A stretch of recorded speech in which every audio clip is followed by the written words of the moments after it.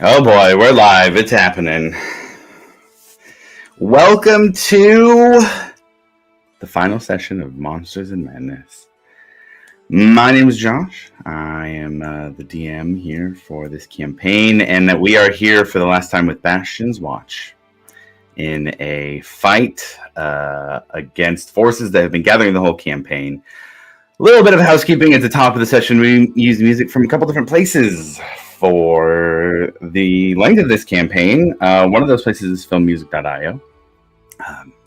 There's information down in the panels for any of the songs we use from filmmusic.io. You can follow the link, check out the information yourself. We also use music from the official Critical Role soundtracks. They allow other live play D&D streamers to use it, and it's great music, so we do use it. You can find information down in the panels for those as well.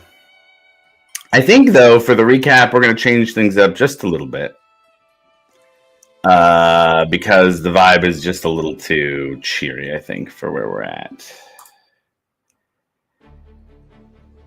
Yeah, there we go. So we are picking back up with Bastion's Watch after they have returned from the distant past. After traveling to ancient Exandria, back to the primordial days before even the Age of Arcanum, the party went back looking for help from the gods, powerful weapons, blessings, and methods to fight against the peace of Tiamat and the divine power of that god that entered into Exandria. The party spent some time doing that. I think it was just a couple days. And one of the party, the dwarf known as Angus, formerly the elf known as Alivor, decided to look to a former god of death, Nahal, one who was unknown to the rest of the party, but existed in the ancient past. And when the party began the ritual to return to the present and go back to the future, there were a couple members of the party who thought that the potential for a dangerous, evil, primordial god was too much to allow to come back to the present. And particularly, Grim and Alivor made attacks at Alivor's anchor, the item that would help return him back to the present that he came from. With a few seconds of chaos and ultimately Ash deciding to leave the ritual and stay in the past with Alivor, Grim made the knockout attack against Alivor, making sure that he stayed behind while Ekamos healed him on his way out, making sure that even though he was in the past, he would still live. The party made it back to the present, but found that the destabilization of the ritual led to more casualties than just the friends they left behind. Honor and Zarm both had the life burned out of them, unable to survive the trip back. The party landed on the deck of the Alcantara, briefed Breck on what had happened, and as they were joined by, I believe it was about 20 ships or so, full of mostly Ashari, but also Righteous Brand, and a few warriors that had been fighting from Bysaeus Till from various factions, the party decided to make their final stand where they could have their backs to a mountain. And as the Dragonborn army, along with their five-headed dragon god Avatar, headed towards the group, they found their spot and dug in. And as the first wave of Dragonborns that were dedicated to Tiamat crashed against the party, they were able to fight them off long enough until, of course, the five-headed dragon itself entered onto the battlefield. So, we're going to bring the party in back to that moment. And I'll let you guys choose here where you'd like to be. Oop, not me. Where each of you would like to be on the battlefield currently as the five-headed dragon approaches off in the corner.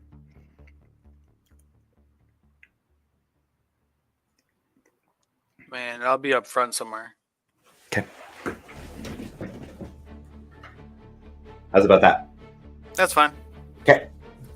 Can I be about 30 feet back from him and 60 feet up?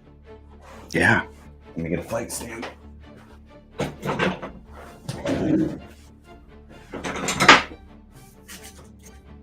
Make sure to remember 60 feet. Got it.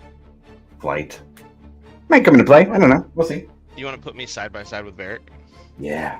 Yeah. Already looking cool.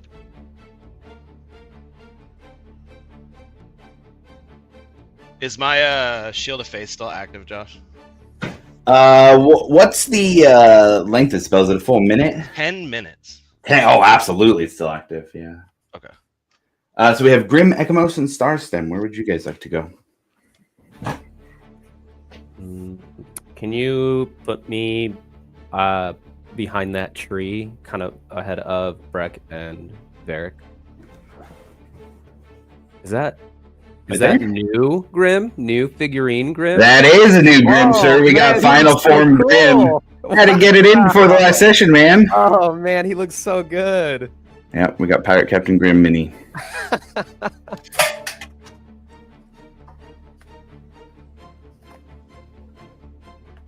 Okay. Ekamos, I'll stand on that compass right next to that tree, bottom left screen. Okay. Going for the back corner over there. That's fine. Hey, you gotta do what you gotta do, man. I understand there's a 5-foot dragon coming in here, pretty hurt.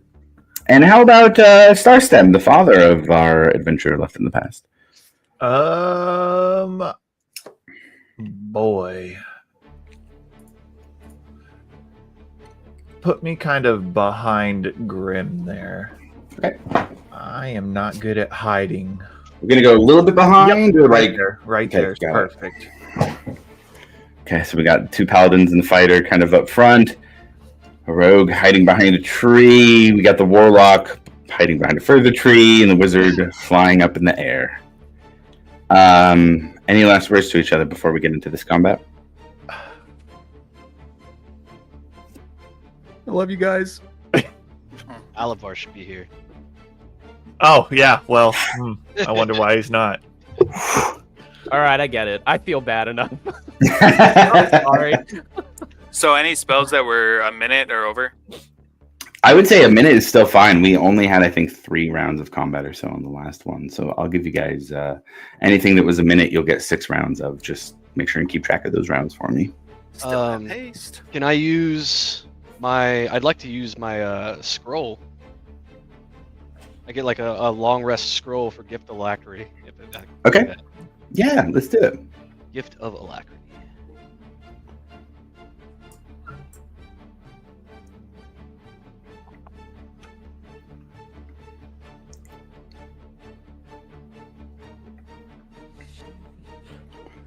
All right. Anything left to prepare?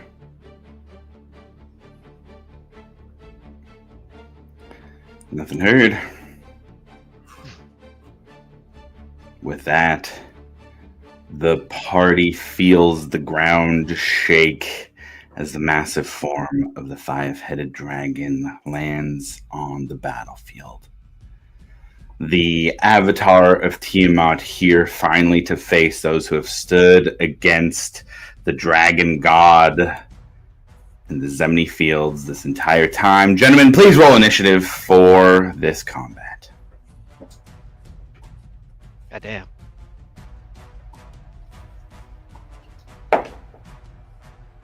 This is probably the worst initiative I've ever had. 7. Rough time for bad initiative, man. God. Rough time for bad initiatives. On that bad roll there, Johnny. Big whopping 11. 11 it is. Okay. I got a 19 from Milo and a 4 for Ekamos. Does that sound right? Yeah, but Gift of Alacrity gives me something though. Okay. I think it's like a D8? I want to say it's a D8, yeah. I think it does. Oh, I'm gonna do my advantage to Breck as well for initiative. It is the where's it at? So 20. That turned that from a 3 to a dirty 20. Oh, that is big. Big money moves. That's big moves there. All right, what about Varric and Starstem?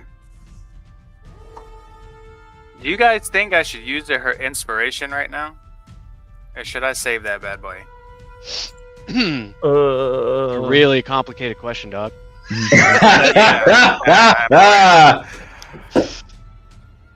You could get it out of the way and not have to worry about it later. Where's that?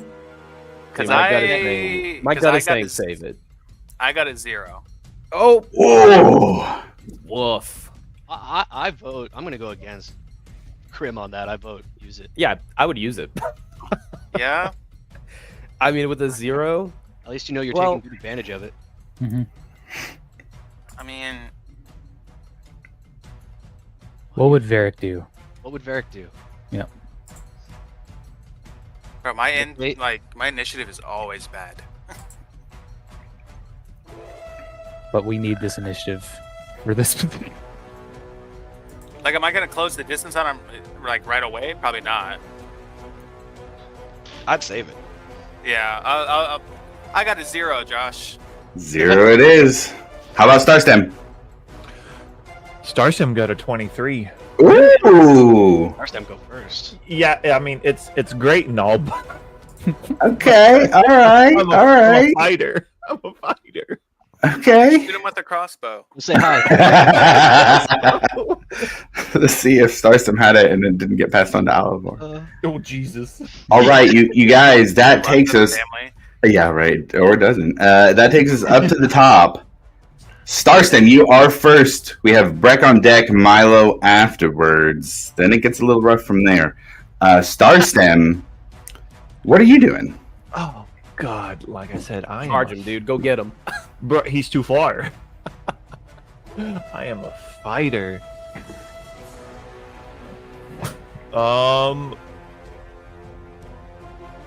Ekamos, how far do your blasts work? Oh, I'm a sniper, dude. Don't worry about it. I'm going to. Where's it at? I'm gonna use one of my maneuvers, Commander Strike, Okay. and I'm gonna burn one of my actions. Wait a second. It said when you attack with an action on your turn, you can forego one of your actions and use a bonus action to direct an ally that can see or hear you and strike using its reaction. Ooh. So I'm gonna use my Commander Strike and pretty much call out and be like, fucking take that big bitch down to Ekamos. So the way I understand it is you're making an attack. Yeah. It's going to be a ranged attack, and Ekamos gets to make his attack on top of it if he wants to use his reaction to do so. I believe so. I'm Okay. not trying to pull aggro here, but if you want me to, I'll do it. I am a little roughed up here. Yeah, well, I can't Yeah, you're good. get anyone. So by me attacking, does my bracers get a perk off that to do my thingy thing? I think your bracers mean you can do a cantrip as a bonus action, so you would only get Do one attack. it one attack, but it's however many bolts you get for your regular attack, which I think is it's 2 or 3? 3 right now? God, Yeah. 3. So you still get your 3 bolts. All right, roll for hit here. First one is going to be 18. 18 misses. Okay, Sick. love that, love that. 22 for the second. 22 also misses. Get the Wow. fuck out of here. All right, well this one for sure should hit. 29. 29 hits. All right, roll damage here. 1d10. Jesus Christ, we're so fucked. Hey, Josh, 13. Sorry. You're good. Is it possible to turn the music down just a bit? Oh yeah, absolutely. Yeah, but due to my injuries, I'm only able to hit one. Okay, and how much damage was that? 13. 13. Okay, first blood as you hit the white dragon head, and it kind of turns and snaps back and looks towards you while the others focus on others on the field. And I'll kind of give a slight smile, a painful smile. All right, and Starstem, go ahead and make your attack.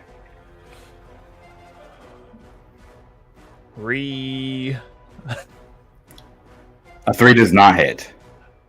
No, I said re. Oh, re. I was like, a 3? Oh, boy. Yeah.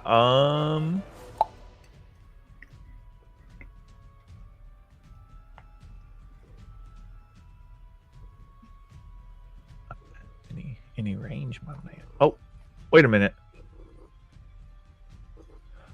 Oh my goodness, I'm an idiot. Sorry. All right.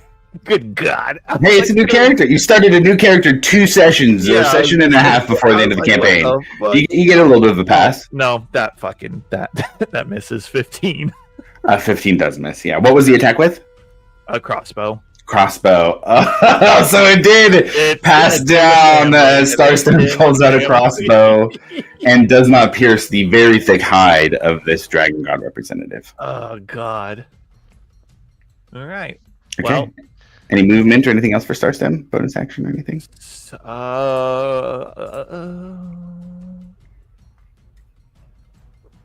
Shit. Let me see. Nope. Yep. We're just gonna stand here. That's it. Okay. All right. Stand there. It is. Breck, that takes us to you. Milo on deck. Man. I think for starters, Breck would just like let out a wicked hearty laugh at watching the crossbow miss. It's so fitting. The dice knew what to do. And then I'm gonna move 25 feet toward that tree in front of that like rock with the pink on the bottom of it. Sure. 5, 10, 15, 20, 25. How's that look? Perfect. And Okay. then I'm gonna take the dodge stance. Okay. And then I'm just gonna start pounding on the shield to Bahamut. Just there. Ooh. Do you say anything or? Nah, I'm just gonna start pounding my axe on it. Okay. Roll a religion check for me.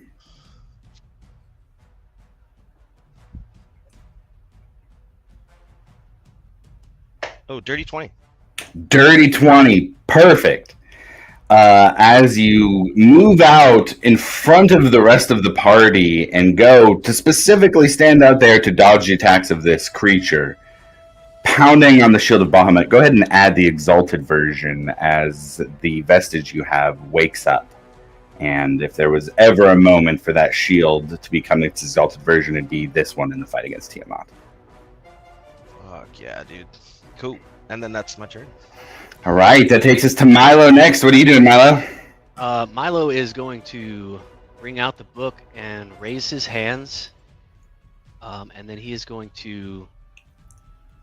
I think he's going to cast Shield of Bahamut on Breck. Okay. And kind of go with that dragon flow. Hell yeah. And what is the bonus he gets from that? So let's see. Isbin's Platinum Shield. You create a field of silvery light that surrounds a creature of your choice within range. That is 60 feet. The field sheds dim light to 5 feet. While surrounded by the field, the creature gains the following benefits. Cover. You got half cover. You have damage resistance to acid, cold, fire, lightning, and poison. And you have evasion. And as a bonus action, I can on subsequent turns, I can move it to another creature within 60 feet. Can you repeat the 5 damage types that he gets resistance from? Acid, cold, fire, lightning, and poison. Well, that's just so specific. Okay, got it. And then that is a casting time of a bonus action. I would like to use my spell driver feat that you so graciously let me have. However, if you cast 2 or more spells in a single turn, only one of them can be 3rd level or higher, and one of them has to be a bonus action. So that was a 6th level spell that was a bonus action. I would like to go ahead and do a 2nd level magic or mirror image. Okay. And so that's pretty big. 4 or 3 extra Milos multiply and come out of him like Doctor Strange as he casts this benevolent shield down onto Breck. Okay, got it. Anything else? No, that's it for me, man. I would like to move an additional 30 feet up, so I'm up to 90. 90. Okay, got it. That's pretty key. End turn. Okay. Well, you guys, it's Tiamat's turn.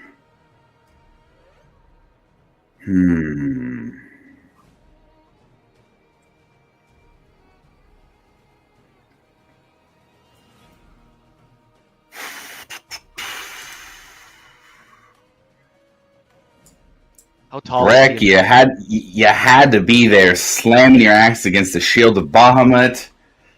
That's pretty solid, man.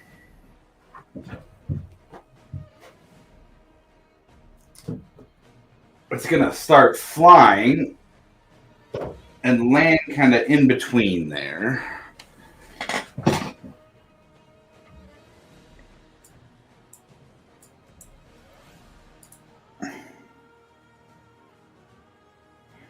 And Breck, I would say the closest one to you is going to be the black dragon head. That one reaches out for its first bite attack. It's at disadvantage. Okay. And with the Exalted Shield, I'm at a 27 AC now. You also have half cover, which I think adds AC, right? Yeah, half cover, I believe, is +5 AC. Let's look that up.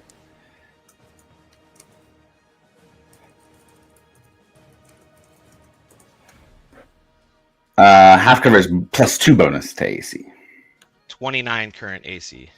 Is that with shield or without shield? That's without shield. Holy fuck.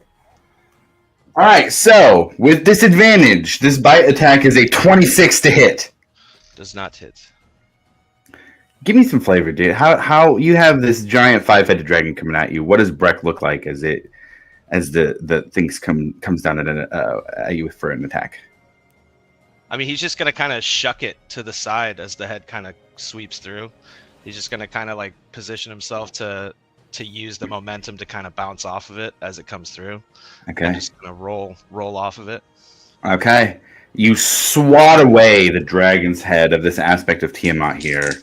And then it's going to use that right-handed claw to make a claw swipe at you, given that it is now feeling some kind of way about you doing this. Disadvantage still. That is 27 to hit. Does not hit.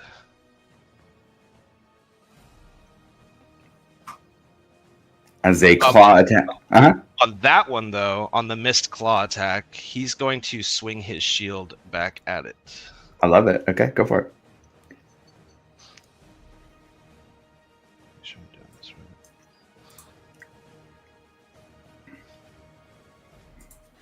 I think it's a double check. Yeah, so I make a shove. Okay. I think is how that works. Like athletics? Athletics versus his acrobatics or athletics. Yeah, he'll go with athletics for sure. 25. 25, okay. 14. 14. Okay, so he's gonna take 2d6 force damage and is shoved 15 feet away from me. Okay. So it's 9 force damage, and then he's just gonna get shoved 15 feet back. You guys see his Breck, the dwarf who cannot be moved here, push back this giant aspect of Tiamat as the shield glows. He's pushed back 15 feet. Badass. That's super badass. Okay. Seeing this, it's going to use another about 20 feet of movement and move up to this group of 3. That's not something it's used to.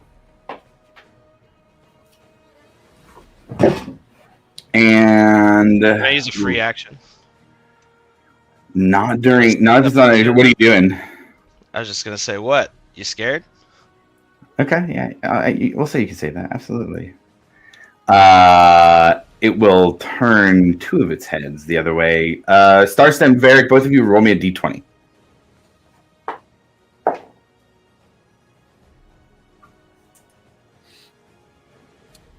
18. That's an 8. Ooh. Right, Varric. Sick. Oh no. the form of Tiamat swings its tail at you, bringing around a third attack against somebody who has not deflected to your, or coming from them. The tail attack here.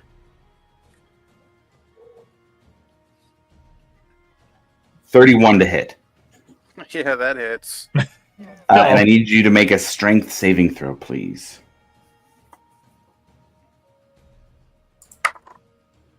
Bro, I'm about to throw this dice away. Put it in jail. Bro, I've rolled that? on it. I've rolled a 1 and 8, and I just rolled a 4, so that's 14. You are knocked prone as you take 18 points of bludgeoning damage from the tail of Tiamat. Love that for me.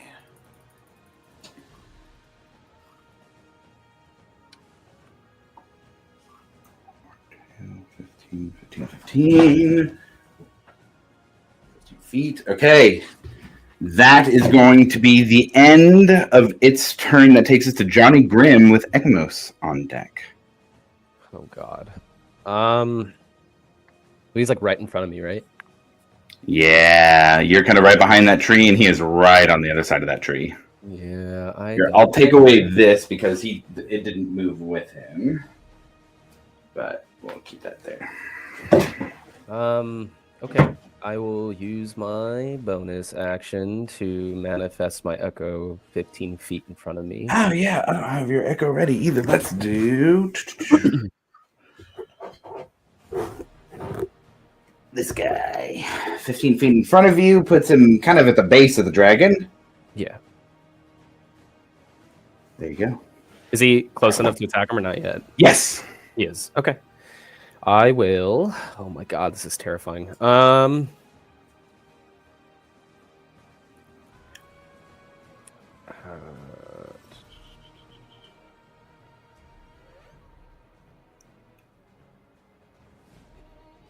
Yeah, I'm gonna attack. Here we Yeah. go. Yeah, you got allies within range. Yep. Here we go. First attack. Actually, you know what? Hmm. I'm sorry, I don't think you do have allies within range. Actually, the intent, I moved a piece of him, and the intent was to move closer to you guys. So I would say you have allies in range. I'm just going to move him a little bit because I moved that other piece off. I'll give you some sneak attack here. Thanks. Like an I mean, ant if you hit. biting at somebody's ankle.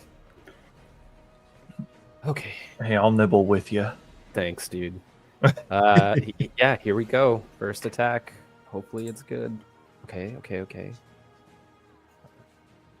28 to hit. Yeah, that hits.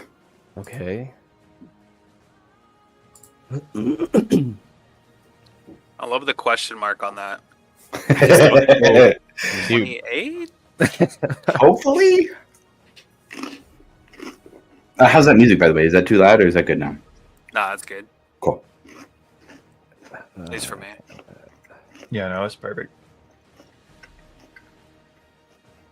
Okay, here we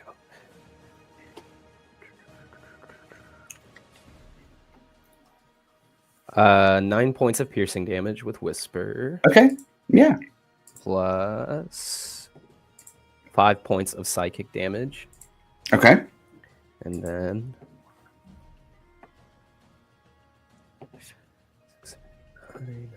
10, 11, 12, 13 points of sneak attack damage. Okay. And then here goes my second attack. Oh, these are all through the echo, by the way. Okay. Second attack is a 25 to hit. A 25 will hit. Oh, God. Okay. Oh, sorry. Wrong dice. 11 points of piercing damage. Okay. Okay. Plus 6 points of psychic damage. Okay. And then we are going to... Where are you?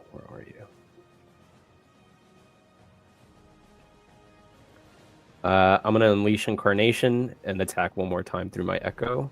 Okay. Another attack. Here we go. 24 to hit. 24 hits. Okay. 9 points of piercing damage, Okay. plus 5 points of psychic damage. Okay. And then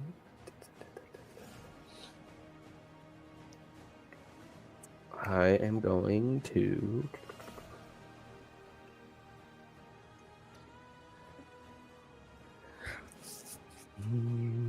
I don't want to burn anything yet.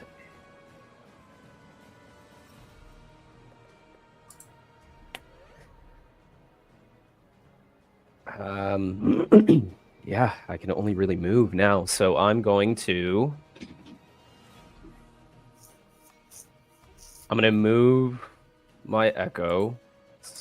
Let me just make sure that I can do this correctly without getting all crazy. Okay, you can mentally command the echo to move up to 30 feet in any direction. No action required. I'm just making sure it doesn't require a bonus action or anything to move. Okay, cool. Yeah, I'll just move the echo like right behind the dragon. Okay. It'll take about 20 feet to do that. So my intent is to move my actual body, like actual Grim, behind. Like, how far is that other tree ahead? This one here? Yeah. That one is 20, 25, 30, 35, 40 feet away from where the other tree is. So another 40 feet. You'd have to go like 50 if you're trying to get behind it in comparison to the dragon, but it'd certainly split you up from the rest of the group. Yeah, I just can't move more than 30 feet away from my echo or it disappears. So I'm kind of trying to like, it's kind of like a tether. 20, 25, 30. Yeah, you couldn't get on the other side of the tree and still be close enough to your echo. You'd have to be on this side of the tree.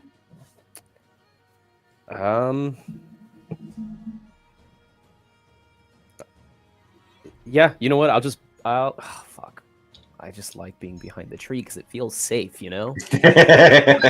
For whatever reason. I mean, the dragon is like 4 times as tall as the trees you're hiding behind, to be fair. Shrub behind me. I'm just going to beeline it towards that tree. Fuck it. Okay. I'm going to use my movement to go towards that tree and then just staying within at most 30 feet of my echo. Okay. Do you just have your 30 feet of movement or anything else? That's all I have since I use my bonus action to summon my echo. Okay, got it. Yep, it does that's split it. you up at least. My turn. Okay. Well, you attacked him, and he didn't really like that. He does have, or rather, they. I don't know. The aspect of Tiamat does have a pretty good reach on his bite attack. He can use 2 of his legendary actions to make a furious bite against you after those 3 attacks. I preferred he didn't, for what it's worth. Yeah, but he's going to, though. That is going to be a 28 to hit. Yeah, that definitely hits. Okay, I need you to make a wisdom saving throw. No. Wisdom. Where are you? 17 plus 1, so 18. 18. That is going to be a failure, so you become frightened of the aspect until the end of its next turn, which is right before your turn. It's not inaccurate. Yeah, fair. You also are going to take 31 points of piercing damage and 35 points of force damage. I guess I'll uncanny dodge it if I can. I think so, yeah. So that's a total of 66, so you take 33 total instead.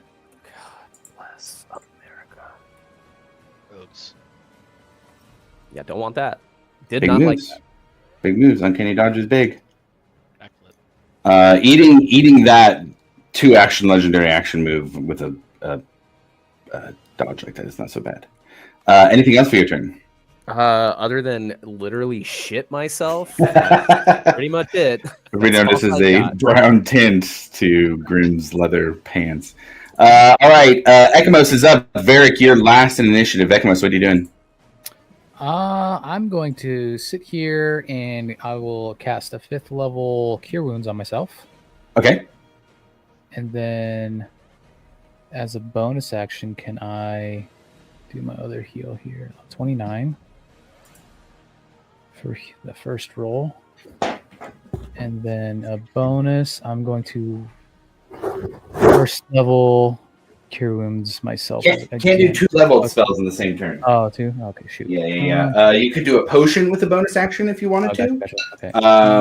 Or you could do a cantrip, but I don't think there's any cantrips that'll heal you. Yeah. Oh, shoot. All right. Yeah, then I'm going to just sit here and soak it all in. Okay, got it. Egamos takes a turn to stabilize after the fight against the Dragonborn, and that's going to take us to the bottom of the initiative. The other paladin, Varric, what are you doing? I'm gonna stand up. Yeah. It's always pretty big. Probably want to be standing for the fight. Can I?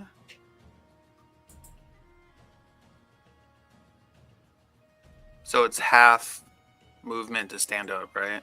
Correct. Okay. I would like to use 30 feet to swing around its right side. Okay, while staying within reach, I would assume. Of course. 5, 10, 15. You said, oh, you're hasted. The other direction. I want to be on the other side. I see. If possible.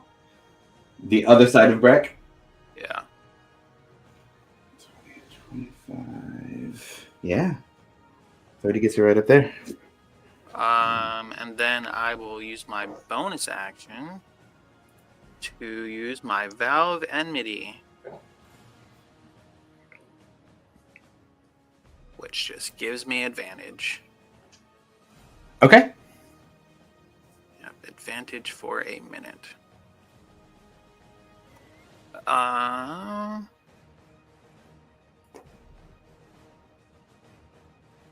Also giving Breck advantage by being on the side with flanking. Yeah. So then I guess I'll just go ahead and make 3 attacks. Okay. Oh my god, the rolls today are terrible. Rough day to have bad rolls. That was advantage. 19. 19 misses. I figured. My goodness.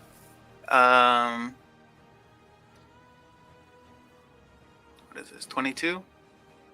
22 misses. 6.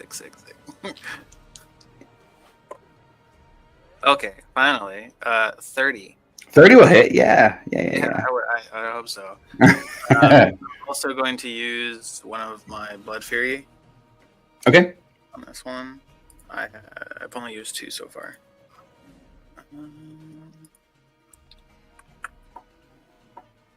So that is going to be... Where's my D10? Oh, okay. That was a good roll. I got max on the sword, so that is 19. Nice, okay. And then the Blood Fury is 14. Nice, okay, yeah. You guys are doing some damage. 113 so far. We'd love to see that. So yeah, I think that's my turn. Okay. I think at the end of his turn, he's going to use his other legendary action to make a claw attack against you, because he did not like that. Love that. That one we have a 32 to hit. Yeah. I need you to make a... Oh, actually, so that's 20 points of slashing damage, and you are grappled and restrained as it picks you up in its claws. You said 21? 20 points of damage. 20? 20. Okay. And there's no save or anything on that? It's an escape DC of 20. Ah, okay. Yeah. So you can use your action to try and escape from that, or attack it from where you're at, being grappled by the claws. Your call after this. That's going to take us to Starstem, and back at the top of initiative. We're in round 2 here. What are you doing, Starstem? Well, now I'm useful, kind of. Hopefully, I'm gonna get up on him like everyone else. Okay, yeah. We're gonna start swinging. Swinging away. Okay, so we're going to let's see here, because I've got a couple of things. All right, yeah, we're just gonna hit a quick whack with the Morning Star. First attack is a 25. Hits? Yeah, that hits. Ooh, okay, we're getting closer to finding the DC, boys. I wasn't prepared for a hit, so I got to get a damage dice here. All right, so that's gonna be 9 points of piercing damage. Okay. And then the second attack is that's a miss for sure. That's a 14. Yeah, 14 is not gonna hit. Okay, so he whiffs on the second one. Oh, you would get advantage. The echo's on the other side. All four of you guys. Well, Grim, you're not right up on them, but your echo is. You would get advantage on these hits for flanking. Ooh, all right. Let me re-roll that second one then. 24. Yeah, that hits. Hey, looky there. Thanks, Grim. Oh, and a least I one can on do. the damage dice, so that's 6 points of piercing. All right, hey, every little bit counts here. I was gonna say, yeah, it turns a 0 to a 6. So yeah, I know I have. Oh my god! So I have 3 attacks per action. So that's Okay. Well then, yeah. Okay, so, and then how many actions do I have? Don't I have 2 actions? I think.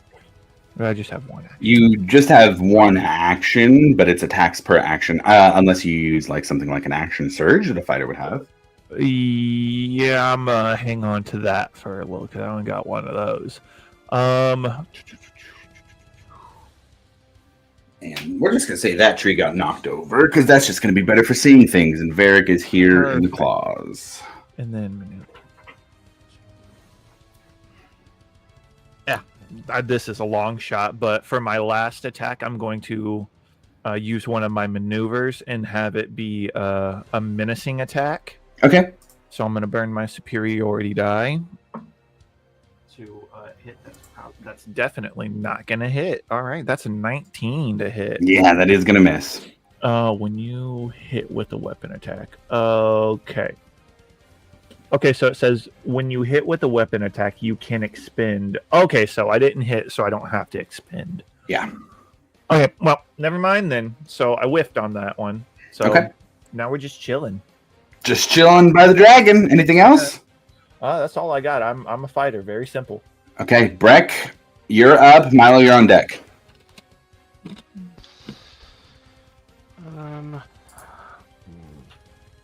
So I have this aura of courage. It says, while you are conscious, you and friendly creatures within 10 feet can't be frightened. If there's a creature that's already frightened, but I step within 10 feet of them, does that break that? I'll say yes. For the sake of this, yeah. And then I have Aura of Liberation. Creatures that were already grappled or restrained when entering the aura can spend 5 feet of movement to automatically escape non-magical restraints. Yes. Would that also... Sorry, go ahead. Because that would have to be on his turn for 5 feet of movement. That'd have to be on his turn for him to use it, but you being close enough would allow him to get out of that without having to use his action to do so. Basically, he'd just slip right out and be on top of the claw. I will Misty Step to where I guess Varric was, or kind of try to be within 10 feet of where Grim is. Yeah. We got you right on the other side. It's about 5 feet away from where Varric was on the ground. He's now kind of up in the air a little bit. And you're 10 feet away, 15 feet away from Grim. Can you move me 5 feet to the right? Yeah. That puts you right under Varric and 10 feet away from Grim. Okay, so Grim's no longer frightened. Big. Cast my Misty Step real quick. And then I will make 2 battle axe attacks. Okay.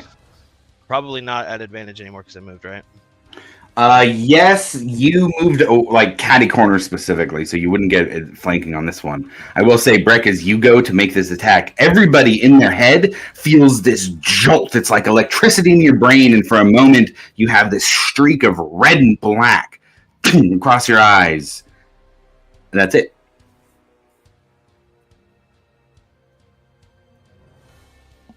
That was scary. Yeah, Brett, go ahead and make your attacks. Ooh. That's a 30. A 30 does hit. I'm going to apply a 3rd level Divine Smite to that. Yeah. Make sure I'm doing all the damage correctly. Okay.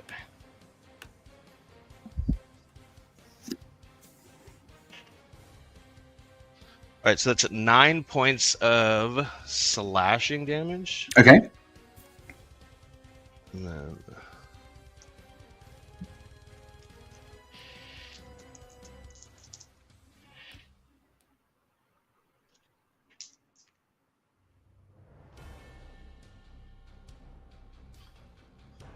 and 23 points of radiant damage. Yeah, okay. Some wild mother energy infused into that attack. Deal some extra damage.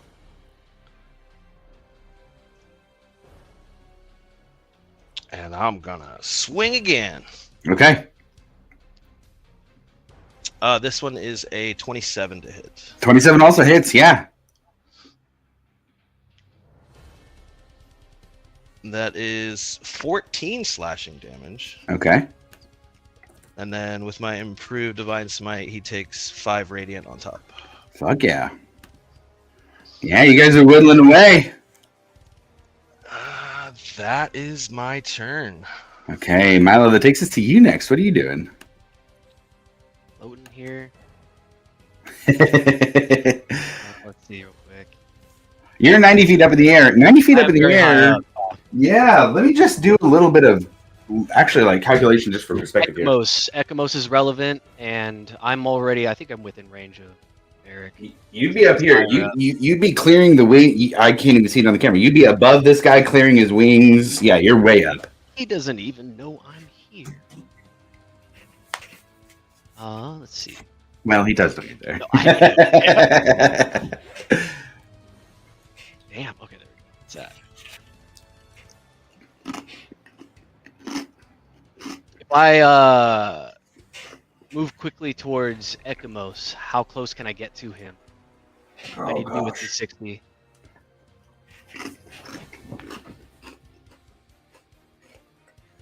So I'm going to go 30 to start with, directly at him.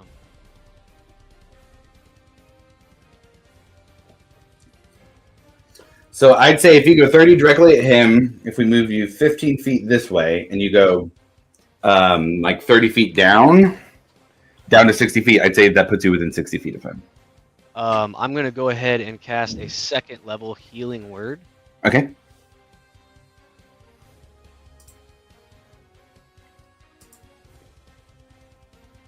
So you get to roll whatever that is, man. Or I guess, yeah. What's the healing word? Is it D8? It's 2d4 plus 2d4. What's your spell Plus modifier? something. Or is there a spell modifier on it that you add on there? plus 5. Plus 5? Okay. Yeah. 4. Nice. Have good rolls there. You said D5, right? Yeah. 2d4 plus 5. Okay. Perfect. I got a full And then 14. as he kind of sends that sort of bluish radiant magic towards Ekamos, he's going to turn and he's going to vortex warp Varric up on top of Tiamat's back. Oh boy. Hey, let's go. Oh boy. Oh shit.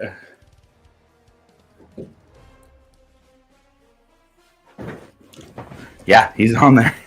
And then that is my turn. Dragon Rider. That's a dragon to ride for sure. Oh boy, that's wild. I'm gonna say he can't hit Varric when he's right there. That's what we like to hear. Everything's got a weak spot, right? I need to see how high up 60 feet is too. Don't look at me. This bad boy is a little I bit feel like I'm right taller. in danger zone right here. It's like 5 heads staring at me.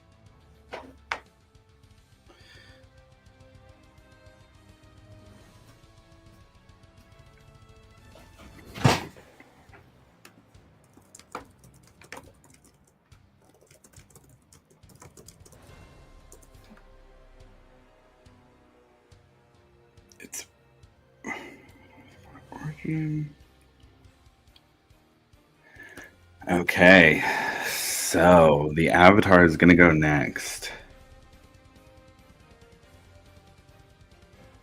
And it is going to fly up and backwards this way. Do I Oh attack? shit! I was going to say Grim, Starstem, and Brett can all get oppo attacks on that if they want. I don't think I can because I used Uncanny Dodge as a reaction, so I don't Okay. have a reaction right now. Okay. That would be Breck and Starstem then. Yeah, fuck it.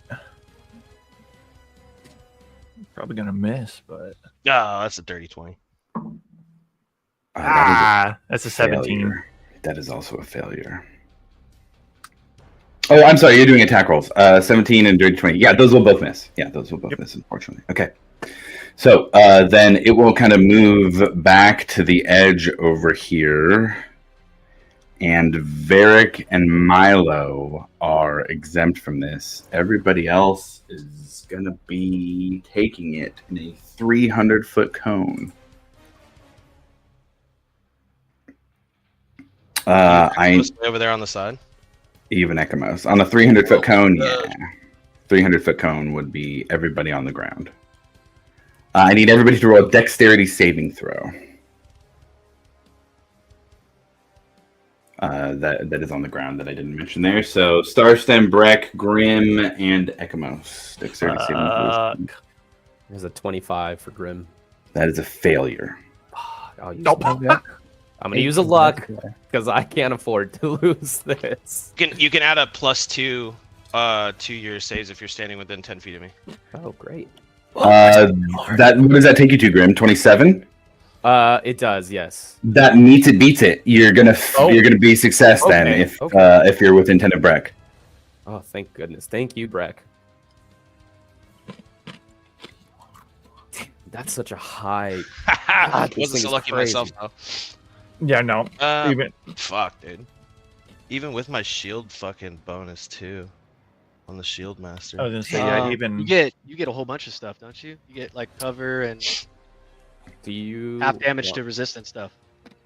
Cover would give you +2. Yeah, the extra cover would give you +2 also. I don't think he. Josh, you What want was me to the roll what was for the my damage echo? again? Is this poison? You can roll for the echo. It'll probably die. You don't know what kind of damage it is yet. I don't, but that would be for the because it uses the same stats I do. That would be a 28 for the echo. Oh, then it'd live. Yeah, it'd survive that. even Well, with with the extra bonus, yeah, I'm at 17. Okay. even if I got all the buffs and rolled a natural 20, I'm not gonna pass it. Well, I got a 13. Okay, and then Ekamos. I failed 18. Grim and his Echo are going to succeed, so that'll be half damage. And then I'm going to roll to see what type of damage it is here.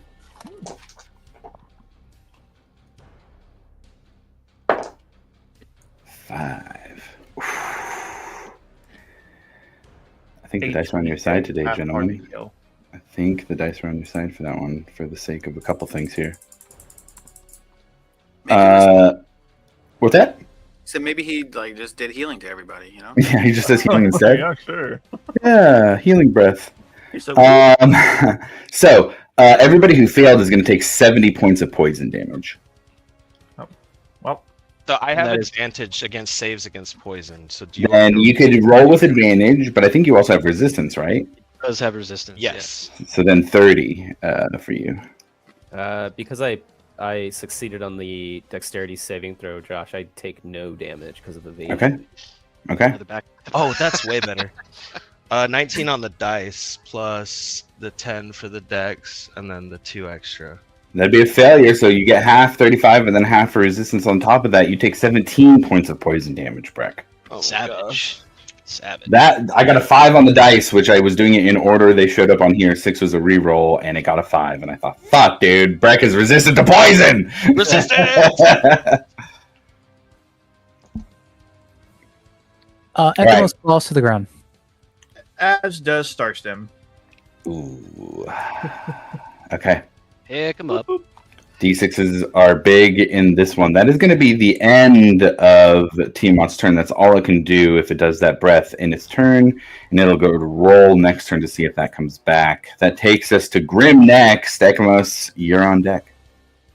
Oh boy. It's gonna get a little tricky here, Josh. So I'm gonna run it by you, and we'll see if it's possible.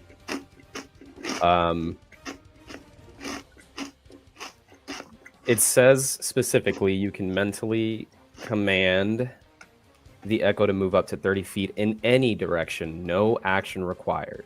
Okay. That literally, like, any direction is possible, even like straight up 30 feet. I hear any direction, and I hear 30 feet upwards. That makes sense to me. Okay. So it doesn't get tricky. I'm going to mentally command my echo to move 30 feet up, like straight up. Okay. And then I'm going to use a bonus action once that is completed to swap places with my echo. Okay. And then I'm going to use my movement. Okay. Since I have the winged boots. I'm going to start flying. And I'm going to meet Breck right on the back of the dragon, or as close as I can get. It'll be Varric on the dragon, but yes, you can do that. Yes. Okay. I just wanted. I know it was a lot of like making sure that I was following like what was possible in the rules. You're bringing some resources to get there. I'll give you that. We've been chasing the dragon the entire game, and they finally caught it.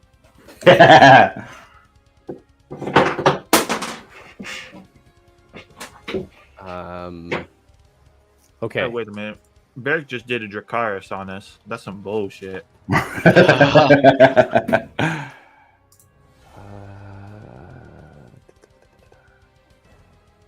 Yep. Okay.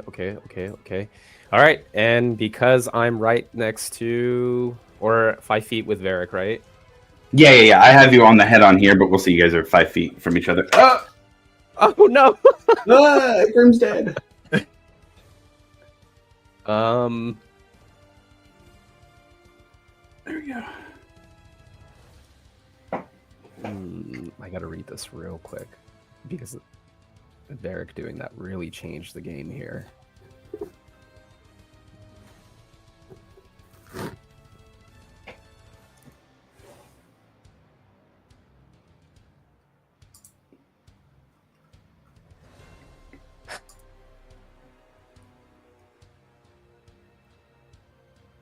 Okay. Oh man, I have and I'm just gonna say to Varric before I attack. I'm gonna look at him. I'm just gonna go, don't forget I still have smoke bombs if that makes you feel any better. And I'm just gonna go ahead and attack like Drax and Guardians of the Galaxy 2. I'm just gonna start stabbing away. Here's the first attack. 25 to hit. That hits. Okay. You have an ally within 5 feet of Tiamat and Varric, so you get to sneak attack. Okay, so that's 7, 8, 9, 10. 11 points of piercing damage with Okay. Whisper. And then an additional 3 points of psychic damage. Okay. And then 8, 11, 12, 13, 14, 15, 16, 17 points of sneak attack damage. Okay, yeah. And then I'm going to do my second attack. Please be good. Natural 20. Hey, there we go. Oh, First one against the boy. boss. Oh man. Okay. Because there's stuff that happens.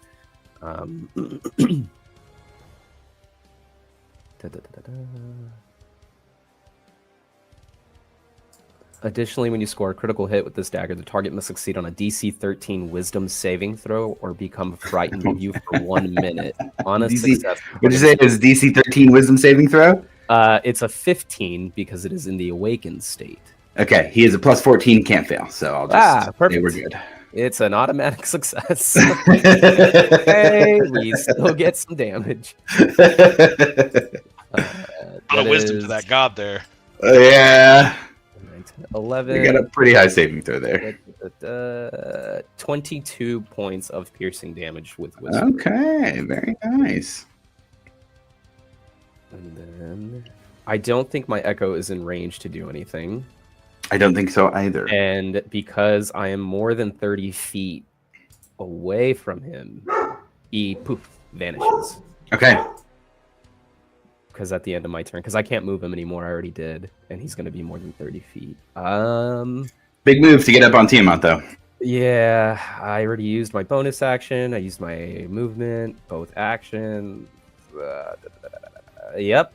I just give a little half thumbs up to Varric, and that's my turn. Okay, Ekamos, death saving throw for you. Yep.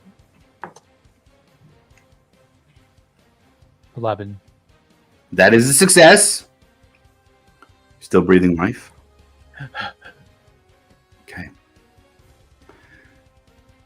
That is going to be Varric next at bottom of initiative. Varric, you're riding on top of the Avatar of Tiamat. What are you doing?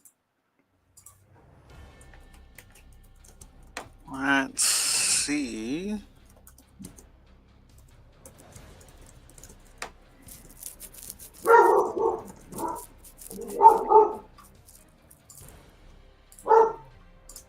I am going to quick cast. See where that is. I'm gonna quick cast a Death Ward on Grim, Oh, okay. and then I will make 3 attacks. Okay. Tiamat is not bloodied yet.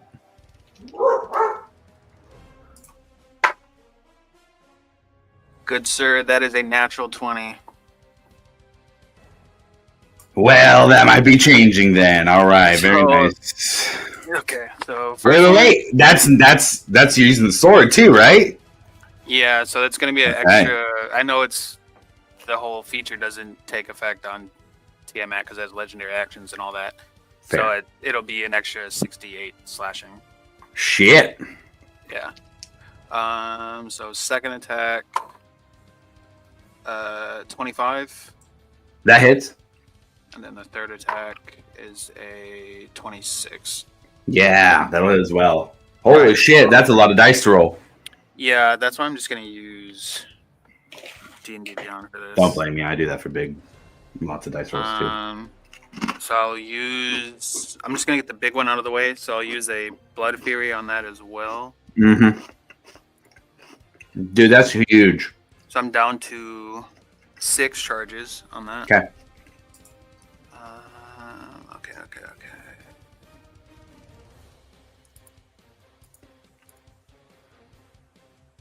So I'll just get the D10 out of the way first. Rolled an 8, so that's 17 slashing. Okay. Oh wait, it's doubled. The dice would be doubled, not the modifier. Yep, just the dice. So 25 slashing, Okay. and then I have the D8. You know what? Smite. What am I thinking? I mean, if there was ever a time. I almost forgot about it. So I will do a 4th level smite, God damn. which is maxed out. So 6 D8 from the sword. And then 10 D8 from the smite. Fuck.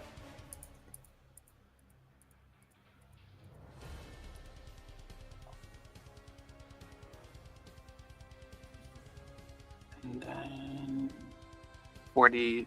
Oh, the Blood Fury's doubled as well. Mm-hmm. 46 becomes 8d6.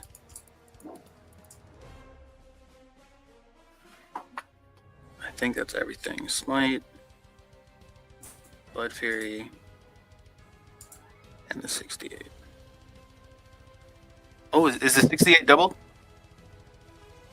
The From the 68 sword? from the sword? I mean, everything that rolls damage dice would be double on a crit. wait. Hold on. I'll just read it out. So when you attack a creature that has at least one head with this weapon and roll a 20 on the attack roll, you can cut off one of the creature's heads. A creature is immune to this effect if it is immune to slashing damage, doesn't have or need a head, has legendary actions, or the GM decides the creature is too big for its head to be cut off. Such creature instead takes an extra 60 slashing. So that'd just be just a straight 60. I think the way it words it there is just like, hey, here's a bonus for not cutting its head off and killing it instantly. You get an extra 68 damage. Okay. So I wouldn't double that for the crit. Yeah. Okay, cool. Not that this isn't going to be like one of the biggest single attacks in the game. That is 89 points of damage. Damn, on top of the 25 that was already done. Okay. You want to give some flavor to what it looks like for Varric jumping around on the back of the heads here, dealing 100 points of damage and over 100 points of damage in a turn? A hit? Oh, I just feel like Grim sees me like go for this big like just downward stab, and then when the sword makes contact, there's just like an explosion of like radiant energy. We going Moonweaver Radiant Energy? Yeah. Yeah, nice. Some blue, some glowing blue comes out from the Vorpal sword, enhancing that with the attacks against Tiamat here. Shit, dude, anything else? Oh shit, I didn't see what I rolled for the D4s. Fuck. Supposed to heal me. You should be able to see it on the log. If you don't have anything else, what we can do is move to the next person, and then you can figure out the D4s and add it on your own if you want to do that. I still have to do the damage for the other 2 hits. Well, shit. All right, never mind. I'm gonna put another smite on it. Okay. I feel like this is the time. So we'll go with a 3rd level smite, so that's 48. Okay, so damage from the sword is 15 slashing. Okay. 48.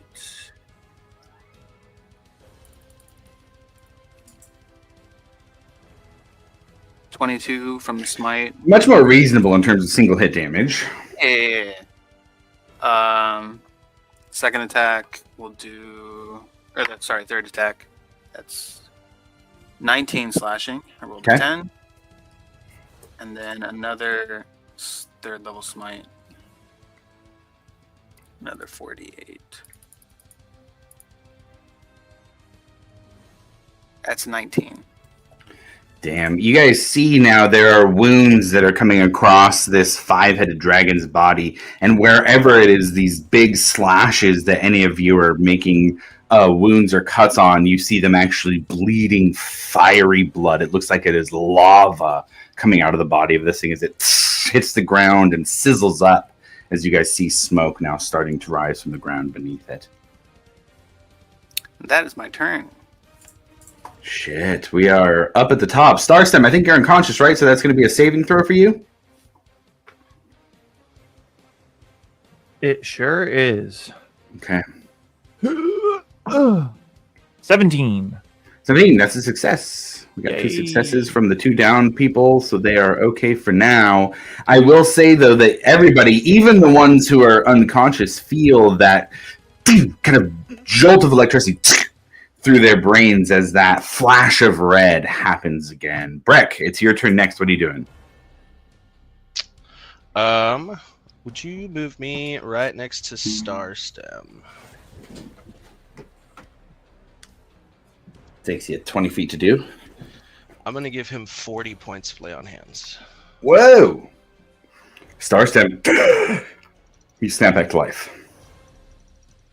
God damn. My hero. I'm gonna assume Ekamos is the other down person. Mm-hmm. Man, let's Misty Step me 30 feet closer to him. Okay. You got 5 feet of just regular movement. And then I'll use my 5 feet of regular movement. Okay. That's you 5, 10, 15, 20, 25 feet away from him. That's it. Yeah, that's what I can do. Okay, Mallow, you're up next. All right. So we got 2 people on the back. We got a very weak dad in front. Breck's on his way over to Ekamos.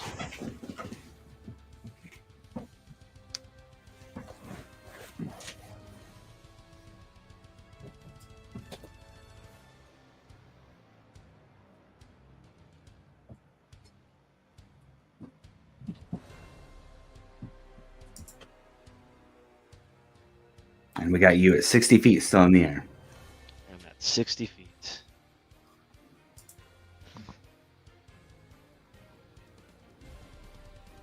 Last turn. Broke my idea, so I'm moving. I have to give me a couple seconds. Yeah. Hey, big fight. You guys take your time. Let's see. I am going to.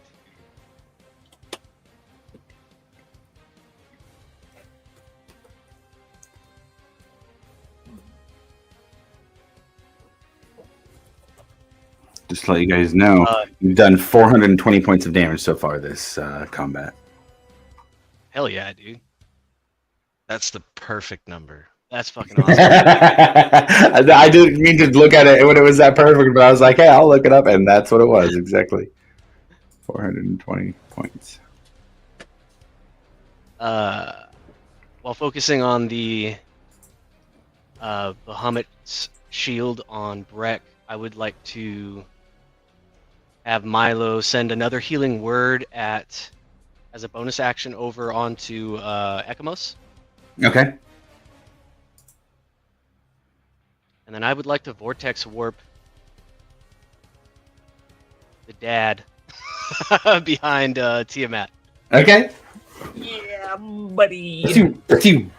As he's vortex warped over, and Ekamos pops up from unconsciousness. And then as a free action, I'd like to just kind of, since I'm 60 feet up, I feel like I'm somewhat eye level-ish with. She can see me. Oh, it's about eye level with the top one. It's about exactly eye level with the top one, yeah. And I'm just gonna say, you dare to bring your evil here. Ooh. Nice. Pass turn. Okay. All right. The Aspect of Tiamat is going to go next. They get a roll to see if their chromatic flames comes back. And that's going to be a big thing if so. Ah, we're on the ground. And they cannot attack the 2. Well, I guess they could attack with claws on top, but not the bite or the tail. You guys have split this up pretty well. Okay, so what we're going to do is they can make a bite attack against Starstem, a claw attack against... I don't think you can make a tail attack against somebody up top, though. It's like a really bad itch on their back, and they're just trying to figure out how they're gonna get Pretty to it. much. I mean, claw is the only thing. So Varric and Grim, both of you roll a d20 again. Oh boy. Let me see who gets closer to my roll. I got a 19. Bro. What happened? I rolled another natural one. The natural one. Okay, it's 18 on the dice, so Grim is closest. So Grim's going to take the claw attack here. Oh fuck. Oh, sick. So, Never been I don't want that. Grim, this is a dirty 30 to hit. Yeah, I'll burn a luck. He's got to re-roll it. Reroll? Okay, I'll do the reroll. Oh god. Please. That's still 28 to hit. Yeah. Yep, that'll Okay. definitely hit. Oh, this is gonna. So you are going to take 19 points of piercing Mm-hmm. and 15 points of force damage. I will use Uncanny Dodge to have it. All right, so then that takes it to what? 34 halved would be 17 is what you're going to take. Okay.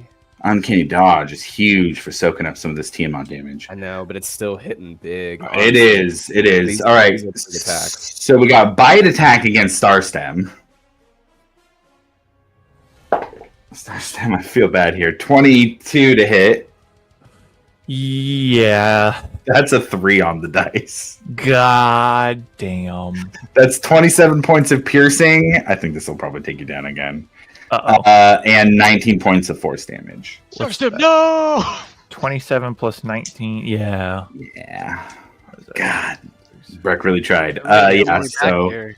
Send 'em All back. that. they're Healing. 46 total is what you're going to take there. Yep. There I go. I only had 40. Okay, and then they have a tail attack too. Breck's way over there. They don't. This guy's down, so he's not Yep. gonna worry too much about that. He can fly as far as he needs to with the other 2 on his back. He's got 120 points of fly. Breck, that's gonna come against you. All right, let's see. There we go. God, 38 to hit, Breck. Jeez, 38. Yeah, I can't even protect that with shield. All right, 33 points of bludgeoning damage, and I need a strength saving throw. Is it trying to knock me prone? Yes. I'm immune to being knocked prone. Fuck yeah! So there's this huge tail attack, and normally it would knock any other person prone. But Breck is the dwarf who cannot be moved and stands up through the getting knocked prone. I like to think that he just like gets hit with it, and you see the tail keeps going further down, but that's the ground under Breck crumpling and not him. Yes, yes. And as the tail moves, you see Breck standing tall at the end of But that. 33, you said? 33 points, yeah.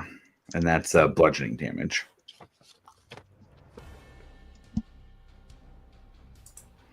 All right, that's going to take us to Johnny Grimm next. Johnny Grimm, what are you doing? Oh my god, I didn't know it was my turn so fast. Oh god, oh god, oh god. Okay, alright, okay.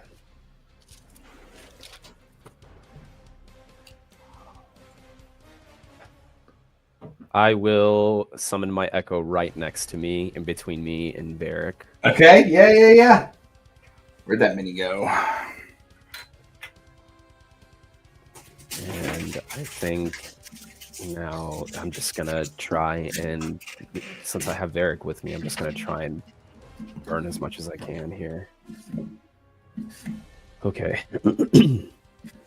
Here we go.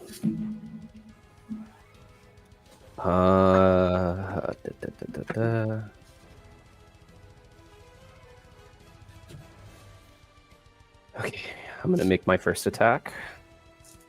Okay.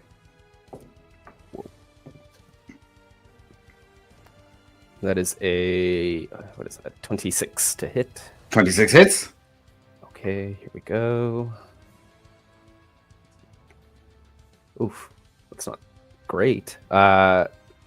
8 points of piercing damage. Okay, yeah, 8 points is 8 points. You see lava blood kind of still falling down off the wounds. Plus 3 points of psychic damage. Okay. Plus 9, 10, 11, 12. Whoa. 13, 14, 15, 16 points of sneak attack damage. Nice. Okay. And I'm gonna burn a Unleash Incarnation. So whenever you take the attack action, you can make 1 additional melee attack from the Echo's position. Okay. So the Echo is going to attack. That is a 25 to hit. That still hits. That is a 11 points of piercing damage. Okay. Plus 4 points of psychic damage. Okay. The second attack from Grim. 31 to hit. Yeah, that hits. Okay. Ugh, yikes. That's not good either. 8 points of piercing damage. Okay. Plus 6 points of psychic damage. Okay. Every point matters. Yeah. And then I'm going to use another Unleash Incarnation since I took another attack. Okay. And I'm going to attack through my Echo again. Is it when you use the attack action or when you attack? It says attack action. So that you only have 1 attack action for a turn, so you couldn't burn 2 in a turn. Okay, But you can then do it that's- next turn. Yeah. Okay. And then I already used that. I'm going to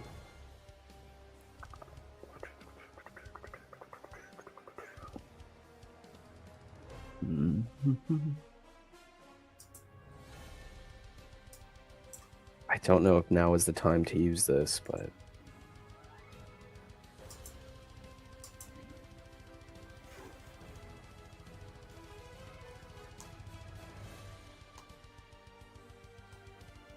no. Oh God. Then I'm gonna save it. I'm just going to use I can't use it. Fuck. Oh God.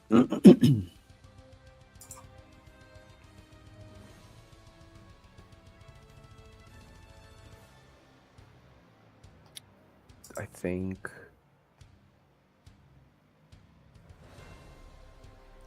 I am going to fly. That's right. You have the boots on. I do have the boots on. I'm going to fly 30 feet up so that I'm still 30 feet within my echo. So my echo's going to stay on its back. That's pretty big. So you fly 30 feet above Tiamat. Yep. Okay, got it. So then when you finish your turn, they want to attack the thing that's behind them or kind of on them. You went 30 feet up, so they are going to use a legendary action to make a claw attack against Varric. Oh, I'm so sorry. Why? 1935 to hit against Varric. Yes, it is. Varric, I'm so sorry here. That's going to be 18 points of slashing damage, and you are grappled and restrained again. As you are grabbed in its claws. I didn't know that was going to happen. I'm so sorry. Okay. That takes us to Ekamos next. Ekamos, it is your turn. You're awake. You're conscious here. Varric's on deck. What are you doing? I'm gonna say thanks, Milo, and I'm just gonna blast away before I possibly go down again. Yeah, you getting those all 6 in? Yeah. Holy shit. The turret from the ground. What are you doing? All right, I'm gonna blast away. That's probably not gonna hit. 21 for the first one. It misses. 23 for the second. You found its AC. That just meets it. There it is. So 1. 22. That one misses. 4th. That one misses. Ah, damn. Oof. 23. Yeah, 2 out of 6 hit. Okay. Roll damage. Let's see. 17. Okay, yeah, you got some damage in on Tiamat. There you go. Yeah, I'm just so weak, guys. I'm sorry. Anything else for Ekamos? That'll be it. I'm gonna just. You can at least use half your movement to stand up if you would like.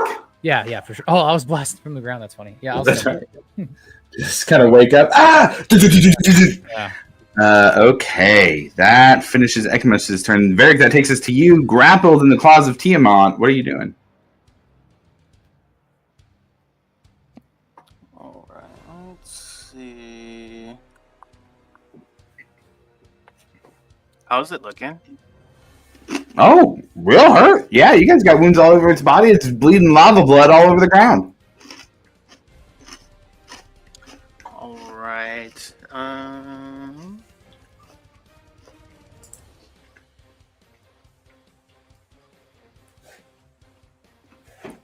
I am going to use a 6th level Thunder Step.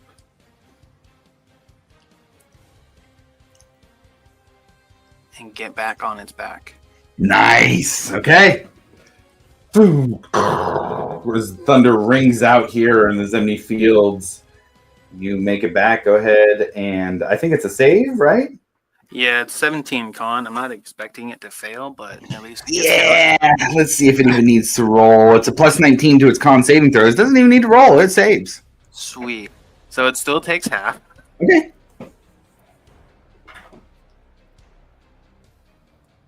18? Yeah. All right. 3 attacks. I will do, sorry, I will quick cast that so I can still do my Okay. trade. Got it. And I am going to take just a quick 30-second break here while you roll those, and I will be right back.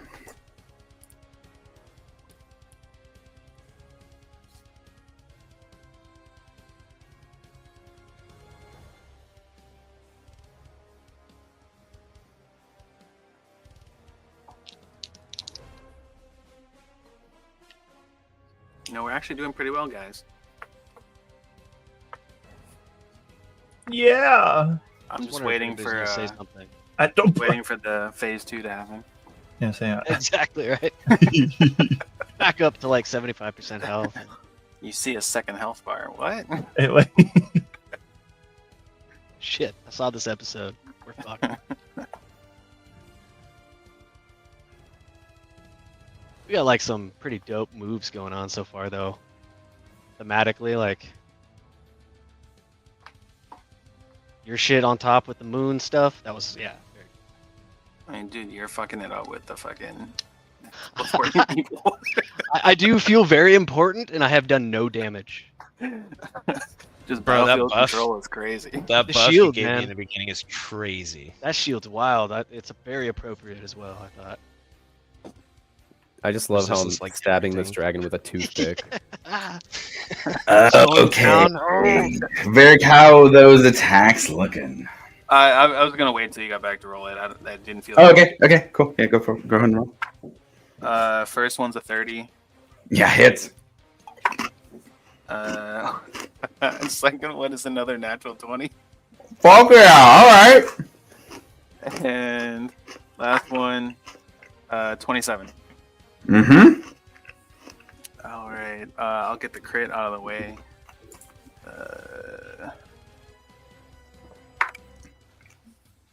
That is 23 slashing. Okay. Sword. Another Blood Fury.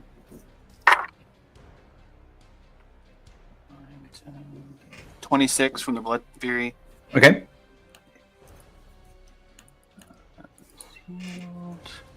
And then naturally another smite. We'll do my last 4th level to get another max. So that was with the Vorpal Sword 68. That was 16d8. Oops.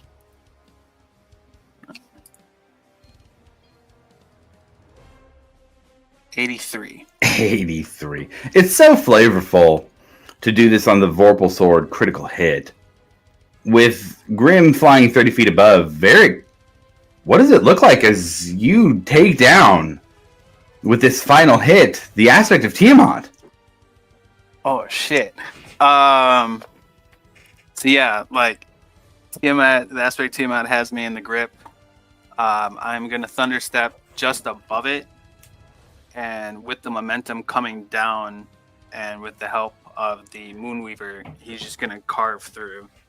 And it just coming down, slices down the body, and as it's coming down, also cuts off one of the heads that just falls to the ground and starts writhing. Grim, you're still flying. Your echo is on top of it, and it falls. Varick, roll me an athletics or acrobatics check just to see how you land there. Oh shit.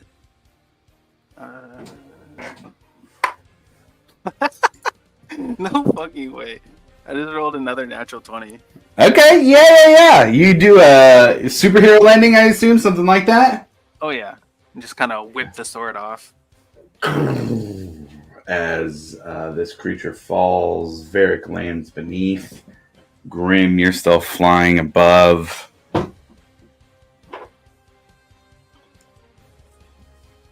Now, we have at least one player down still, so I think we're going to stay in initiative here. But Varick, anything else for your turn? I mean, I still have 2 attacks that hit.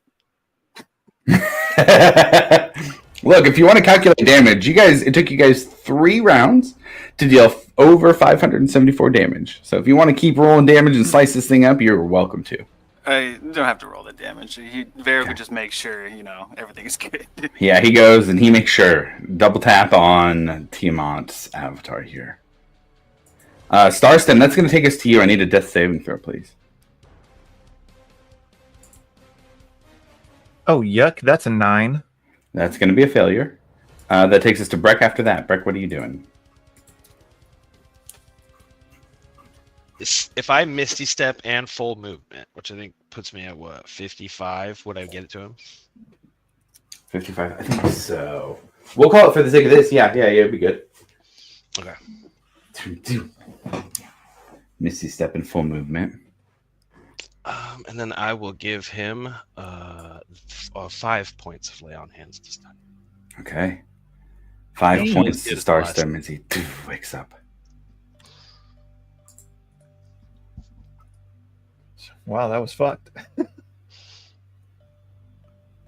Yeah, but the way you use that crossbow, divine. Hey man, I've never been good with ranged weapons.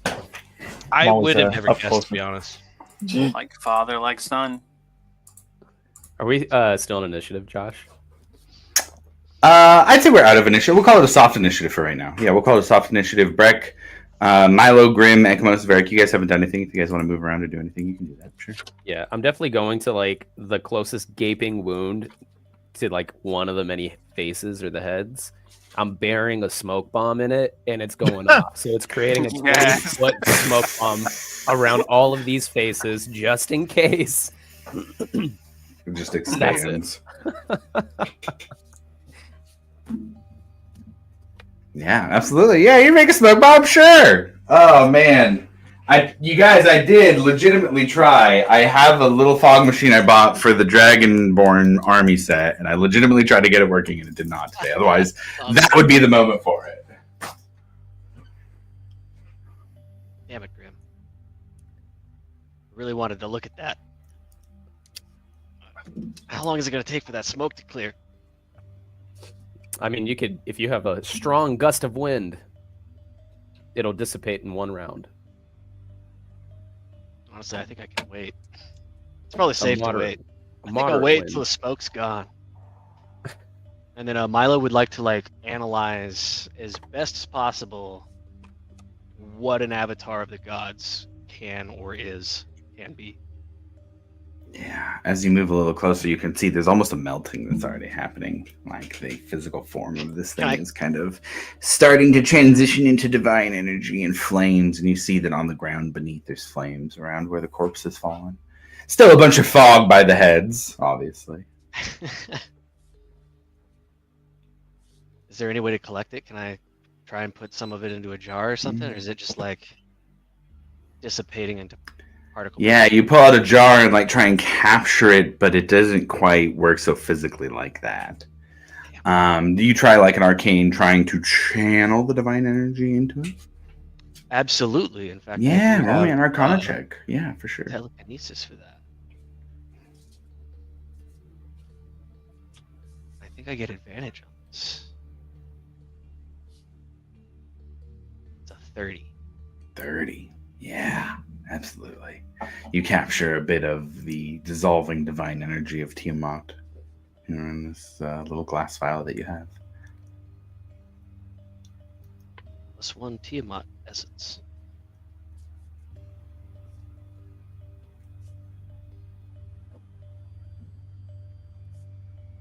I don't think anybody's healed Starstem yet. Go ahead, Starstem, give me another death saving throw. No, he put 5. No, he points. gave me 5. I gave him. Okay, I gave him that's five. right. You did Misty Step in full movement. That's right.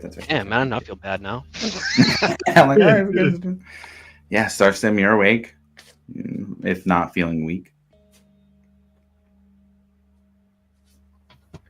I'm going to reach into my bag and pull out the Tome of Pelor that I had. Sure. And just for like flavor wise, I'm going to cast a Prayer of Healing with the amulet as well. Sure. Yeah. I mean, might as well roll for it. See what kind of. Yeah. Find what Life everybody gets. Can I join him in his prayer and add a prayer of healing to that? Sure. Yeah. Dual prayer of healing.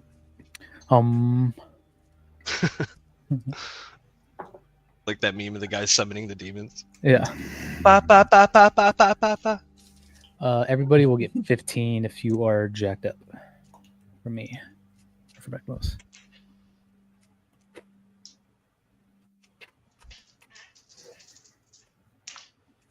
You said 15. And then 14 for me. Yep. Ooh, 15 and 14. 29. Quick maths.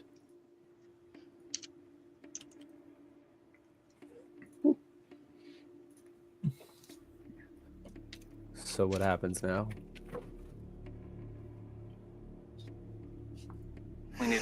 check on everybody else. There's still a battle going on. As Varric finishes his sentence, you guys hear from inside the smoke where Grim left his smoke bombs.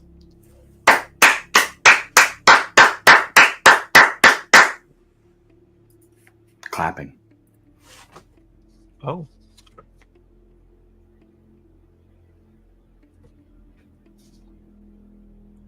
Dude, with the smoke bomb going off, if it's the Undertaker, I'm gonna be pissed.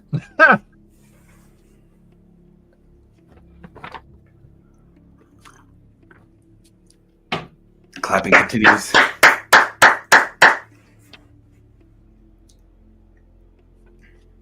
Can we see inside? No, not with the smoke bombs. All right, where's that gust of wind at? Can I do that? So, yeah. Can I see through the smoke? Oh yeah. Ooh. I think you can see through magical darkness. I don't think you can Yeah, see through smoke. Devil sight? No, nothing. Does Devil Sight give you true sight, or does it give you the ability to see Uh, through magical darkness? I think it's dark sight, devil sight, whatever, and dark vision. Let's see. Dark vision, tremor sense. Oh, those are all of it. Things. Never mind. Sorry. Yeah, I don't think you can see through the smoke. I'd like to pop a divine sense. Sure, God. That's a good one. Breck, you see a divine energy that you've never seen before.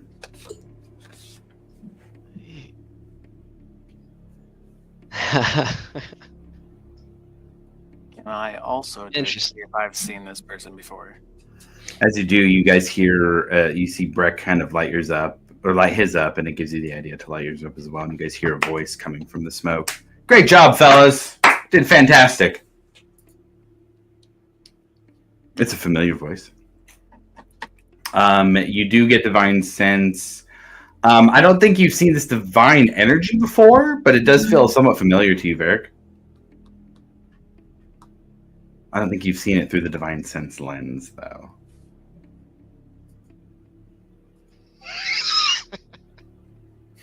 The voice is very recognizable. Was it Alibor's voice?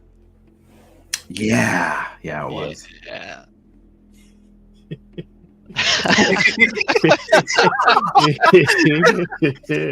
Hey. And you see the elvish form of Alivor, clad in the exact clothes you guys would expect him to be in if he had never left the party. Really great job, guys. Hey, just did a bang-up job. I'm so excited to see how well you did. Couldn't have expected any better. Fantastic. Is the link up? The telepathic link. Yes. It I is. didn't mention it at the beginning of the beginning of the session. Very specifically, I figured Milo would have put up the link, so you guys have the link. Milo immediately says, "You were the flashes in our heads. What's going on, friend?" And then in the telepathic link, Breck, maybe get ready. I don't feel very good about this. Flashes. I don't know if you guys remember. It's been a long time, a very long time. I'm just a simple bard. Insight check. No check needed. He's being deceptive and not hiding it on his face.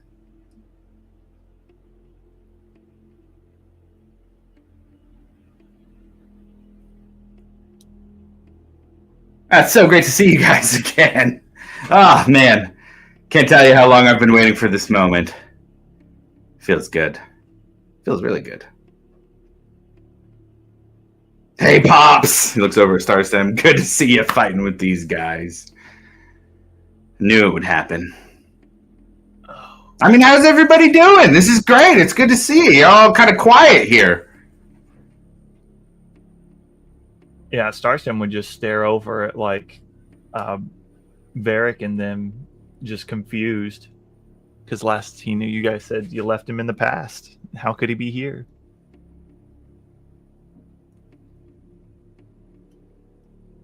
Did we mention why we left him in the past? Yes. I think yeah. so. You gave like a general rundown. You said he did something drastic, like took on a power that we couldn't let come to the future, something like that. So I think in Grimm's head, as he's watching this, he immediately clutches on to Whisper, and he immediately, like, in his head, towards the Raven Queen. He's like, he's here, isn't he? Okay. There's no need to. I mean, come on. I know the last time we saw each other, you guys, it was a little brutal. It was a little brutal. You guys did some things. I did some things. We all did some things. But there's no need for that now. And you can see as he kind of moves his hands as he's talking, you see for the first time, he is wearing 2 bracelets that you've never seen on him before. But really, Grim, there's no need for that. I can assure you there's nothing you could do that I haven't already planned for. No, that wouldn't surprise me one bit. You've had a lot of time to plan a lot of things out. You made sure of that. Yeah, you made sure of that. And you made sure to latch on to as much power, regardless of... So much time. So, and as he says, so he kind of draws it out, and you hear about 5 voices overlaying over his. So much time.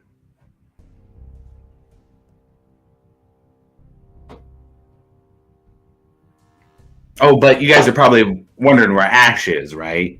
Yeah, of course. That's the confusion. I see. You're all kind of gobsmacked a little. It's fine. Ash, come on down. And you guys really just hear a loud crash on the ground, maybe 30 feet behind, as something hits the ground and creates a little impact crater.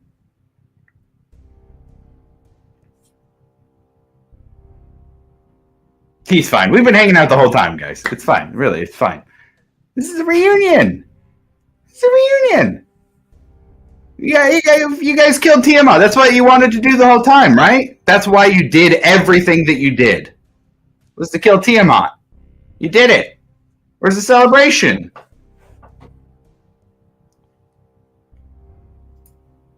And clearly we didn't need the power that you so wisely decided to take. Ah, yes.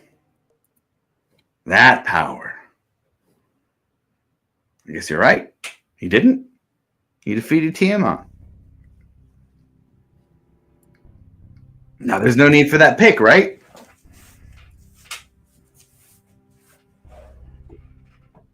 Right? How is your new friend? Oh, old, dead. There was a whole person, mage, who was, I don't know, caught the eye of the god. Nahal is gone, dead from this world. His energy is transferred to Vespin Chloris, who became their own god. Grim, you know them. The matron, with her stolen power. Right, Grim?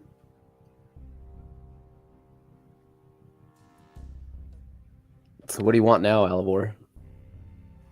Just the pick? More power? I'll start with the pick. That's good. Yeah, I'll take the pick. I got it in the first place from the Dragonborn. Do you remember it was me? I was a part of your party before.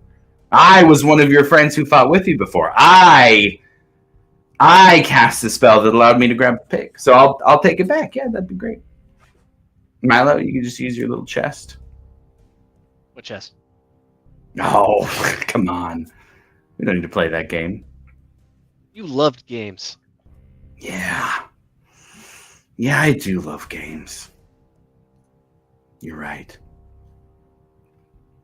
But I've been playing longer than you have. You left me with more time to play the game. Man. I've realized the value of time, you guys. Realized how much you can do when you're given time. when you know what's going to happen, being able to plan for that, knowing the future and the past, you can't imagine the power that is involved with that. So yeah, I'll take the pick. How far is he from me? Oh gosh. How far do you want him to be away from you and moving towards him after he appeared from the heads of the aspect? I don't think I would have moved too far from where I landed. He's still posing. 40 feet. I'm still posing.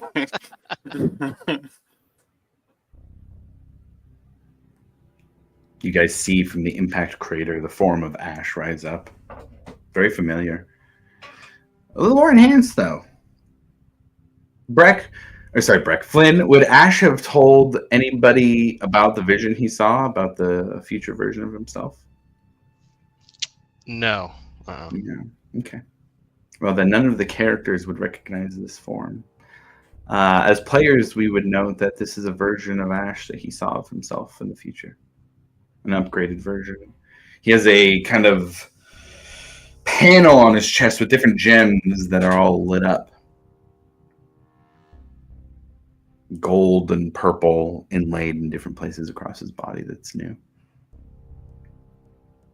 He moves forward towards the group. Probably 20, 30 feet away from Alivor now. Doesn't say anything. Doesn't look to anybody. I think Johnny would look at Grim, Grim would look at Ash, just really somber, and knowing all the time that's passed for him. Like, obviously, it's only been a night for Grim, but so long for Ash. Then he just looks at Ash and will just go, "I'm so sorry, Ash. You weren't supposed to be left behind."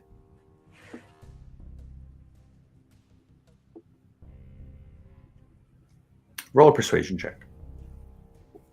Oh boy.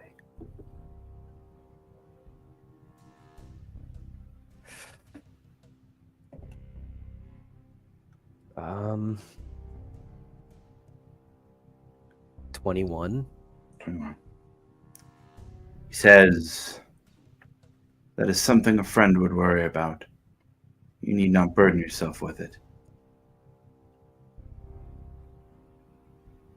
In Zemnian, I'll respond, "Does that mean we're not friends anymore?"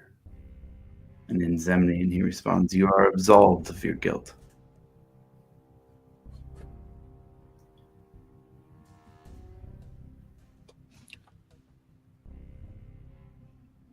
He moves closer to Alivor. I am going to subtle cast Hold Person.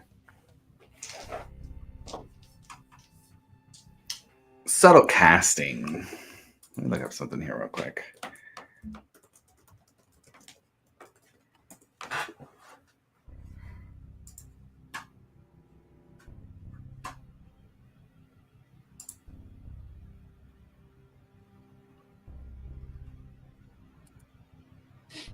Without any somatic or verbal components. Okay. You see Alivor wave a hand and the spell is countered at 8th level. Sorry, you said 8th? Yes.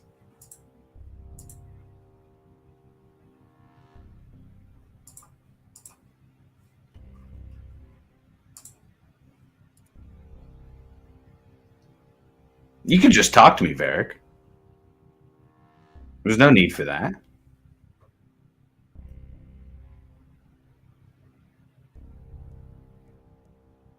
Such a quiet group.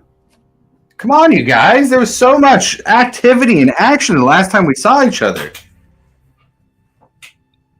If you don't want to say anything, just give me the pick. And we can be done with this. And you can go about whatever stories and lives you wanted to tell.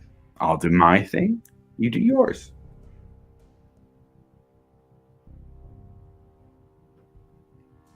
I guess in the Mind Link, Grim will ask everybody, like, please tell me we're not considering this, right?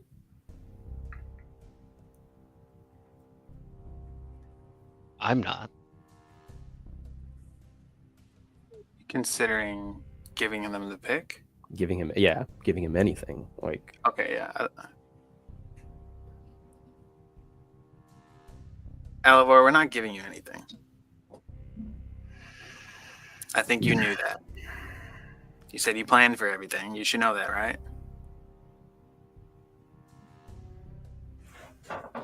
You caught me, Varric. You caught me. I knew you wouldn't give up the pick so easily. Obviously, you guys fought a fucking dragon god to stop them from getting it. All right. I may have played a couple cards already. So, let's put the cards on the table then. Yeah? How about a little bit of tour of the past? The Age of Arcanum was such an interesting place to live, such an interesting time to live. You see, they understood that you could only put so much magic into a single person before they just exploded with magical energy. And so I knew that there was only so much I could do before I exploded with magical energy. But the technology they had, the gadgets, the things that they made to overcome needing to keep that magical energy. It's brilliant. For example, here, he kind of pulls up his sleeve. This. It's a memory band.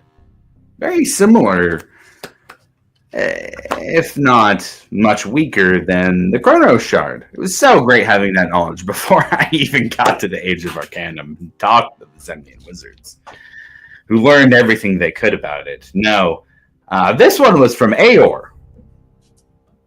And it allows all of us to step into some of my memories. Would you like to step into them? Why am I even asking? You don't have a choice.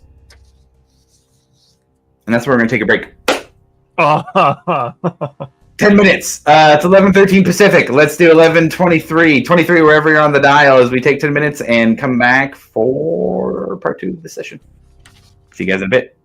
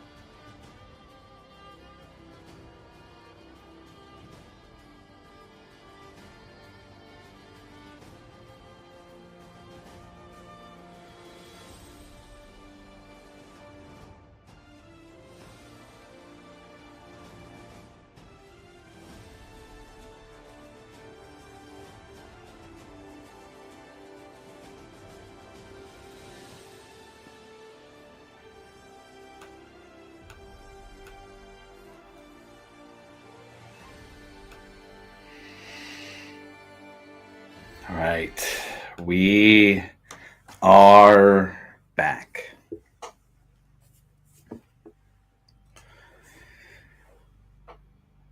The party watches the image of their friend Alivor as he moves his hand around with kind of an arcane glow around the band around his arm.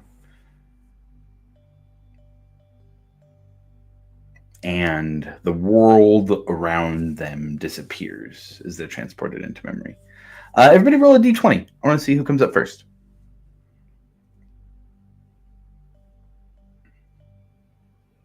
Whopping 9 for Grim. 17. 6. 10 for Ekmos. 16 for Starstem. Okay. I think Breck is the highest then, yeah?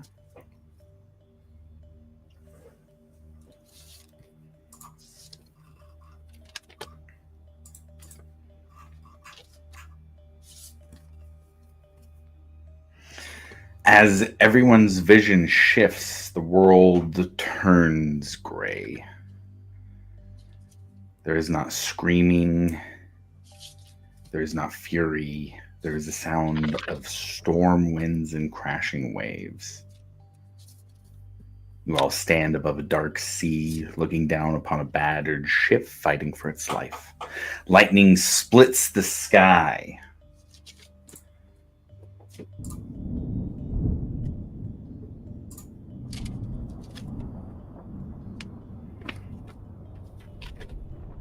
The hull groans under the weight of monstrous shadows climbing over the rails, as you all see a younger version of Breck standing on the deck, shoulder to shoulder with his brother, both of them soaked with rain, trying to fend off attackers swarming across the deck. Breck fights with heart and skill, while his brother seems to be fighting with desperation. A massive swell strikes the ship, throwing Breck off his feet, and he tumbles across the deck and slams into the railing as his brother grabs his arm. Stay with me. I have you. Another wave hits. Fovek is torn from his grasp as Breck is swallowed by the sea. Breck falls backwards over the rail, and the ocean rushes up, and the vision slows. Everything freezes except for one figure standing on the ruined deck of the Alcantara. A face you would not expect to see on the deck. Alivor's. Burdened, focused, tired. He looks at the place where Breck fell into the ocean. And he looks at the place where Breck's brother stands, now also falling into the sea. And his face is twisted with guilt and grief. Alivor dives into the water after Breck. And the scene shifts beneath the waves as he swims towards him. He finds Breck unconscious and sinking, but with his armor pulling him towards the shore. When they break the surface, Alivor still follows as lightning flashes across his face. There's cold calculation and resolve. He drags Breck's limp body through the surf and further onto the beach and lays him gently on the sand. You see simple healing magic as Breck's breathing steadies. Alivor turns back to the sea. He searches for the body of Fovek, and when he finds it caught in the rocks, he lifts it carefully, carrying it inland to a quiet place sheltered from the storm. He kneels and arranges the body with respect and whispers, "You deserved more time, but your brother will carry your light." And he casts a spell with a warm golden radiance blooming around the grave. And Alivor has sorrow in his eyes. And he takes Fovek's dagger and leaves it by Breck for him to find when he wakes up. And as the scene dissolves in front of all of you, you hear a single line said by Alivor. This is the proof that I am not lost. Breck is the proof. And the vision ends. Everybody at Flynn, please roll me a d20.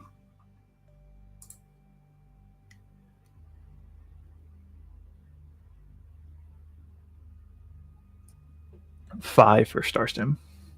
8 for Grim. 6. 17.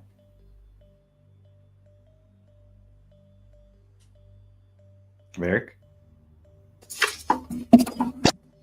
My fault. Is that a d20? Mm-hmm.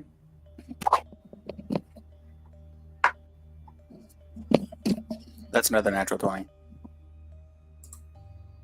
Okay.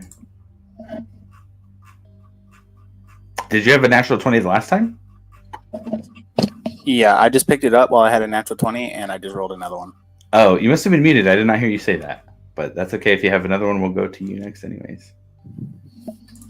I'm going to change the vibe a little bit here. Also for this one.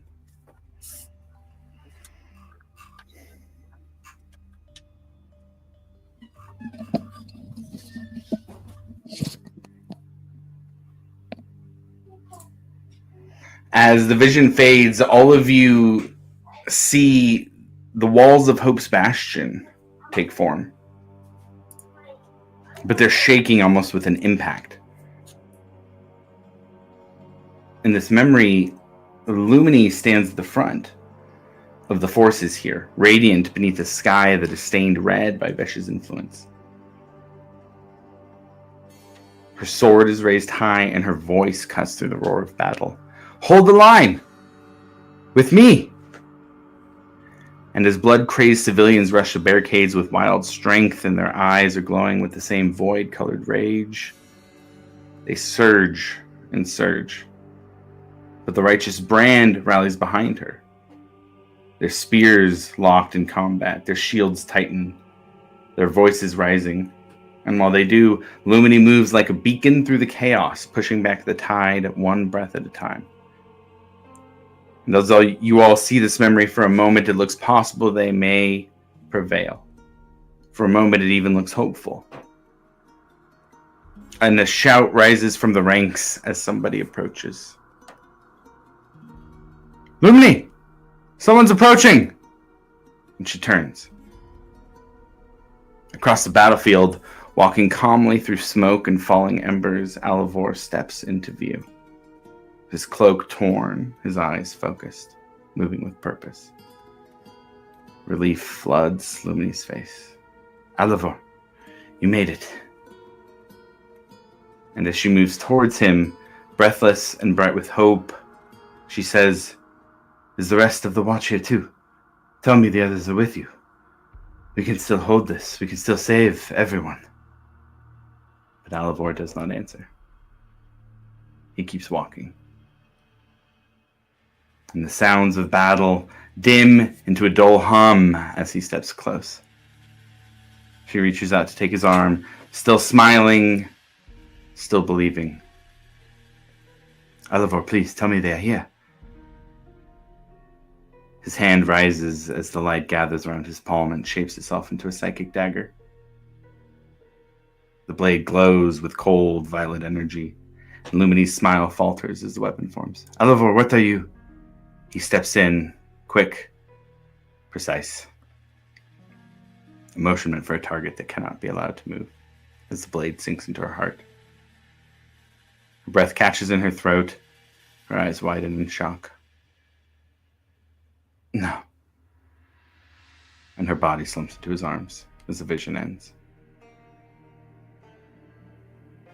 Everybody but Flynn and Brandon, please roll me a d20.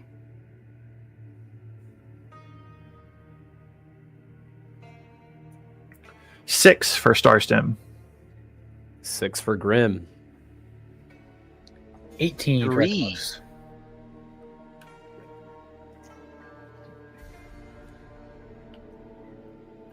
As the vision changes again from this moment, moving into what looks like a dusk. The group is pulled into a silent, colorless world. As you all stand in a valley of cracked stone beneath the sky washed pale by heat. Broken statues of the Dawn Father litter the field here, each one split down the face. The wind hisses through the statues like breath escaping a corpse. And all of you recognize that you have been here before. And even in the memory without your bodies, it feels whatever acts as your bodies here react as if they remember. Over 2,000 years ago, you all were here. A moment sealed from history. But this vision, this memory that you see is much more recent. Signs of a temple that was built up around the site, and then the rubble of its purpose being lost to time. But 5 live figures kneel at the center of the valley here. Their hands are bound and their eyes are covered. Each one glows with a faint shimmer of a divine blessing from the Dawn Father. Priests, champions, chosen souls of the Dawn Father. And standing before them is Alivor. You all instantly recognize him. His hair is a little bit longer, his face is gaunt, and he moves like a man who has not slept for many days. But behind him, a chain of golden light pulses from the ground. And you hear something below the valley, something chained, something furious. A scream rises, not sound, pressure, like the air itself is trying to crush your lungs. Vesh, the bloody siren, still here, kneeling where Ekamos channeled the Dawn Father's energy to bind her. The primordial fury of the Dawn Father keeping her bound. Until now. Alivor spreads his fingers as a sphere of dark violet and blue light forms in his palm. The kneeling captives flinch at the heat as he speaks softly. I'm sorry. I cannot let her be bound any longer. He turns his hand, and the sphere expands into a ring. As the first captive is pulled upward, and their body tears into a stream of radiant energy that races along the golden chain. The ground shakes as a low roar answers from beneath the earth. A link of the chain cracks and falls away as the second captive convulses as the ring touches them, and another burst of divine energy floods the chain, and another link shatters. The temperature rises as the statues begin to weep molten light. The third sacrifice collapses, their body dissolving into pure radiance. The fourth becomes a streak of gold that slams into the chain with the force of a falling star. And the fifth lifts their chin, blindfolded and soaked with tears. Dawn Father, forgive us. Forgive him. As their form erupts into golden fire and the final link snaps. And a scream erupts from beneath the valley. A scream of freedom and a scream of hunger. Vesh herself rises through the fissure, her form all smoke and claws and destruction, burning with cosmic hatred. I remember the hand that bound me. For him, I will return. A blast rings out that flings Alivor like a ragdoll across the valley floor. He lands hard, coughing, staring up at the goddess, or demi-goddess in this case, that he unleashed. Whoever is left, please roll me a d20. I think that's Grim, Starstem, and Milo. Dude, my rolls are garbanzo beans. 3. Lucky number 13. 15 for Starstem.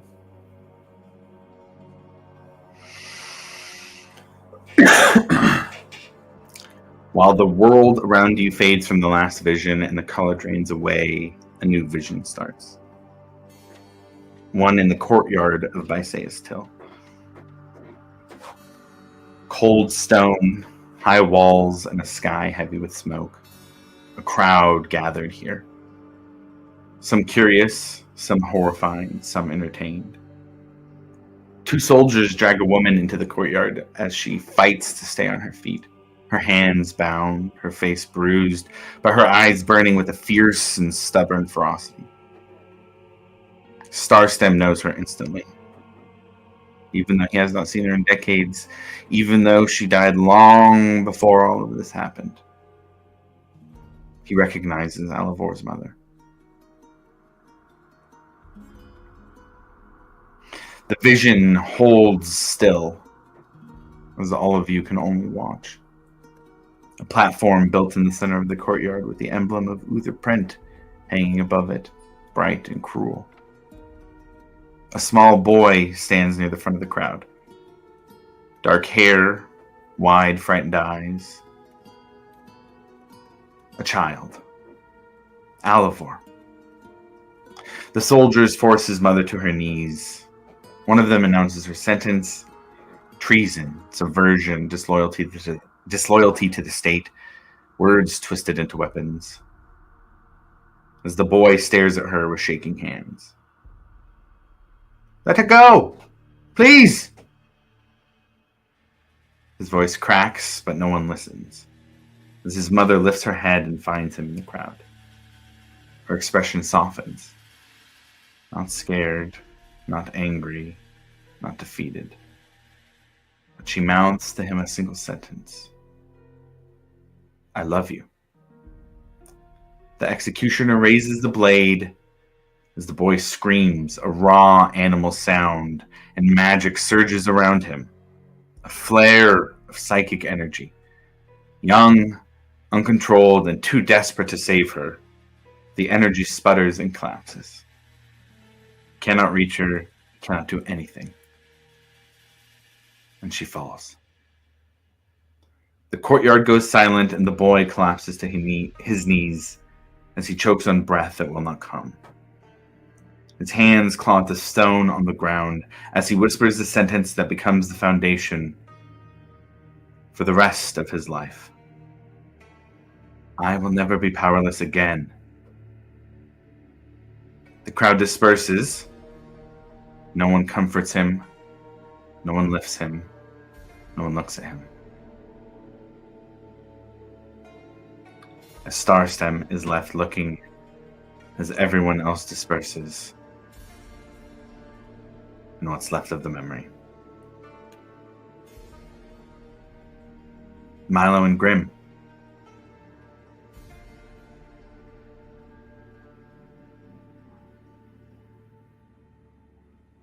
$19. 3. Oh,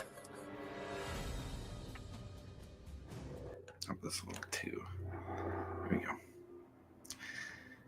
Milo.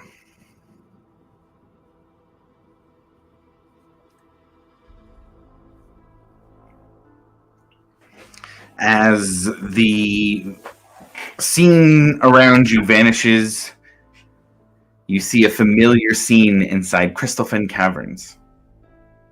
Except this time the air is trembling as ancient power surges through every crystal wall, and each gemstone hums with a deep, resonant heartbeat of a creature who has defended Exandria since the calamity.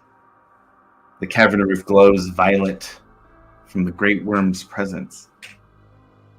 And the guardian of Exandria rises into the open chamber with wings brushing the stalactites within with thunderous force, as his scales shimmer with purple fire and his eyes blaze with the calm certainty of a protector who has saved the world more times than mortals can count. He's ready for a legion of fiends. He is ready for 1,000 devils from the hells. But he is not ready for what comes next. 2 spectral shapes streak into view as Ash and Alivor ride on spirit dragons, their wings silent and sharp as they cut through the air. The great dragon roars a greeting that shakes the mountain above. Stand aside. He surges upward with violent flame coming from his jaws, but the spirit dragons split apart as Alivor flickers out of sight. Ash follows, dissolving into silver after images.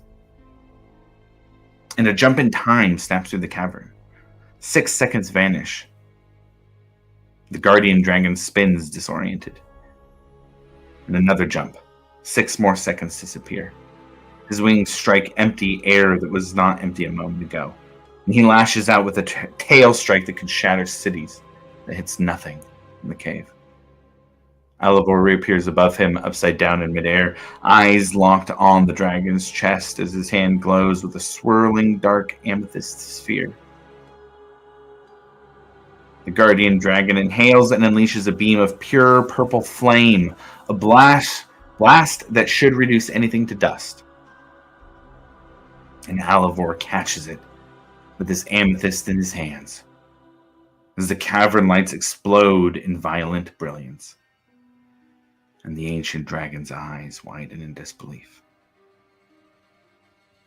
Alivor grits his teeth and forces the breath into the amethyst sphere as the fire funnels inward, condensing into something too bright to look at.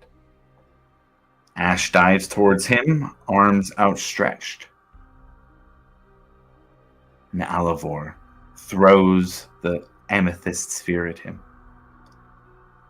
downward as Ash catches it. His silver body glows brighter and brighter until he towers over the Guardian, growing into a colossal warforged of radiant metal and condensed flame. The Guardian tries to flee upward. He spreads his wings, he pulls the storm of the cavern to him and prepares one last burst of power, but Ash reaches him first. As a massive double-spiked hand forms from consuming light and destructive divine energy, the hand wraps around the Guardian's skull, and for a brief moment, the violet fire inside the dragon's eyes flicker with fear as the hands tighten, and a crack echoes through the entire cavern. And the Guardian of Exandria falls limp. We only have Zavarius or Grim left, so we'll move to him last. The vision opens with the sound of a baby crying, high and uneven, a sound that echoes through a house suspended miles above the world. Outside, the windows and clouds drift past glowing runes along the base of a floating city from the Age of Arcanum. Arcane engines hum beneath the floorboards like a heartbeat, and inside the small home, 2 figures pace with frantic fear. A man with ink-stained hands and a woman with streaks of gold dust on her clothes. Grimm's mother and Grimm's father, as they whisper the same name over and over. Zavarius, Zavarius, please stay quiet. At the center of the room is a device of crystal and metal. A stasis chamber, half shattered, and a baby sitting inside of it, surrounded by flickering fields of rippling time as the energy skips and cracks, as if reality itself cannot decide whether the child belongs to this moment.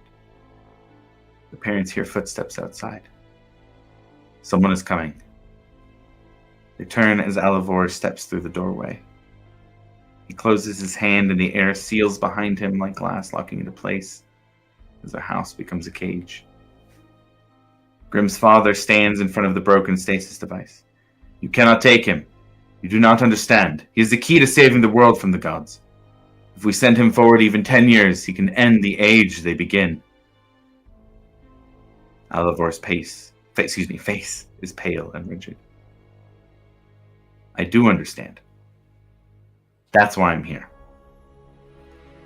Grimm's mother reaches out to grab the baby from the cradle. Please, not our son. He will save people. He will change everything. Just let us send him away. Ash appears in the doorway behind Alivor, silent and towering. His silver eyes flicker with sadness that does not belong to a construct. Grimm's father reaches for an arcane rod on the counter, but Alivor moves first. A blow of condensed force strikes Grimm's father in the chest as he crumples against the wall. Another blast, and his body collapses to the floor. Grimm's mother screams and lunges forward, but Ash catches her and holds her in place.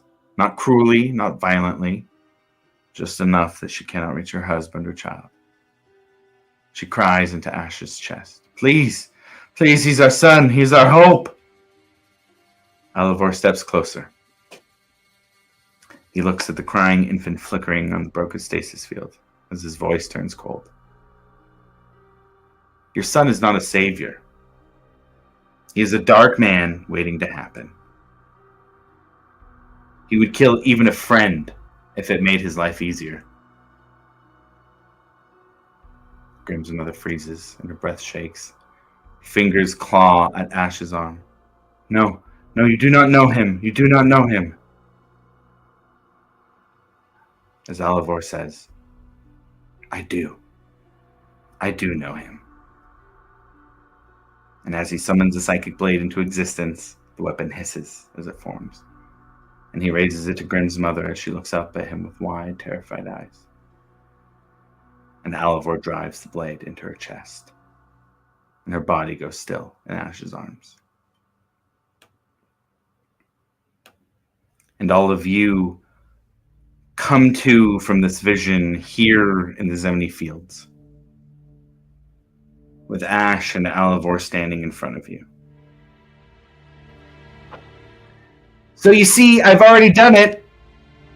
I've already taken from you the things I need to show you I can do what it takes to get that pick. You think that's it? It's not. The people you love are in danger now. Devices that were meant to destroy entire armies from the Age of Arcanum are sitting near them, waiting for our old robot pal Ash to let them know when to detonate. So, you know the stakes now. You know how powerful I am. We're all friends here, right? So let's make this easy, Milo, and just give me the pick.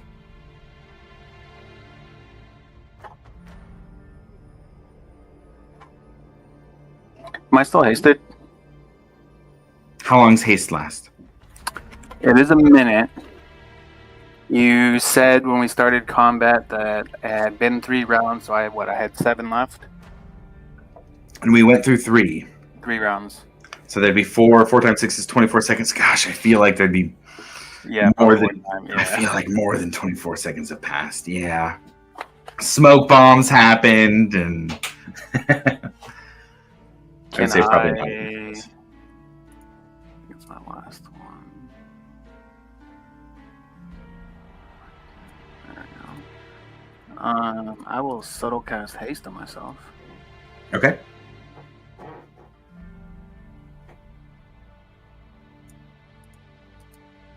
And then after seeing that vision, Berg's going in. Okay. I think the time for words for him is over. I think at that, Milo just kind of looks directly at this new Alivor, who's clearly not his friend any longer. Come and take it. As Barrick's already sprinting towards and casts another mirror image.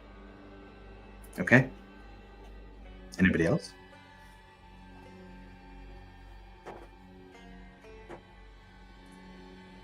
Nope, you go first, Greg. Is my Shield of Faith still up? Duration? 10 minutes? 10 minutes would be good. Okay.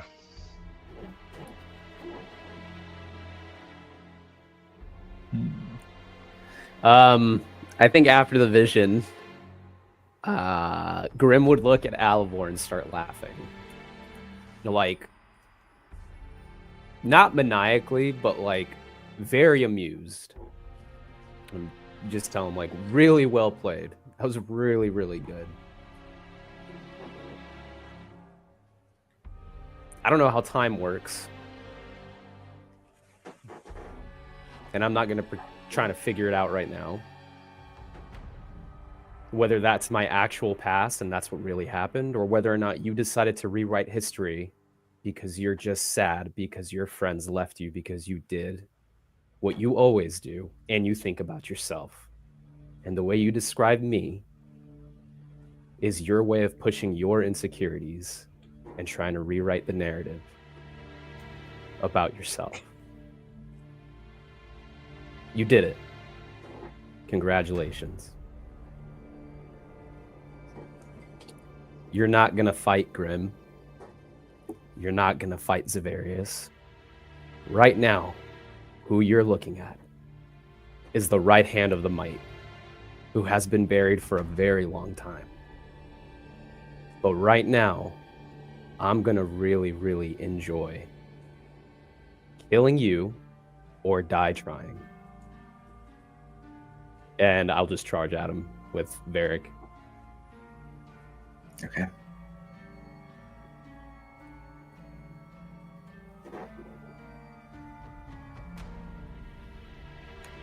I'm gonna power up Eldritch Blast after they make contact with him, and Okay. I'll just say, "Hey, I gave you a second chance to, do right, and obviously you didn't."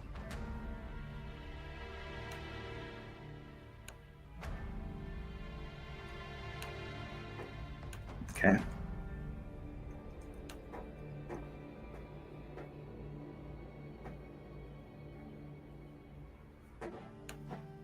All right, give me a minute to add a couple things to the battlefield.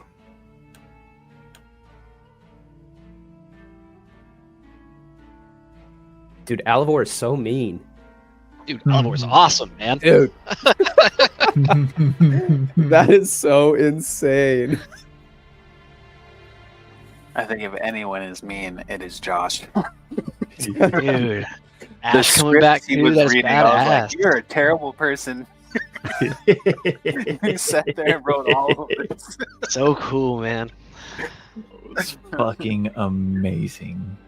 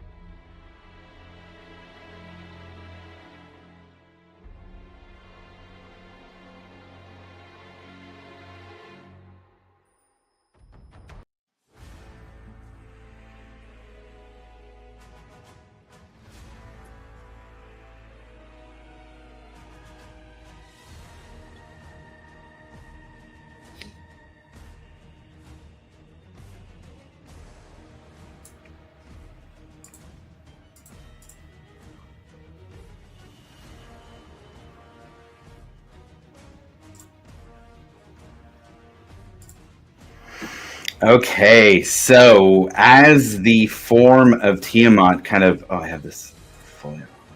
There we go. It's a little better. As the form of Tiamat kind of melds away and the divine energy just starts to disapparate, Milo captured some of that, but the rest of it just moves away as we are left with Alivor and Ash here on the battlefield. We have Grim, we're going to say, moving towards them. I'll move you up about halfway from where you were, as I will with Varric. Oops. Grim, you still flying, or are you going on the ground? Yeah, I'll be 30 up in the air. 30 up in the air. Okay. As both of you move forward, yeah, let's roll some initiative against Alivor and Ash.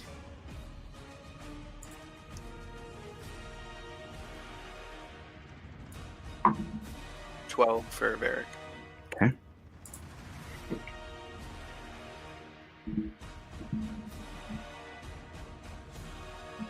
There's a 9 for Grim.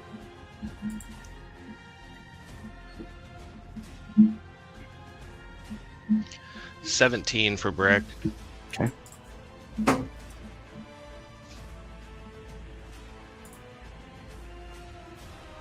How about Milo, Ekamos, and Starstem? 15 for Milo. Okay. 16, Ekamos. And Starstem? 14. Okay. Oof. You guys. Nobody got above a 20? Really? Yay! Yay! Ouch. Typical for the party, I feel like. Right? Oh my gosh, you guys, this is. I Gonna just be a wanted to little- see what they could do first. That's all. Okay. He's all right. I intentionally rolled low. Just deliberate. It's deliberate. Ash is gonna go first, and he's gonna step forward, and you see his skin kind of harden, and he is gonna hold an action.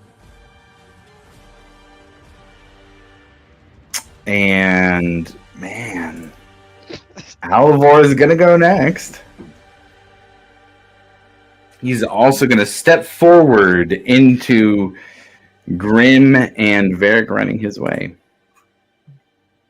And he is gonna hold an action as well.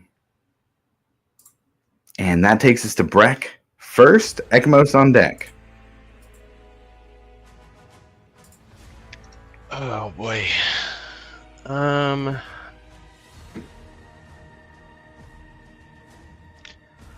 I will move 25 feet closer to them. Okay.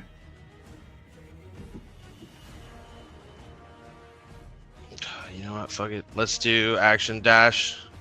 I can get like right up on them if I can. Another 25 feet. You can be 5 feet away from Alivor, 10 feet away from Ash.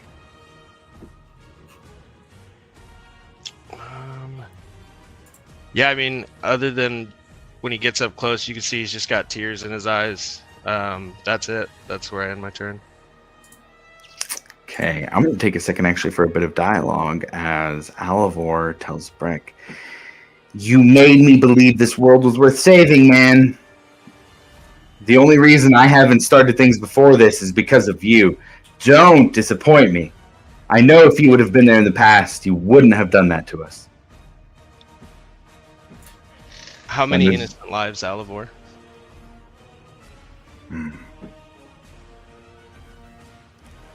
Okay.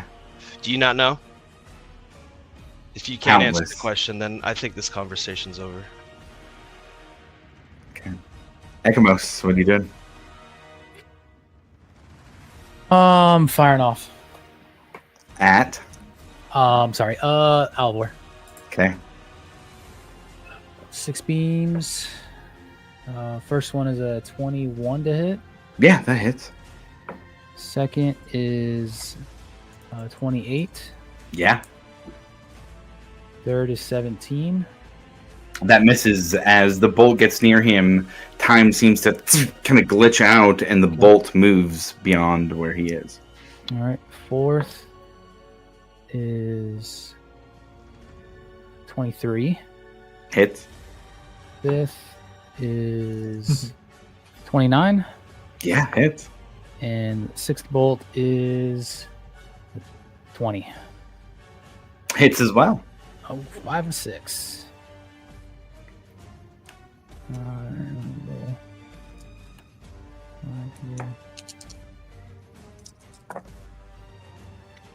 me do some calculator here. Hold on. God damn. All right.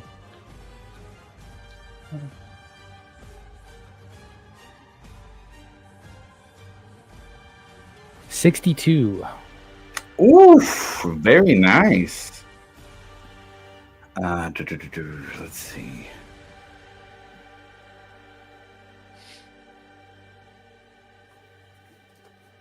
Okay.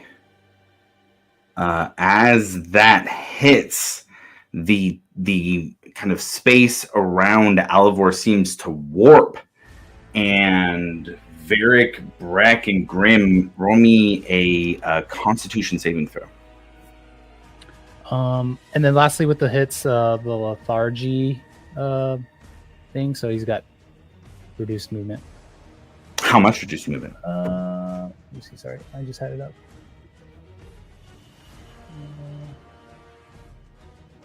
All right. Do Paladin auras stack like both of our aura protections? Yes. I'm going to say yes. It's the last session of the campaign. Yes, they do. Lance of lethargy. His movement is reduced by 10 feet. By 10 feet. Okay, got it. Noted. And that'll be my turn. Okay, how's those con saves on the 3 that were around Alvor? Let's see. 21 plus whatever Breck gives me. I Okay. give you a +2. How close do I have to be to you, Breck? 10 feet. Oh, well, I don't. You're a little high for that. Yeah, I got a 22 for Grim. Okay. I got a 16 plus whatever Barrett gives me. That is 4. 4. Okay, so everybody's going to save, so that's half damage. All of you take 21 points of force damage. As there is just a kind of wave that blasts out from Alivor as he takes that damage.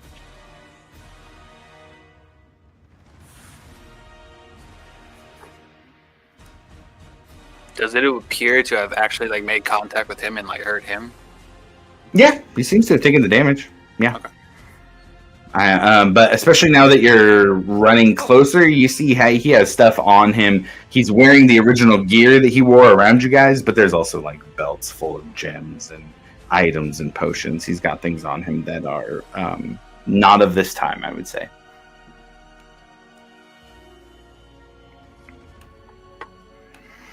Okay, that takes us next to Milo with Starstem on deck.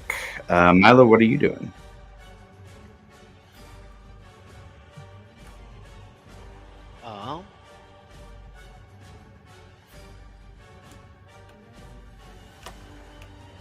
When he was talking, he spoke about the value of time.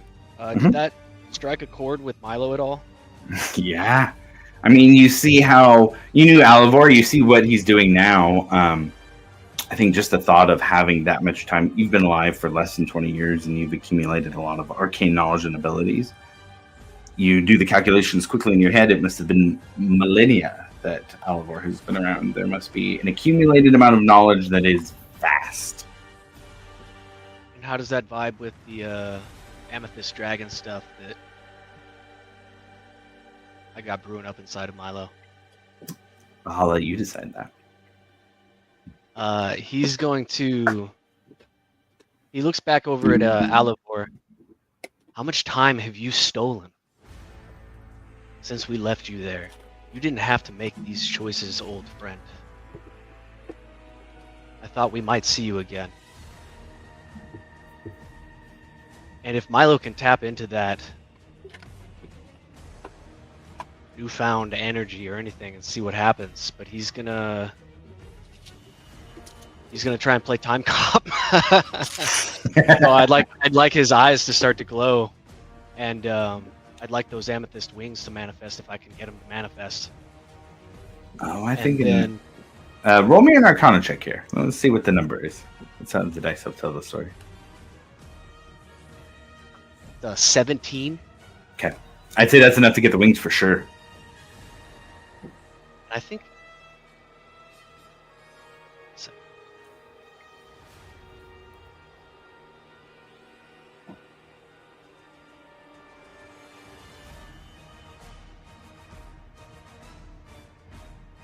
I think something gives me advantage on that.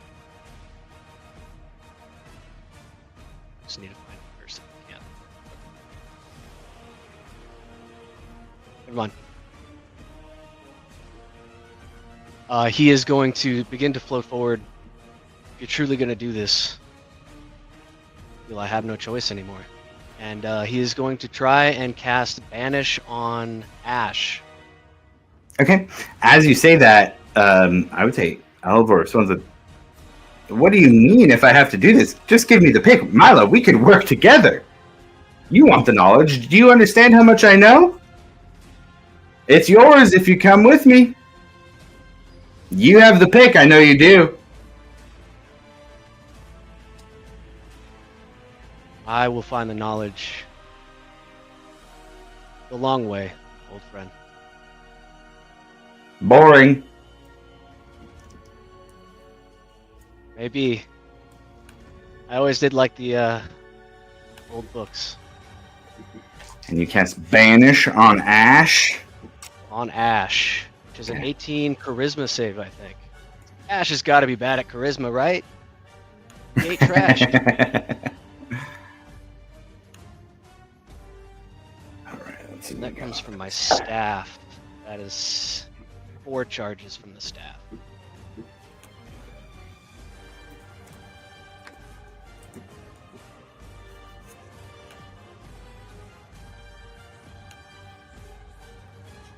Ooh, from the nice time staff you have? Yeah. Okay. Where are we going here? There we go.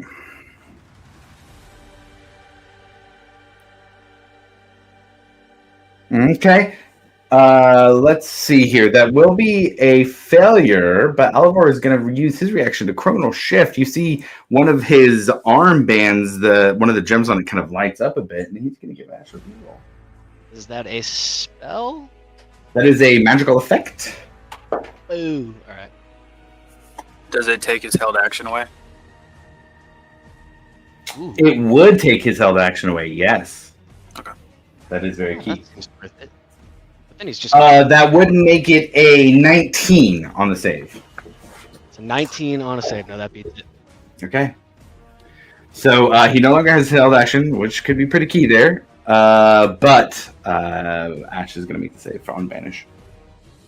Milo is going to... He is 60 feet up, I believe, still. Okay. So he will float up 30 feet to 90. Okay. No, you know what? Hold on a second. I need to check what the distance on a very specific spell real fast. Our spell is 60 feet. Alright, I gotta get within 60 feet of Alivor. So just move me forward within 60 feet of Alivor if you don't mind. Okay. 20, 25, 30, and then you'd have to drop a little bit to be within 60. You'd have to drop like 50 to do that. Tracked. And pass turn. Okay. Starstem, you're up. Varric's on deck. Oh boy. Move me 30 feet towards the crowd there.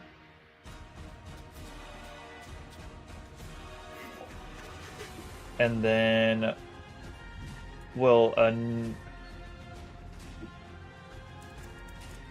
how much to get right up on I guess right up in there with him. 25 feet. Okay, go ahead and put me up in there. And he would just say, he would ask him, he'd just say, why? Why, son?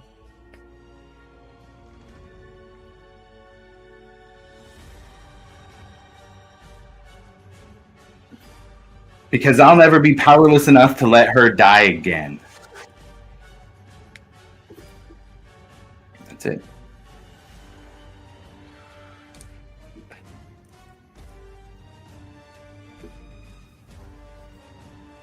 Okay. So yeah, with yeah, then you'd see a quick contemplation, and with tears in his eyes, he would just say, "I'm sorry," and then he would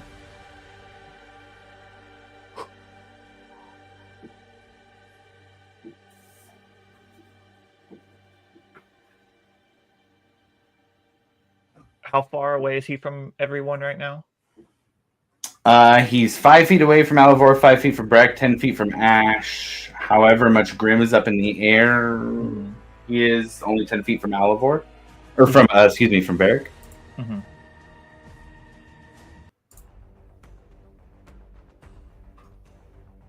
Oh, God.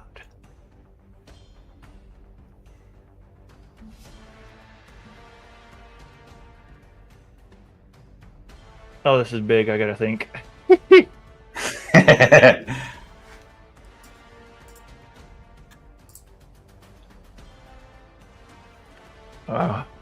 Oh, Lord. He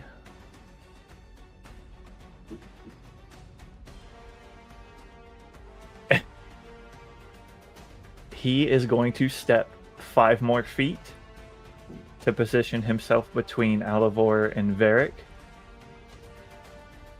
And as he does that, he says, I lost her, and I cannot lose you. And he is going to start swinging at Varric. Yeah, roll an attack roll. Yeah, I'm sorry. This whole time, tears in his eyes.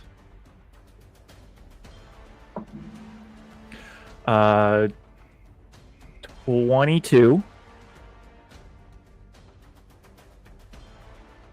There you go. All right, second attack's coming. 29. That hits.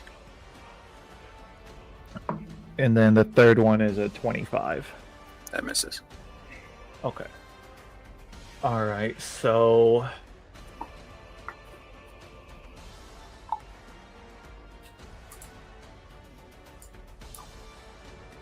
me think here. All right, I'm gonna on that hit. I'm gonna do disarming attack. And Varric, can I have you give me a strength saving throw?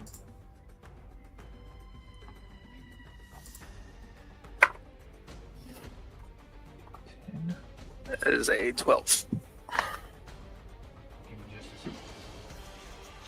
You get to add 2 to it if you're still within range of me. So 14.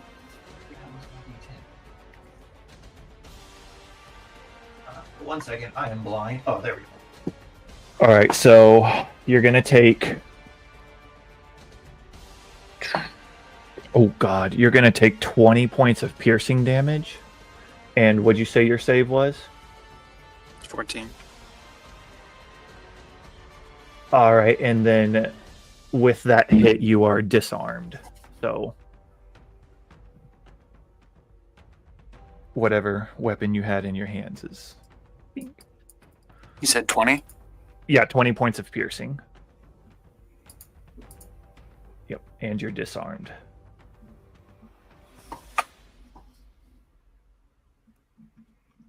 He looks at you and he says, I'm sorry, but I can't lose him.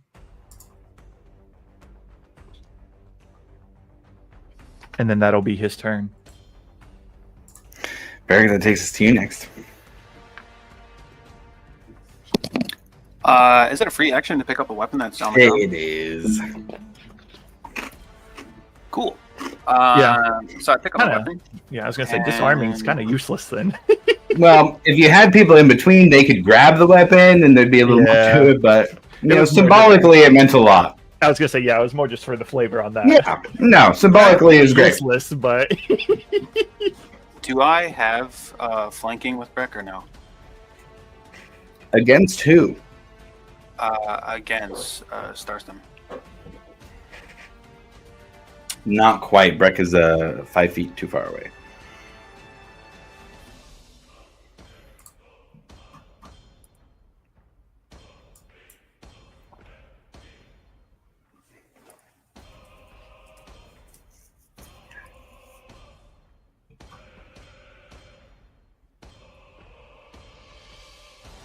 I would like to shove him. Okay. That's one of my actions. I believe that's contested athletics versus either athletics or acrobatics. Says the target must succeed on a strength or dexterity saving throw, whatever it chooses.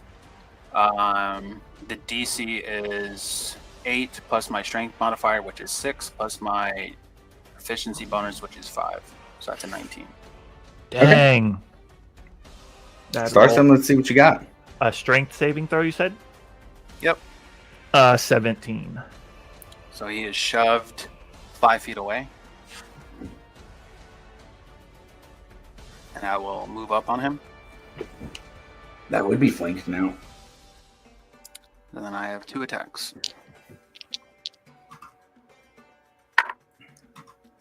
First one is a... Oh god, quick math. 32. Josh, I have a Mhm. question. Sure. Okay, so it doesn't... Let me see. So I have a maneuver and it doesn't say if it's an action, reaction, or anything like that. Mm-hmm. So I don't know. Can I use it as a reaction? I would say probably not unless it says what it is. What's the maneuver? It says when you're within 5 feet of a creature on your turn, you can expend 1 superiority die and switch places with that creature, provided you spend at least 5 feet of movement and the creature is willing and isn't incapacitated. I think it said on there it'd have to be on your turn. Okay. Oh, yeah, it does right there. Okay, never mind then. I'm just stupid. No. You did. New character. New character. So yeah, the first one was a 32 to hit. Yep. Second attack. It's a 30. Yep. he knew what was gonna happen, but So first one, and I'll use Blood Fury on this as well. First one is 17 points of slashing. mm-hmm.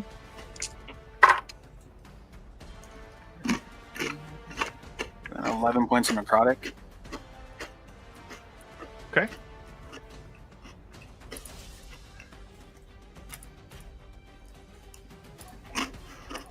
And then same for the next. That is 14 points of slashing. Mm-hmm.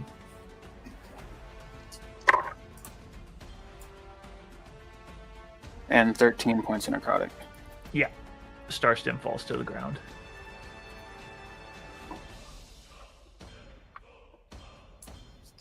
I get the feeling that nobody's going to pick him up. No. At least not right away.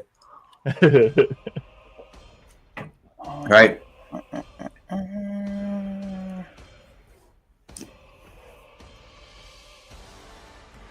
Yeah, I think that's all I have.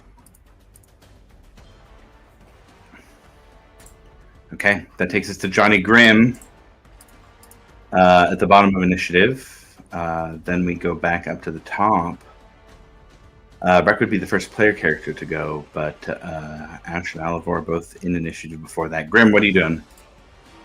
You described that he has a lot of bits and bobs, right? Like on him, like Yeah. specifically describe the bracers and something else, right? Yeah, there were some bracelets that were glowing when he was doing time stuff. Okay. I don't know if this is going to work, but I'm going to try my best. I am going to fly down right in front of Alivor.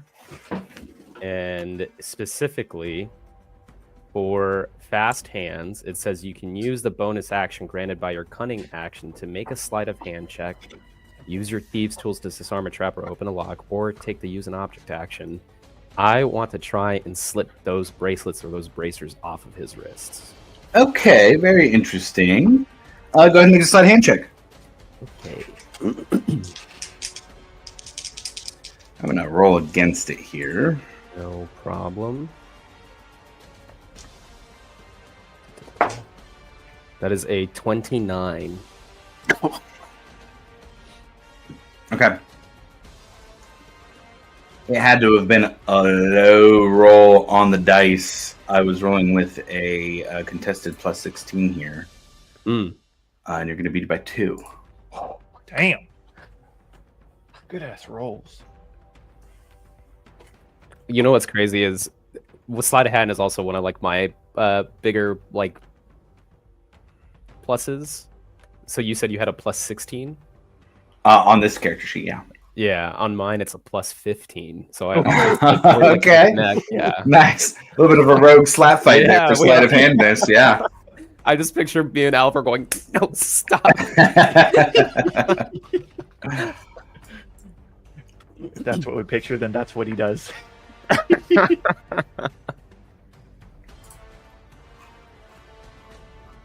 Yeah, absolutely. You hold 2 bracelets in your hand with bits of gems that look a little bit like the Chronos Shard. Nice. I will. Spooky.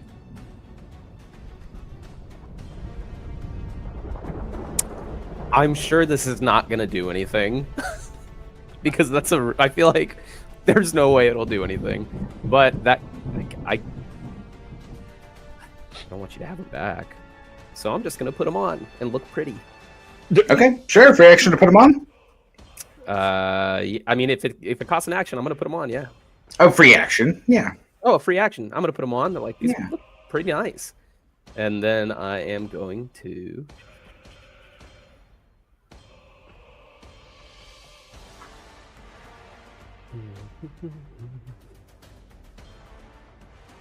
I can't do that because that would fuck everyone over. But it would be really funny. Yep.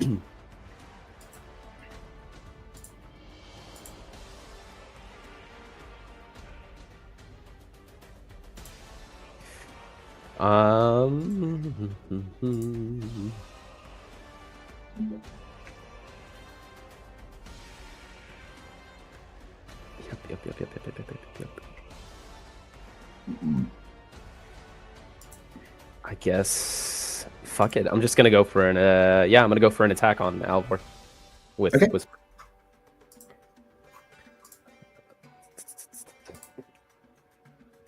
That is a 29 to hit. Yeah, that'll hit. Okay. 10 points of piercing damage. Okay. You hit me. Ow, Grim! 4 points of psychic damage. Okay. And then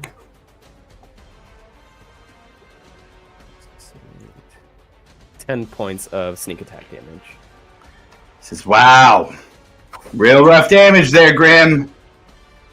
And then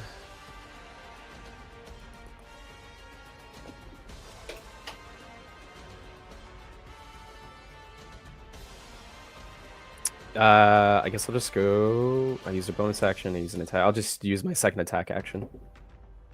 Okay. That is a 24 to hit. That'll hit. That is 11 points of piercing damage. Okay. And then I will. I already used all my movement, so that's it. That's all I got. Okay.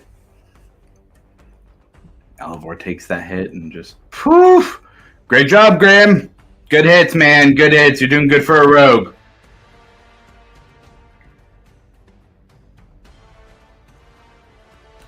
Okay, that's going to take us back up to the top of initiative. Take us to Ash next. He looks over to Alivor, and Alivor kind of gives an exasperated ugh. They don't understand, Ash. We could just say the word, and people who are important to you will die. Scores of people will die. Why don't we show them? Ash, I think they could probably use a look into some of your new upgrades, yeah?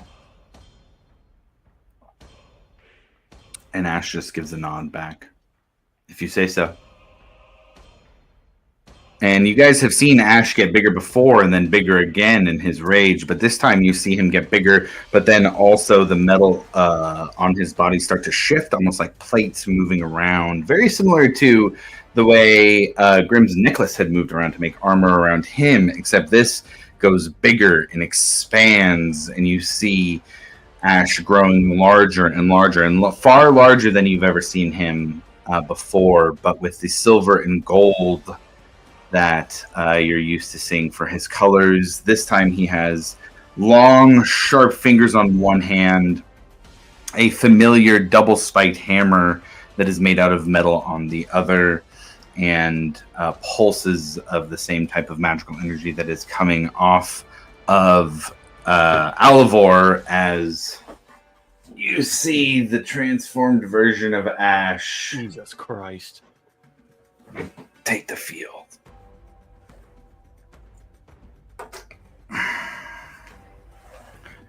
Hell of an upgrade. Yeah, I think so. And that'll take Ash's turn for him to transform to do that. Then we have Alivor's turn. And he'll kind of stop and just slow down a bit for what you guys are doing for the fight. You guys just don't get it. I have things from when magic was stronger. Magic was stronger in the past, and that's where you left me. And so I can do things that I need to make this happen. Do you want me to start calling out specific names? Varric, do you want Vasati to die? I could say the word, and Ash can press a little button on his chest. Everybody in Hope's Bastion would die. We can go there right now if you'd like. The past has these brilliant little things. They're like the teleportation circle. So you don't need a gear. You can just set the spike wherever you want it to go. We can go back to Hope's Bastion. And he looks around at all of you. Do you want to go to Hope's Bastion now? Let's go. Whoever says something first gets to make the choice. We can stay here in the Zemni Fields, or we can go into Hope's Bastion. No, we want to stay here. Oh. But that's no fun.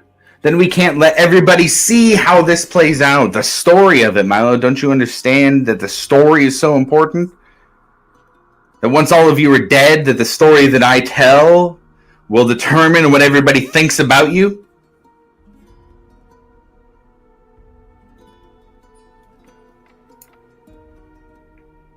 Do you think for 1 second I've ever cared what people thought about me?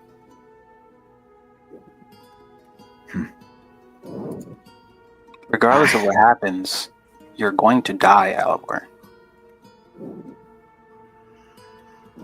Now, those were the words I was wanting to hear. Those were the fun words. All right, let's skip Hope's Bastion then. Let's go to Bysaeus Till. And you see him kind of hit something. It's like a gem that's on his belt, and he hits it, and motes of light extend out to each of you as a high-level spell is being cast.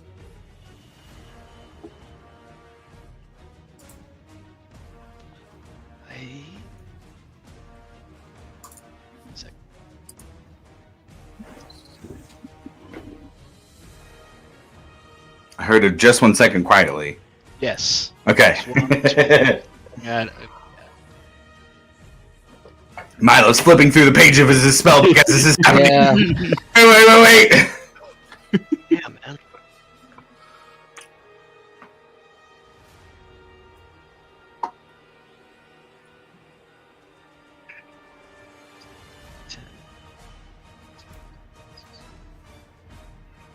So he is casting yeah, a spell, correct? He is casting a spell currently, yes. Am I within 5 feet? You are 10 feet away behind Grim currently. Okay. Got anything? No, I'd have to be within 5 feet. Okay. Alibor. Quit it! And I'm gonna try and slap him with a 4th level counterspell. What I level? assume I'm gonna have to roll for it. It's a 4th level. Yeah, you're gonna have to roll for it. Let's see that roll. DC equals 10 plus the spell's level. This is gonna be a 16. And it's a straight intelligence, right? It Is should it an be. Arcana? Mm-hmm. It's straight intelligence. Is this an AoE or? Oh! It's kind of a target spell. It is not something you guys would recognize as a spell from this age. Oh, well, I think he just countered it anyways. 30-20. A dirty 20. Milo, give me some flavor that fizzles the belt gem spell. You guys just see his open hand as if it was slapping something out of the air, but you also see like a ripple of blue energy actually slap the spell out of Alibor's hands. Quit it. All right, I'll keep the Bysaeus map. Bysaeus map off to the side for now as we go through another round of combat. And Milo counters that spell. That is going to be a transformation from Ash and Alivor attempting to take things elsewhere. That'll take us to Breck next with Ekamos on deck. Breck, what are you doing? I'm gonna swing away.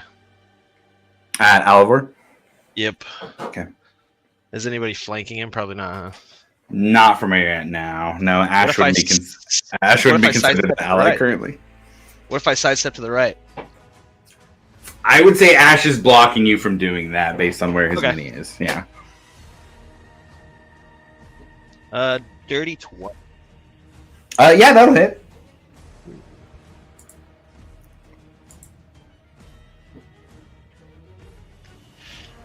Oh, so it's 13 points of slashing.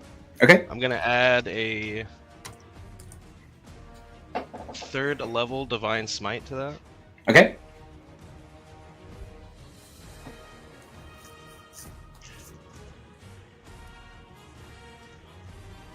Oh, that was a good one. 23 points of radiant on top of that. Nice. Okay. And I'm gonna hit him again. Okay. That was a 19 to hit. That will hit. Yeah, that's above his AC. So that was 11 points of slashing. And then for the improved divine smite, 7 points of radiant on top. Nice. Alivor's taking the hits. Ow, Breck. Man, good hits, as always. It's been a while since I've seen that kind of damage.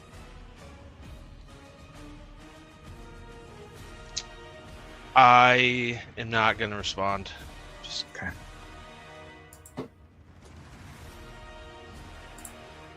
Actually, you know what? I will mourn your death a second time. Ooh. Yeah, That's cool. that's something Kratos would say, bro. All right. Anything else for Breck? No, that's it.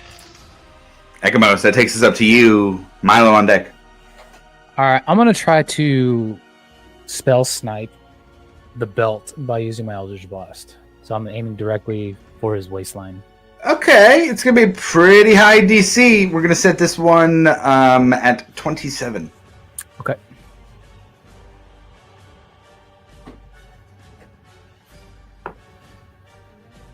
Let's see. 27 for the first one. I mean, meets it, beats it, sure. So there's that one. Second one is a 26. Second or third one is a 27. So I guess what I'd ask is, are you trying to just like throw all these at the belt to just deal as much damage or get it to away destroy from it. him? Yeah, to destroy it. Yeah. So yeah, that's the third one. That one's a 28 for the fourth. 22 for the fifth. Okay. And 27 for the sixth. So I think, was that 3 or 4 hit? It was. I think I heard 3 at least. Yeah, 3. That's fine. Okay.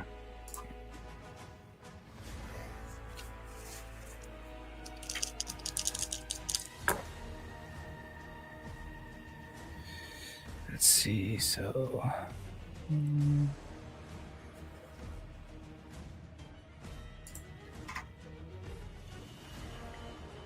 36. 36 points of damage total? Yes. Yeah. Okay. Very interesting. I love the idea of us slowly disrobing Alivor. Like the biggest bad, we're just like, give me your shoes. Ekamos, you throw these bolts of divine energy here from the Dawnfather towards Alivor, and they hit. And they pummel with this now. I mean, the Dawnfather is pretty potent, and you are able to kind of break the belt off and crack the gem that's within inside of it. Roll me a D100, please, Ekamos. And I need Breck, Star Stem, you automatically fail, so that's going to be 2 death saves for you. Grim and Varric, I need dexterity saving throws from you. I rolled a 83 for the D100. 83 for a D100. Okay. There's a 27 dexterity save for Grim.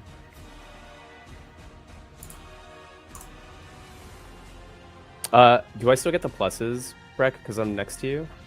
Yes, +2. You're within 5 of both of them, so I think we were talking about it stacking even. What is it? 4 for Varric, 2 for Breck? Yes. Do I get Brex? Is that 10 feet or 10 feet, right? Breck, yeah, you guys are within 10 of each other. Okay. So then I have a dirty 20. That is now 33 for Grim. Yeah. You said dex save? Dex save, yeah. And sorry, Varric, what was yours? Dirty 20. Dirty 20, okay. 33 for Breck. Holy shit. Okay, so everybody's going to save. That's still going to be 28 points of force damage as it explodes out. Alivor and Ash are going to take that too.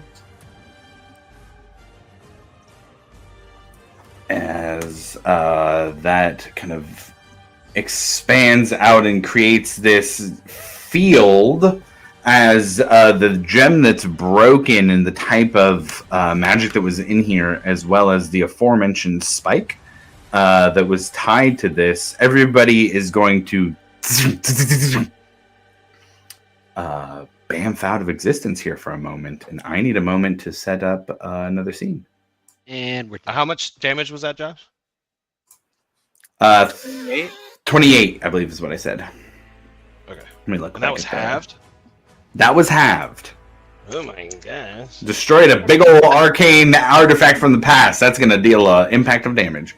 Does evasion still get me 0, Josh? If you succeeded, yeah. Yeah. Okay, I just wanted to make sure.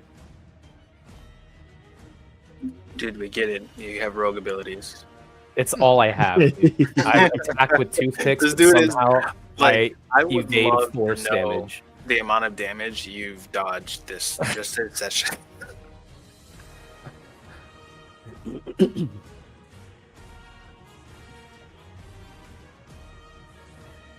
It's all I got, dude. And smoke grenades.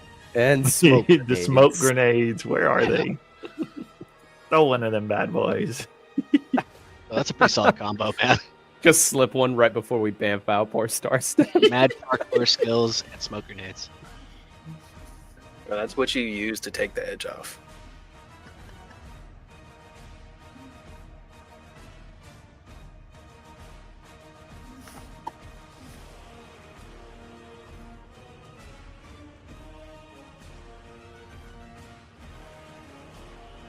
Yeah, I'm curious about the map now. Oh yeah, where are we going? The longer this takes, the more curious I get.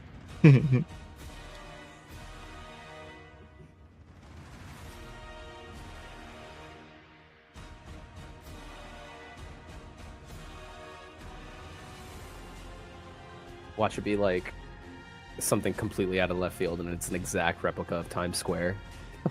Modern time.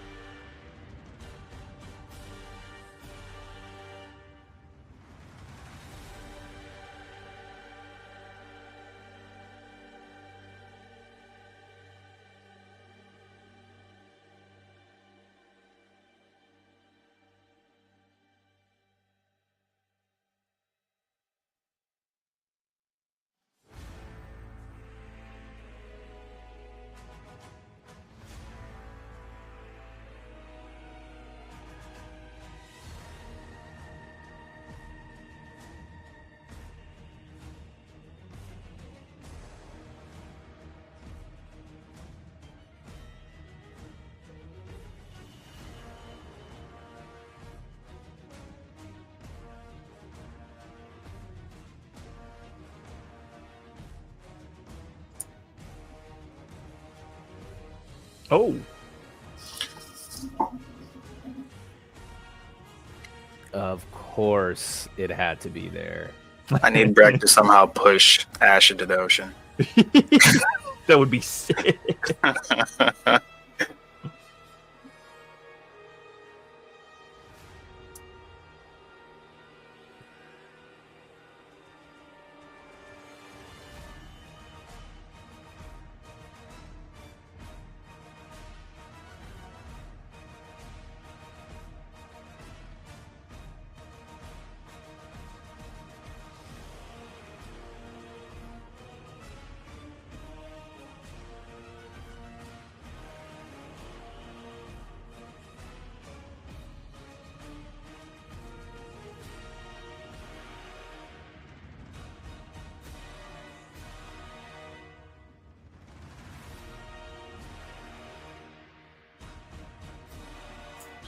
Okay, I got to work on that.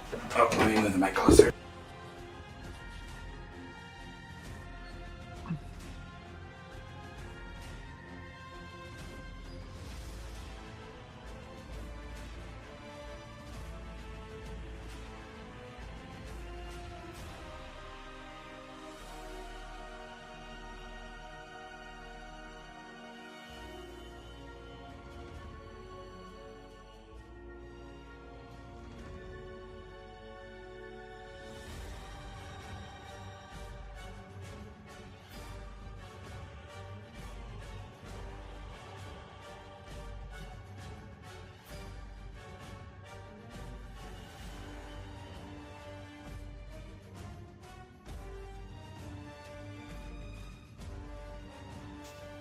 Okay, so sorry, you guys. I was just talking for like a whole fucking minute right there. Didn't realize I was muted. So I got to mess with the camera up there up top a little bit because mount just broke. But you guys are all transported to the deck of the Alcantara, as Alivor says.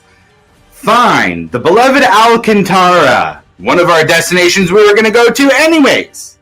Let's do it here. It doesn't matter anyways. All of you need to understand I'm in control of the things that you love. I am holding the key to their survival. Do you even... I mean, you've seen that things trigger on me. What happens if I... They'll just trigger. You don't understand what's going to happen here. Just give me the pick, and we will be done with this. Ekamos, anything else for your turn? Nope, that's it. Okay, Milo, you're up next here on the deck of the Alcantara. I'll move this a little bit forward. Let's see if I can get that a little better on that one. Yeah. Oh, there we Oh man, you guys, I totally fully broke that one. go. Would you break? I broke one of the camera, or one of the pieces of the camera here, so it's not sitting as well as it should. So I think what I'm going to do here is actually this. I'm going to move this one up a little.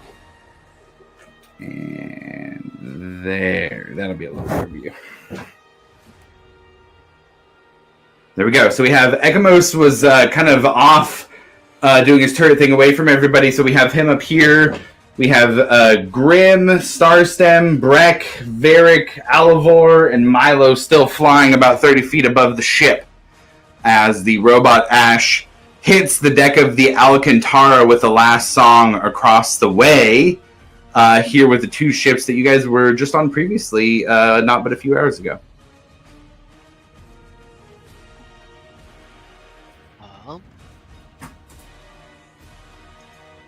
How big is this guy? How big is Ash now? Size-wise? 30 foot tall at the head, 40 with the arm stretched up. Let's see. Would he be considered huge or smaller? Yes. Got it. And I am 60 feet up still? Is Yes. that correct? 60 feet above the deck of the ship here. Gotcha.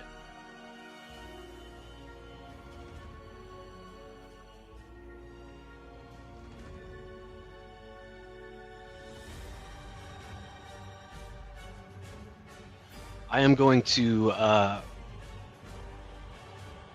cast. I'm gonna go ahead and cast. Shit. Yeah.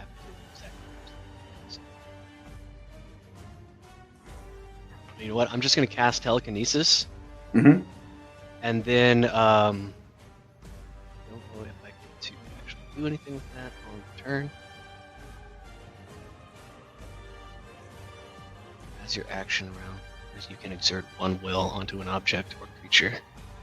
So I would like to attempt to push Ash off into the ocean. With telekinesis? Yes. Okay. What does he have to beat?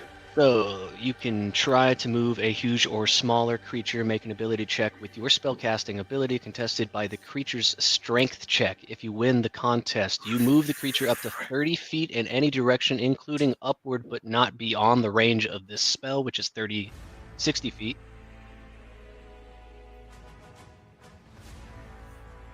And then I guess the range is actually just 30 feet in any direction. Until the end of your turn, the creature is restrained in your telekinetic grip. A creature lifted upward is suspended in mid-air, and then on rounds after, I can do the same thing with the same check. Okay, so I heard a strength check? Against my ability modifier. So it's going to be an 18. An 8. No, I make an ability check against their check, so it's an actual. I think so, yeah. And you add your ability modifier, and then I'll roll against that with strength, which is quite high for this guy. But it is just strength. 25. Is that a natural 20? It was. Amazing.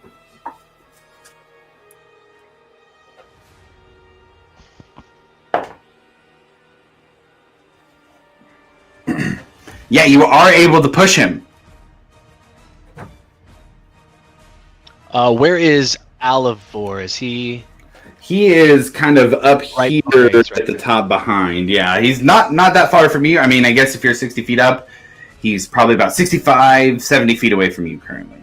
So I would like to push Ash 30 feet to stage right. So the camera's left. So So if it's from Milo's way. perspective, 30 away from Milo to his right. So, oh boy, Milo's dead. Oh, Milo's dead God. forever. 10, 15. All right, guys. So we're going like way over here, yeah? Yeah. Yeah. Oh my gosh, Ash was weighing down the fucking ship. Hold on, let me get some red break, buddy.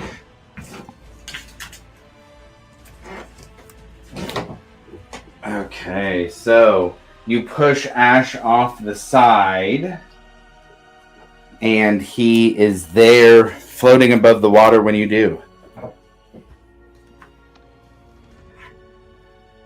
I am going to move 30 feet directly toward the other boat to try and get like between the boats. And then I would like to, before I would have left, I would like to summon Silcine in my place. Oh yeah, you can send Silcine. You got her in for the last fight. That makes sense to me. And that's it for my turn. Okay, this is gonna be Silcine. And I moved away from him, so he's not under my telekinetic control. Okay, got it. He does seem to still be floating above the water. We got a floater. Milo, are you staying 60 feet up in the air above the water? No, I'd like to maintain the 60 feet above the plane of the boats. Oh, so even higher. So, Yeah, yeah, let's 90 feet? Yeah, I think we're gonna call it like 85 feet. 85 feet. Gotcha. Yeah, 85 Track. feet. Let's mark 85 feet there. Okay, anything else for you? Nope. All right, Star Stem, roll a death saving throw. Oh boy. And I'm sorry, it was not a melee thing that hit you. Melee is what's 2 automatic, so just mark 1 instead of 2 death saving throws. Okay, good, because I just rolled a failure. All right, just keep that one on there. You're getting pretty close to death either way. Yeah. I was like, wait a second, it's auto crit. It's 2. That wasn't an auto crit. That was technically just regular damage. So Okay. Well, we'll keep you at 2 there. Still alive, but just barely. I'll be around for one more round, guys. All right. So, Varric, that takes us to you. You are standing just behind Alivor. What are you doing? So who's all next to me? So right now we have Alivorn's in front of you, Breck's down here, we got Grim over here, Starstone's down over there. That's Silcine, that's Milo, we got Ash Robot over there, Oh, so and it's just- Ekamos over there. Just me and Alvor right there? Yeah. Like, Breck really close. Breck's about 10 feet away, but yeah. Okay. Yeah, I'm just gonna make 3 attacks. Okay. I feel like it's raining dramatically. And we're gonna change up the vibe just a bit here, too. I heard the thunder. Yeah, that's happening a bunch in the background as you guys are having this fight. Alright, Bring first the lightning, Varric. attack. First attack. 32. That hits! Second attack. 25. Hits! Third attack. Oh, that might not hit. Actually, no, I will. 23. Hits! Alright. First attack with Blood Fury. Oh, whack. 10 points of slashing. Okay. 13 points of necrotic. Nice. Second hit. 18 points of slashing. Okay. Blood Fury. 16 points of necrotic. Nice. That leaves me with 3 charges left. Fuck, let's do another one. Last hit. 14 points of slashing. Okay. Oh wow, that was good. 18 points of necrotic. Ooh. What does it look like as Alivor dies here on the deck of the ship? Oh, there's nothing fancy about it. It's just rage. Yeah. And as you come in with those hits, you go with the sword slice, and Alivor goes, and then dies there on the deck of the ship. And you see one of his rings disappear as life is returned to him. Yeah, I figured. Good hits, very good hits. I mean, this was basic stuff when I was around back in the present, but you get it. You get it, right? You get it now. How many rings is he wearing? Ooh, roll a perception check. 16. Oh, 16. Now that you're up close, he's wearing like 9 other rings, a ring on each finger. He's got shit all over, kind of woven into his clothing. The belt's gone. The belt's gone, which was kind of the teleportation thing, which is actually, honestly, pretty huge. But now that you're close to him, you can see he's got stuff all over him. Do any of the rings look similar to the one that just disappeared? Yeah, 3 of them do. Sick. Let's see. Bonus.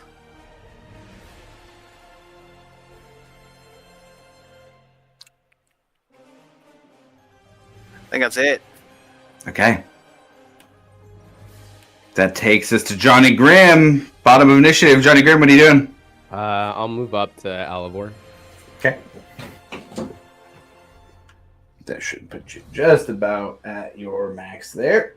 Could I have said And something? Sorry. Could I have said something with a free action? Oh, sure. If we still have the mind link, I will point out that I saw those rings on his fingers.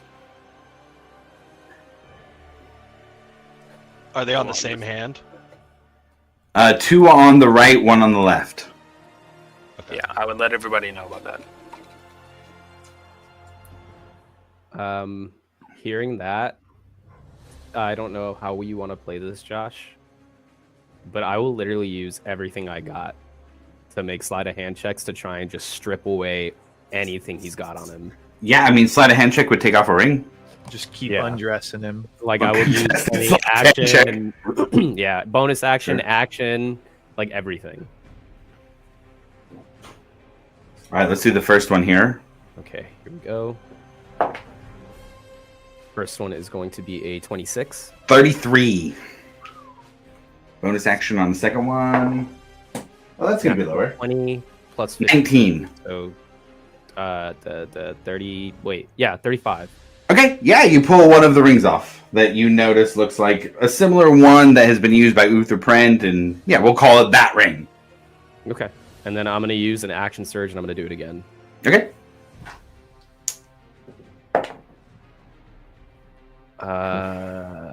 Hold on, sorry, this is a lot of math. Yeah. 33 for the second one. Ooh, 18 on the dice for 34. Oh man! Ugh. Wait. Do I have anything at all?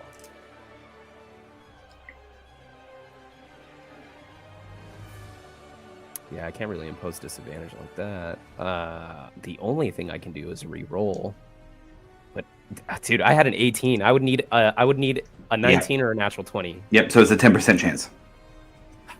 Man, do I want to take it? I mean, might as well. Yeah, I'll use a luck and I'll re-roll. Here we go. Nope, it was a 15. Ugh, oh man, 15's pretty fucking good too. Yeah, God I damn. know. At 16 is God crazy. damn, that hurts. Okay. We're having a rogue off. Okay. All right. Anything else for Grim? I think that's movement and everything you said. Yeah, that's pretty much it. Yeah, I got nothing left. Shit, you guys. Sorry, guys, I tried.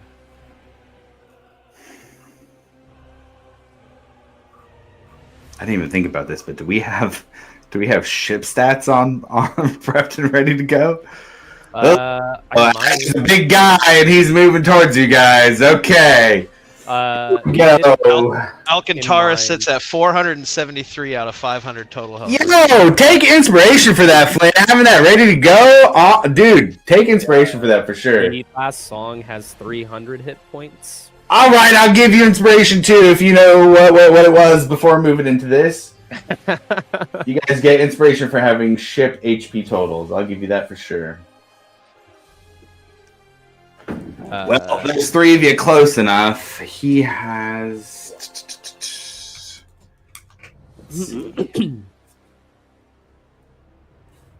He got pushed away.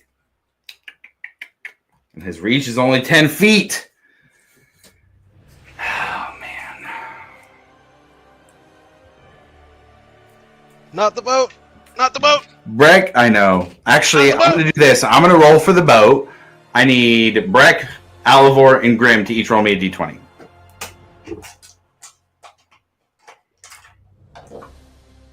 What? Breck, Alivor, and Grim roll me a d20.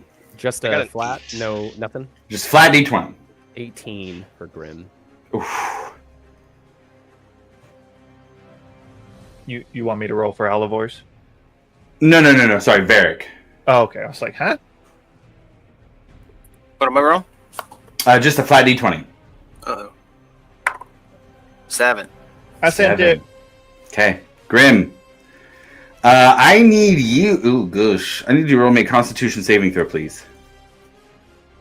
Oh, actually, sorry. No. This is a to hit. Never mind. That's the hit.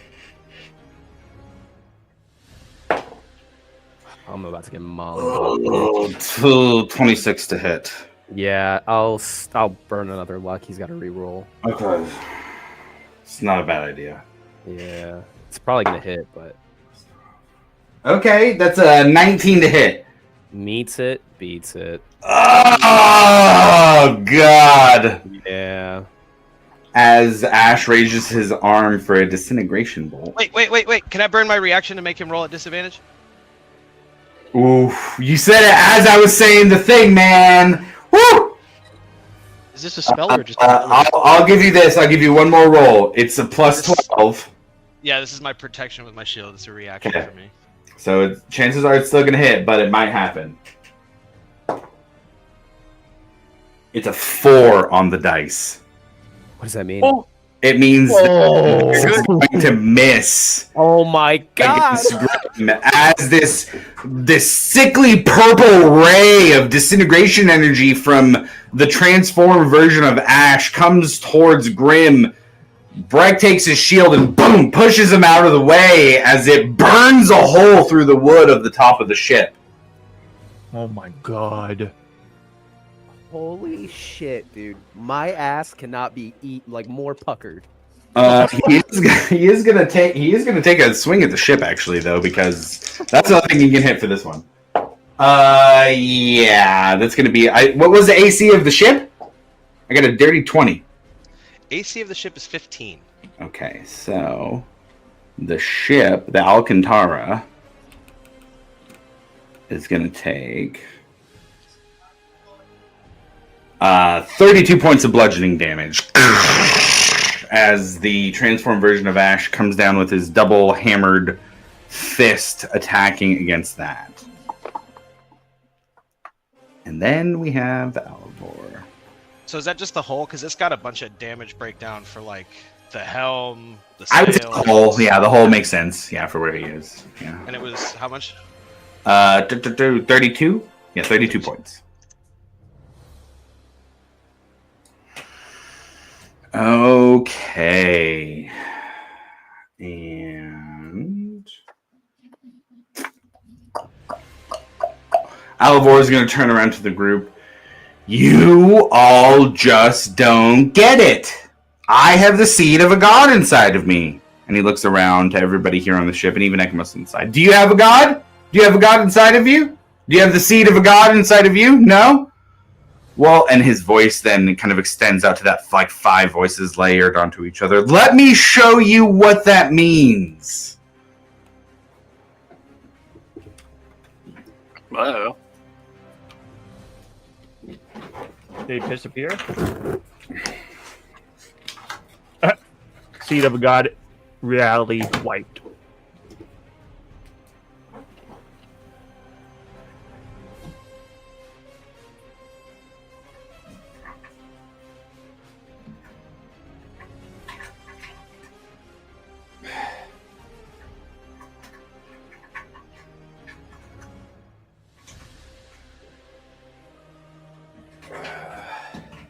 Okay. I think I got him on there. Okay.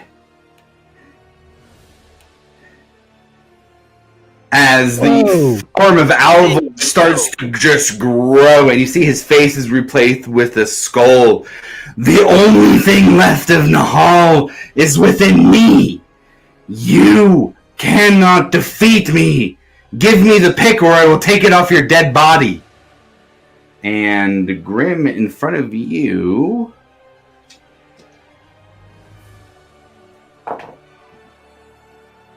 does a 22 hit? 100%. Okay. But I guess I could spend another luck point to.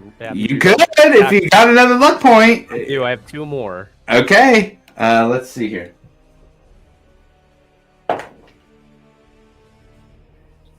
That one's gonna be a 16 on the reroll. Oh my god, my armor class is 19.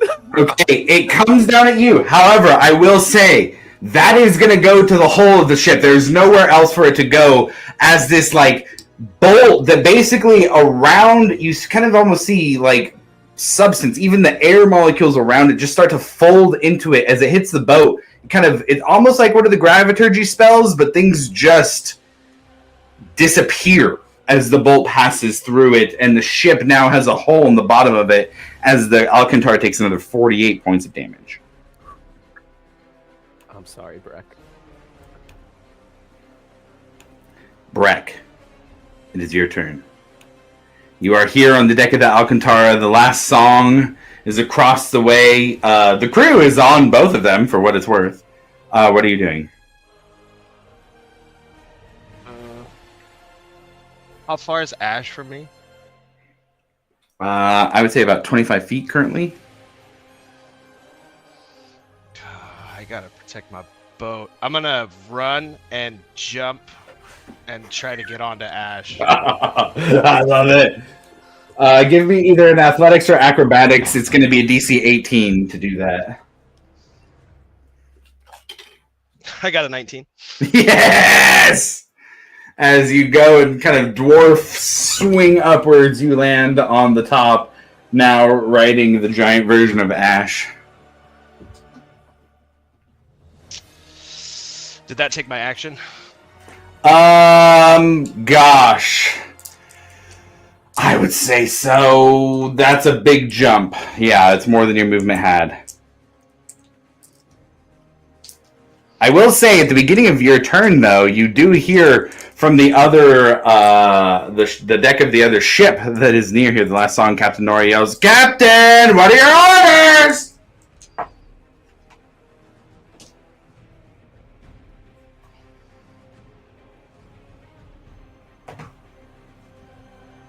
I think she's talking to you, Johnny Graham. I don't know. I think she's talking to you. She's talking to me. Man, them cannons. Okay, got it. And I think that's my turn. Yeah, I can't really do anything else. Okay. That takes us to Ekamos next. Milo's on deck. Yep, here in the orders, I'm gonna try to see if I can man that cannon to Ekamos' right and aim Okay. it at Ash's chest. Sure, go ahead and roll gosh. Yeah, what would be like the Roll a d20 and add your dexterity modifier. okay, cool. I don't know the dexterity necessarily fits, but it's a ranged weapon, so that's just what we're going to go with. I actually do have the stats on Oh. the cannons and stuff. Oh. The Alcantara Okay. extras. It's ranged weapon attack plus 6 to hit. It's 120 to 480 feet. Okay. And it's 3d10 damage. Okay, there you go. Oh, dude. Natural 20. Nice. All right. And then what was it you said? 10d10? 3d10, so it'd be 3d10. 60 for the crit. Wait, say again, sorry. 60-10? Yeah, 60-10 with the crit. Okay. 6d10. Oh my goodness. I have perfectly 6. Okay, let's see here.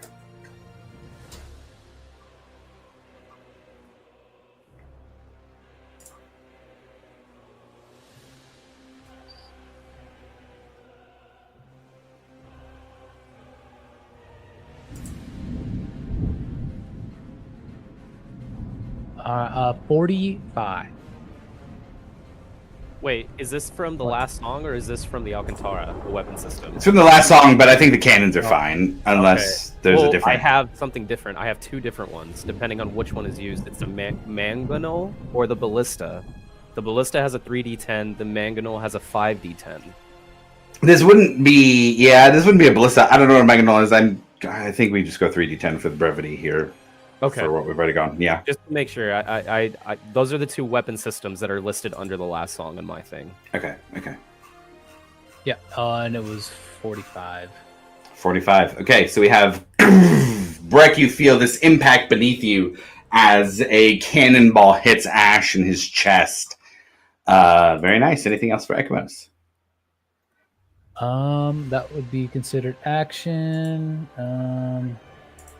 I think bonus, I'm gonna heal myself just cause. Okay. We'll do a first level healing word on myself. Sure. 1d4 plus 5. 9. Okay, yep, that'll be it. Okay. Star Stem. God. Make a death Yeah, saving throw for buddy. me. 2-0 on death saving, or I guess 0-2 on death saving throws. No, baby. Let's see. 0-3. That's a 5. Oh my god. Oh my god. Fuck. Gee, alright. Hold on.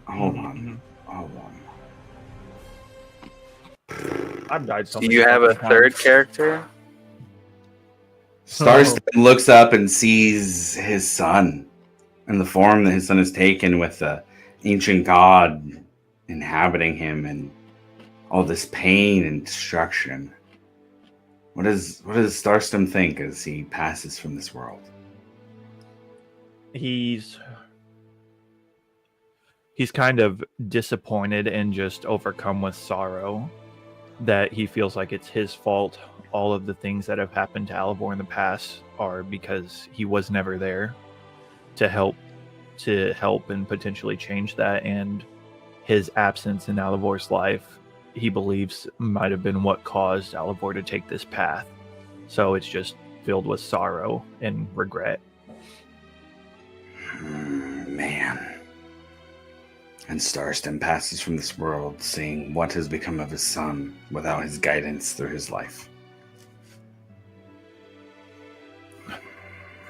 And I'm going to switch it back to combat music. Yep, I was going to say, yep. Because now Varric's going. Hey, what's the record for amount of deaths that a player has had in a You got it for this campaign, that's for damn sure. Holy hell. All right, Varric, you see Starstem die. You have Alivor taking a new form in front of you, Ash off to the side. What are you doing? Just for clarification, what was the last thing we did with the Eyes of Uk'otoa?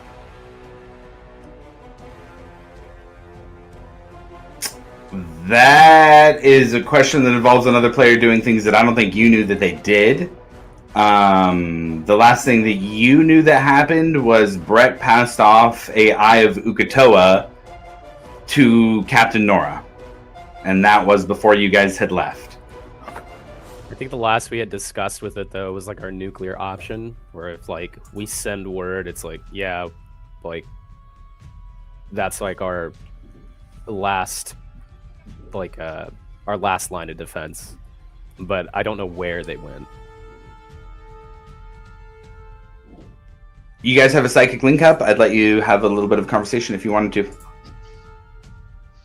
I mean, The I Eyes of Uk'otoa yeah. are in place and ready to roll.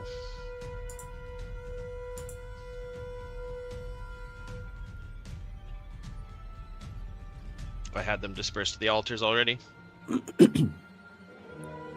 Was it discussed ever? Like, did we find out like what's the next step after they're in place? I don't think we had time. We didn't have time to, because I wanted to go to the library and read to see if we could put any parameters on it, but we didn't have time. We went to the past, and then as soon as we got back, shit kicked off.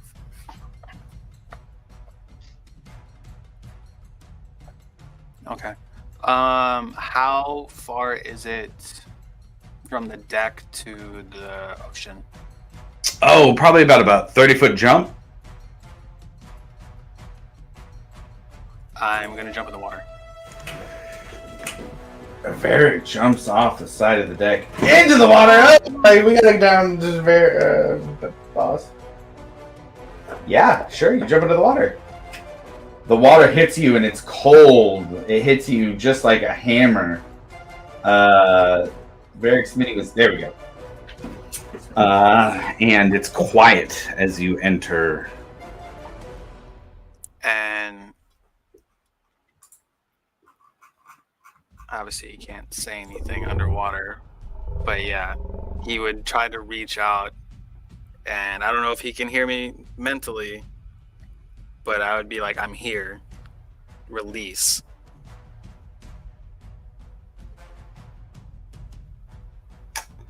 You get you hear back a growling sound from the depths and hear that return back, release. And you get a flash of 3 teams that are outside of, or rather in temples, ready to place the Eyes of Uk'otoa specifically. What you received back was a do this and that will happen. All right. The water is scary, so I'm going to use Misty Step and get back up. Okay. If Breck wanted to use his reaction to do a thing after you spoke to him in the psychic connection, I'd let that happen.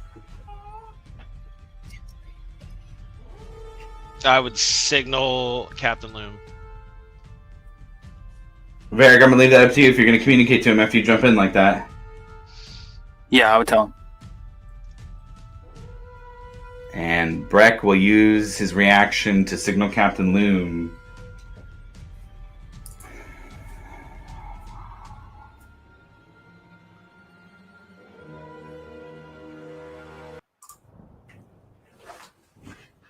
And the vision changes in your mind, Varric, to the sound of thump, thump, thump.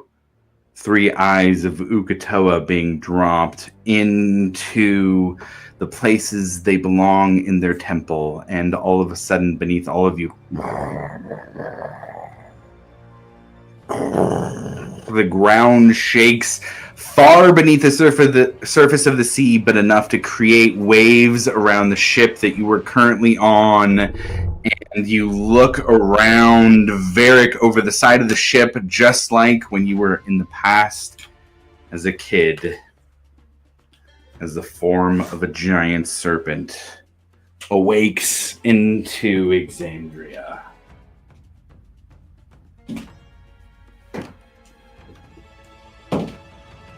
And Ukatoa has entered the chat.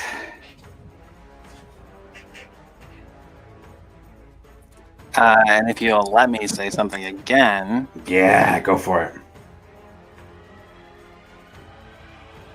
I've pushed this off as far as I can, but I have released you. Help us deal with this.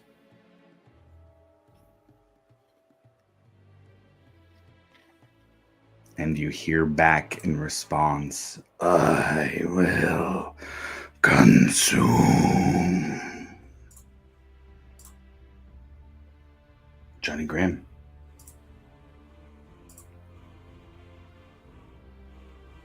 In this moment, saying like Alivor being what he is now, and saying my friend Ash kind of like persuaded to a darker side, and now Ukatoa being released, I feel like in this moment, Grimm really is just like, for the first time, completely leaning on nothing but faith. And so he'll close his eyes, and he'll look up, and he'll say, my queen, right now I stand at the edge of fate, and I lay before you. I need you to help me. I need you to guide me through the shadows. Let me carry out the endings that you decree. Grant me your sight, so I know the path that needs to be done, so I know the deaths that need be required. In return, I offer you my name, my memories, all until my final breath. Let me not be the Reaper for the Might, or anyone else, but let me be the Reaper for you, the Raven Queen. Let me serve you until my time is done, and until you feel like my thread has reached its end. Roll me a D100 after that, and Gellert, I'd also like you to roll me a D100. All right.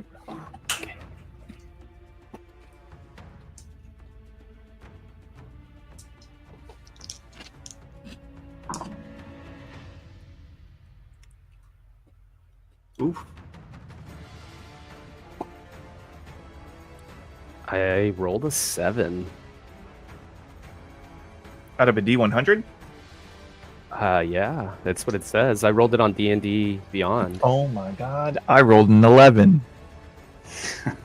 You guys. It's so low, how? I was going to treat this like a divine intervention, and y'all motherfuckers rolled low. Sorry. Don't be sorry. I tried. Don't be sorry in the slightest. Grim, you feel feathered wings kind of sprout out from your back, and you feel the chains. Whisper can attach the chains to Alivor in this moment. The piece of Nahal that is within him cannot allow him to be destroyed, but you can at least bind him in this moment for whatever come next. Mm-hmm. With the power of the Raven Queen at your fingertips.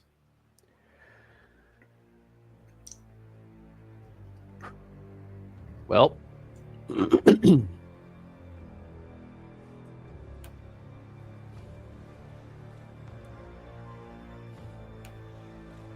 Was my necklace destroyed when we came back?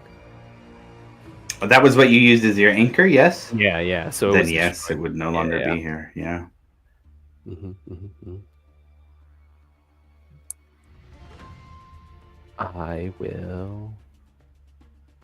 I'll look down at the hilt of Whisper. And I will... Oh, man, I'm not next to anybody, huh? Nobody's next to me? No, Varric's right next to you. Oh, is he? Okay. Yeah.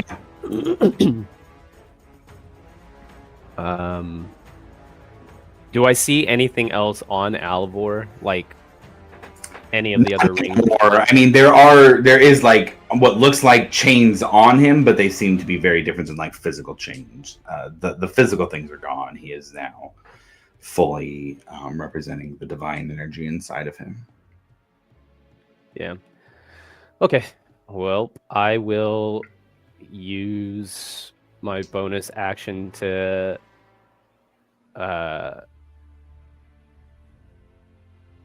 bring my echo out in front of him. Mm-hmm. And then I will move up 15 feet and I'm just going to start going right for the heart. Like I'm going right for his heart with Whisper.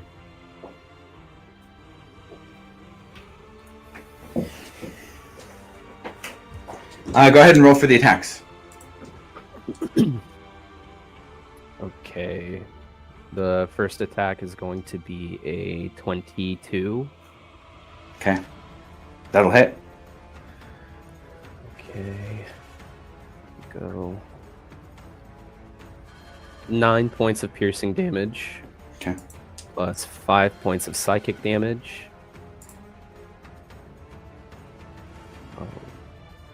15 points of sneak attack damage for the first attack.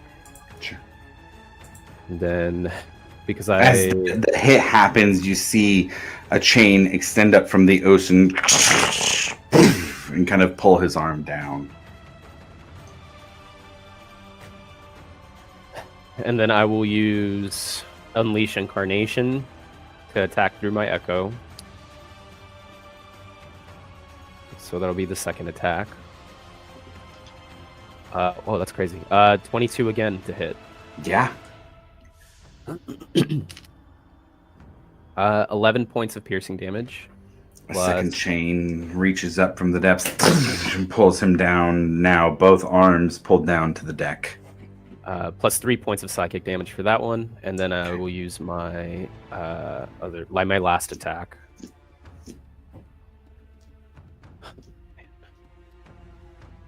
That is a what is that? Fucking math. 30 to hit. 30 hits. 9 points of piercing damage plus 4 points of psychic damage. A final chain reaches up and around his neck, pulling his head down to the deck of the ship. I've already used my action surge. Bonus action. I will just fly. Like I want to fly right up to his face if I can. Sure. That'll be my turn.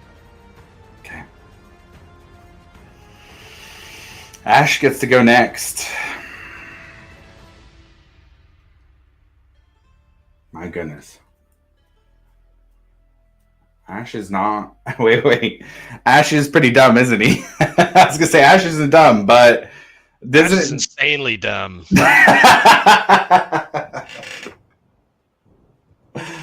Oh my goodness. Breck, you're on top of him.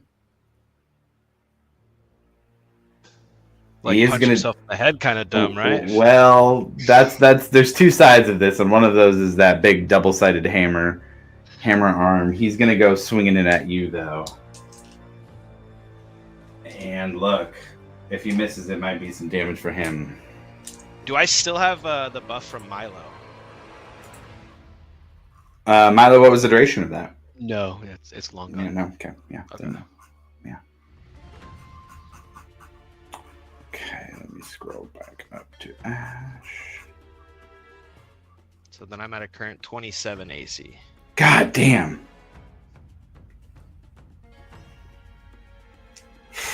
It's not that he can't hit it. He does have a plus 12 to hit, but goddamn, dude. Nope. That's a 16 to hit. That does not hit.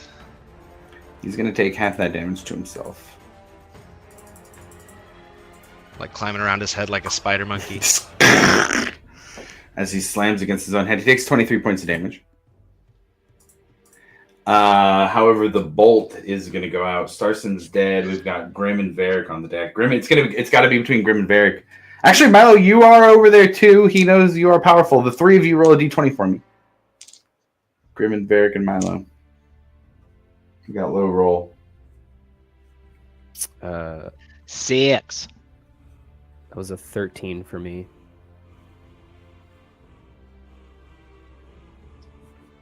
Was it D20 roll? Mm-hmm. That's a 10. Milo. Bring it on. Uh-oh.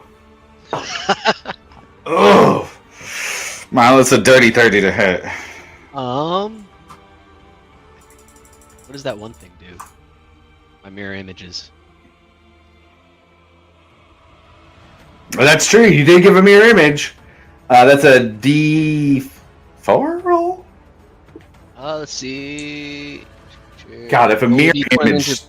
to determine whether the attack instead targets one of the duplicates. If you have duplicates, roll a 6 or higher. So you roll a d20. A D20, okay. Yeah.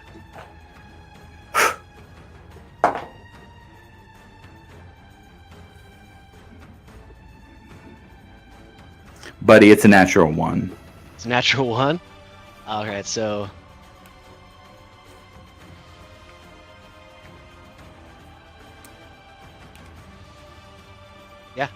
Yeah, you have to roll a 6 or higher. Okay. Wait, I think I roll it. Oh. Yeah. 'Cause that would have been, yeah, because I have to roll the 6 or higher. Oh, great. So I will do that real quick. Sorry about that, man. No, don't be. I got the 13, so it hit one of the duplicates. One of the duplicates. Okay. Disintegration comes out. Hits Milo, one of Milo's duplicates, as it just pulls apart atom by atom. Fortunately, it is an illusion. Okay. That is going to take us to Alivor next, who is now bound. And, I think Ugutoa is going to look at you, Varric, in particular, and kind of look for just a moment of confirmation on what is being offered versus what is being asked.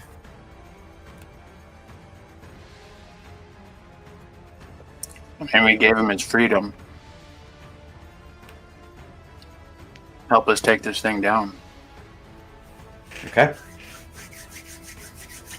Then, with that, on Alivor's next turn, you guys see the giant sea serpent demigod of the depths jump out with his entire body,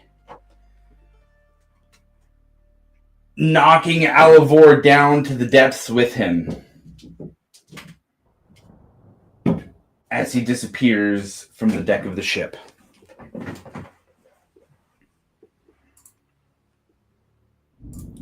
Breck, that takes us to your turn next. You're riding on top of Ash. What are you doing?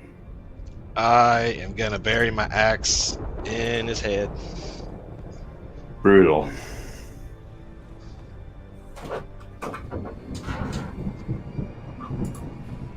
Oof, does a 15 hit? A 15 does not hit. Damn. Gonna swing again. Okay. Oh, that's a crit. That'll hit.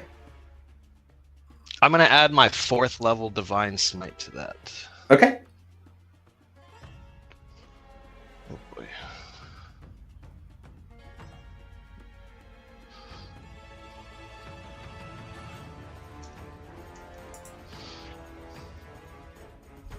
So that's 20 points of slashing.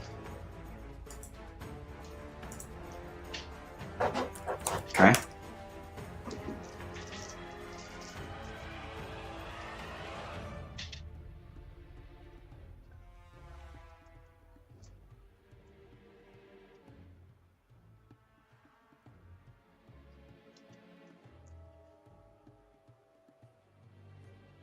And then 29 radiant on top. Nice. Okay.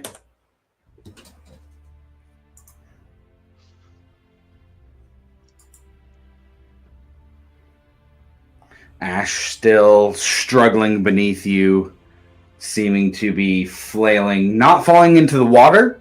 You do see that on his little control panel on his chest, he's got about 3 gems lit up currently, but he is still standing. That's it. Okay, Ekamos, what are you doing?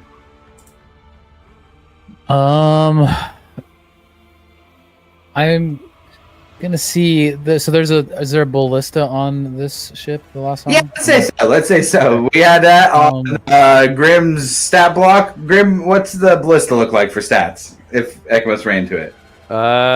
So there's 2 weapon systems he can use. He's got the ballista. It's a ranged weapon attack plus 6 to hit, range 120/480 feet, 1 target, 3d10 piercing damage, or the mangonel, which is a plus 5 to hit. The range is 200/800 feet. Can hit targets within 60 feet of it.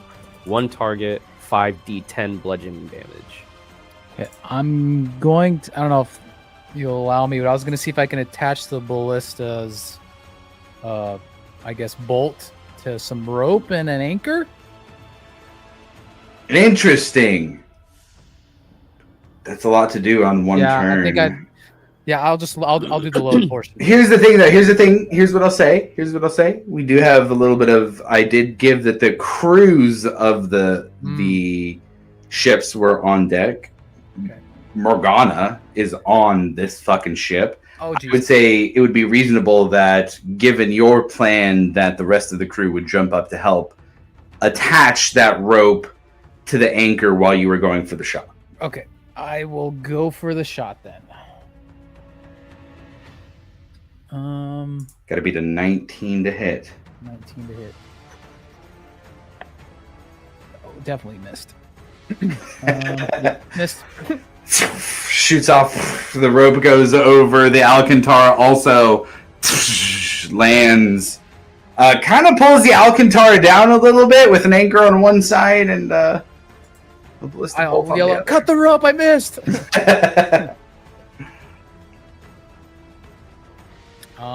And then I will help them do that if he's up by then. Okay. I'll just keep. I'll just gonna keep attempting to do this just to try. Okay, same thing. Bring him down. Yeah. Totally. Milo, you're up next. What are you doing?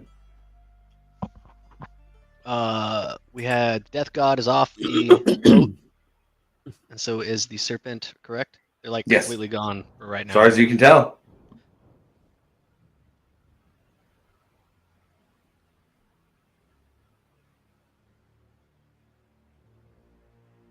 I think Milo would take a moment to try and tap into that energy again.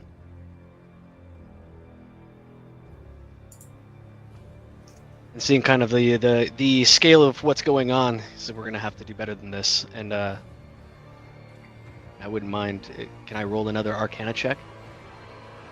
Milo, you're talking about tapping into energy, and in this moment, you remember you have a gem, you have a title, you have something quite powerful on you, if that's what you're trying to do.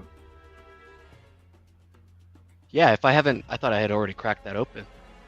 I don't think you've like. I think I would, yeah. So this was that was a kind of a moment of no return, I guess I would say. Well, then let's commit. And he pulls Okay. out the stone, and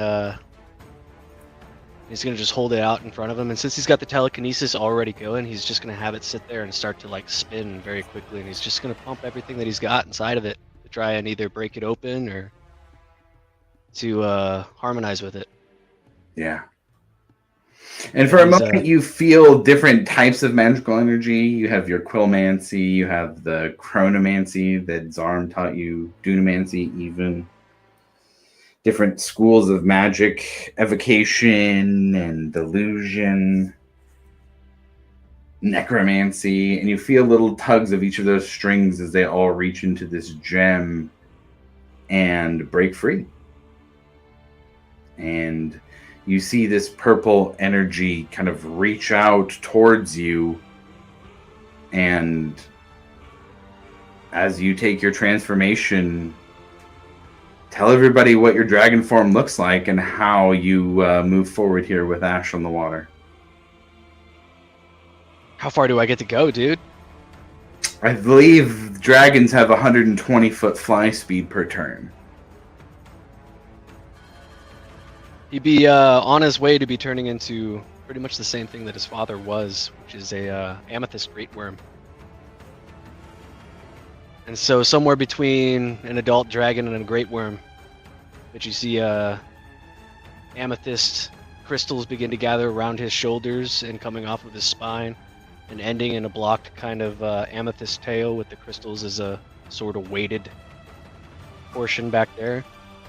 And you can see the glowing amethyst eyes and the energy coming off of his now dragon form, dragon face. Go dragon.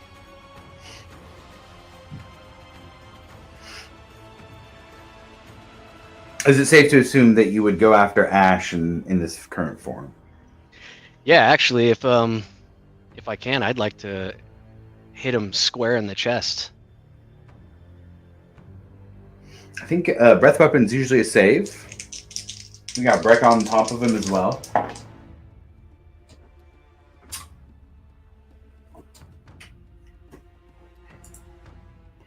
Milo, go ahead and roll me 12d10, please.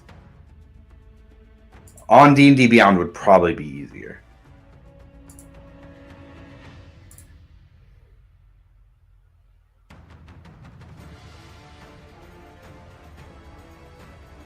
$43. 43. As you exhale your purple worm blast towards Ash, 43 points of damage straight through the center of his torso as it passes through the different metals that he's been made out of in the time since you left them in the past. This does not kill him, but his face changes after this hit, especially now that he's the only one left on the field. Starstem is dead. Is there anything that Varric or Grim would like to do?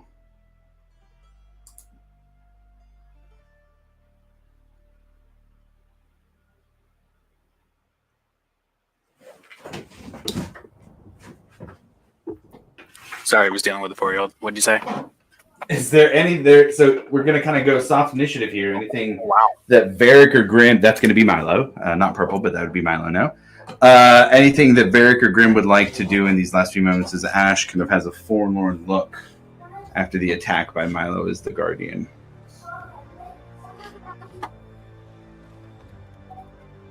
I mean, how you doing on health, buddy?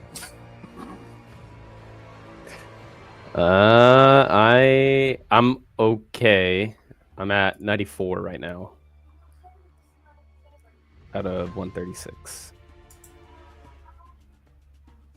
I'll give him 25 points of lay on hands. That's all I have left. I guess in this moment, like Alivor is gone, right? Like there's no way I can get to him or anything. And that's what it seems like. He's not on the board anymore. I will look at Ash, and I will tell him. I'll talk to him in Zemnian, and I'll plead with him. Ash, I didn't want to leave you. I was just trying to do the best that I could to protect those I loved. And sometimes in war, and to protect those you love, you have to do some really, really bad things. But you don't have to be a tool in somebody else's game. I've told you this before, and I meant it when I said that you were my friend. And I meant it when I said that I would do everything I can to make sure that I would show you what the world is like now. Please, don't Don't make us make another hard decision. I don't want to lose you two.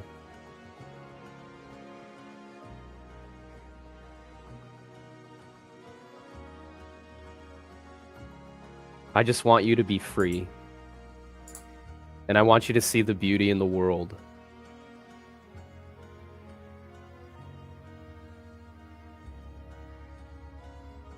Roll a persuasion check.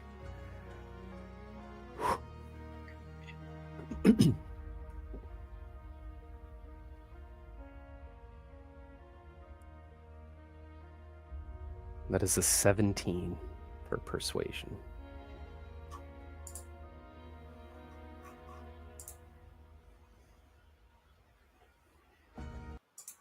It would be his turn next. And you see the control panel on his chest start to go dark as he slowly floats down to the top of the water. And he looks at you specifically, Grim. It says, Zavarius, you were my friend. His feet touch the water. And he begins to very quickly splash into the water and sink. Breck, you can hold on. You can let go if you'd like to also. I will, as he kind of reaches like the height of the deck, just kind of jump over.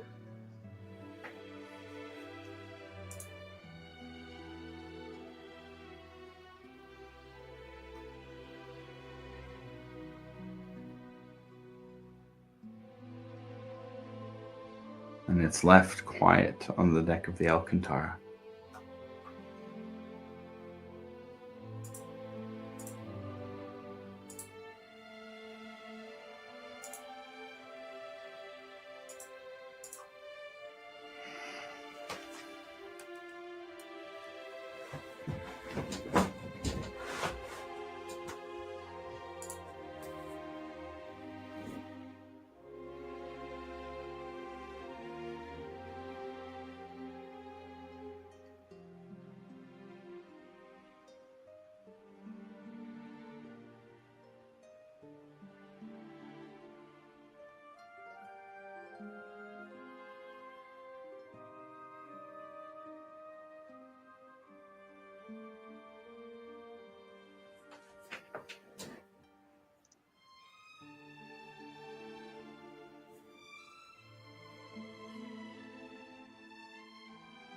I would say people would notice Star Stem dead on the deck. And most of you are still on the last song, but it would be easy enough for everybody to coordinate getting to different ships.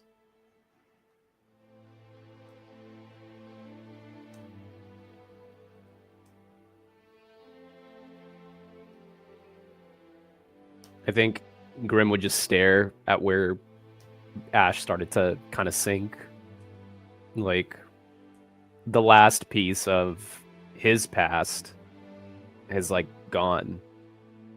Like, that was, like, for him, the last remnant of what his old life was or whatnot. So he just stays there, like, at the base of the ship, just, like, staring.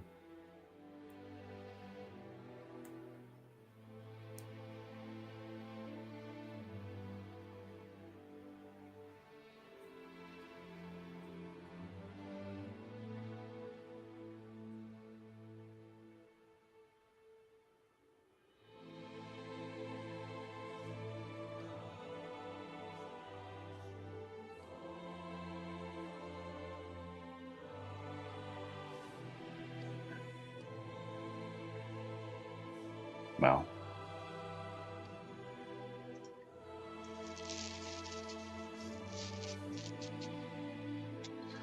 Does Ukatoa not come back up?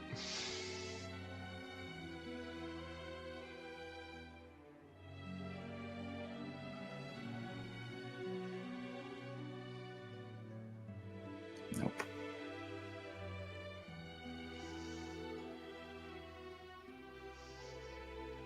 There's no sign of him at all. Not that you There's can no sign see. of him. Milo would magically transform back into his normal self and float down to the fucking Terra.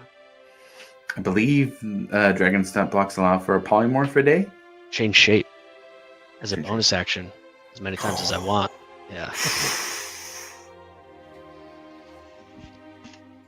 Busted. Benefits of the last episode.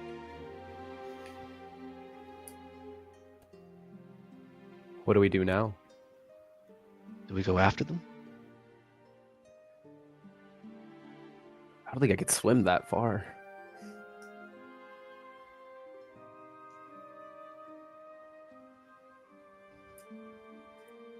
Am I able to reach out and communicate with Ukatoa? You can try. I would just ask, is it done?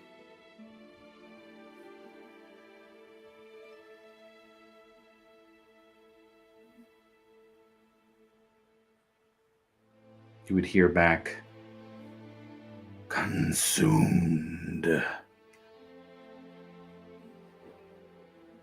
Nothing more.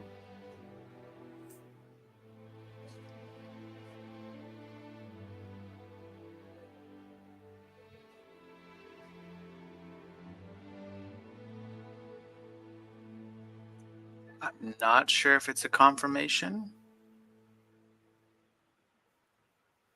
but Ukatoa said consumed.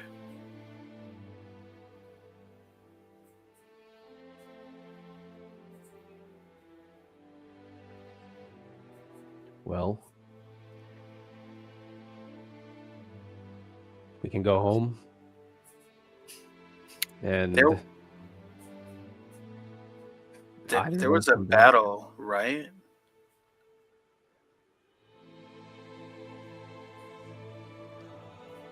With like the There army. was still an army and our friends and whatnot. I guess we continue to fight. We go check on our people. Yeah. Tired, boss. To wrap up that side of things, after the avatar of Tiamat had been destroyed, the forces that were left were easily scattered with the forces that had been gathered. Primarily the Ashari, with a particular lead by Squall and a enlarged Commodore Norrington leading the charge, were able to fight back much of the forces that were left. Many had already been disheartened by the loss of their commander and had started to question the power of Tiamat. So of the forces that were left, the destruction of Tiamat's avatar was enough to make many question what they were doing and if they'd be able to succeed.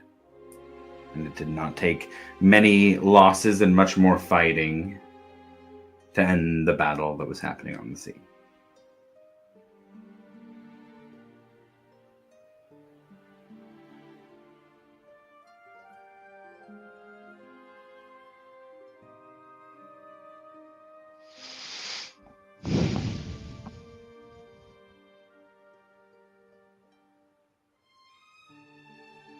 There is a river now directly from the frigid depths to Hope's Bastion, if the party would like to take the Alcantara in as far as they can.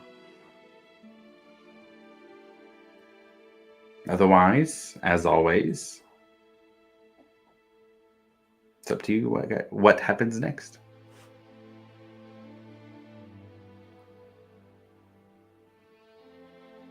I know we've succeeded. Then why do I feel like this?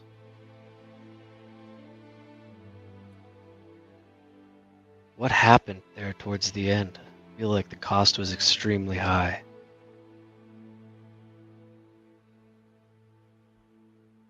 Definitely blurred the lines for me. When we started this journey, they were so very clear.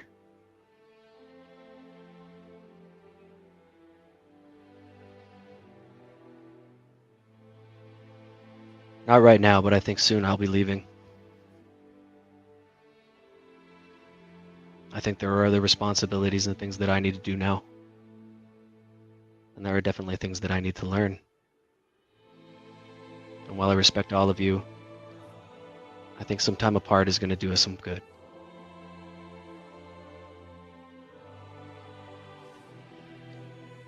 Actually, that's a pretty solid goodbye. And he's gonna just leave us gonna now? he's just gonna step off to the back of the boat, and he dips off the back and transforms back into the gigantic dragon form and flies off into the distance.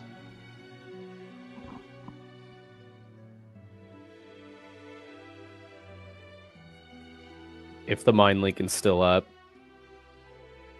right before Milo leaves. I guess I should ask Milo. It's Milo's ability. Would Milo have left it up? I don't want to. Oh, yeah.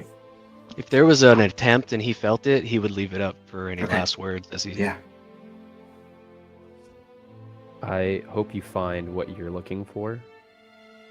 And I hope you know that I'm really going to miss you.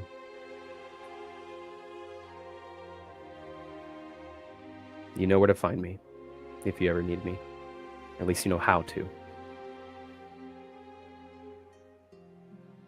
kind of just almost feel a warm smile rather than him saying anything. And then the link just goes blank.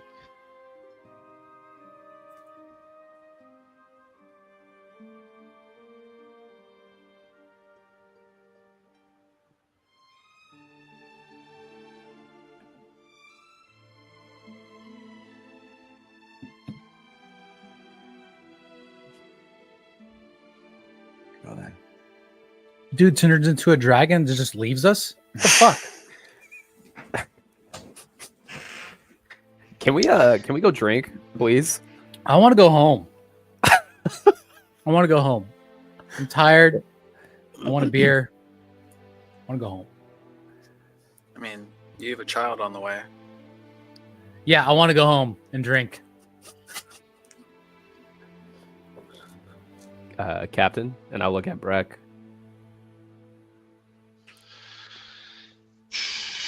You guys might want to take the last song home. I have a meeting with Lewdness. I don't think you guys are probably going to want to be around for.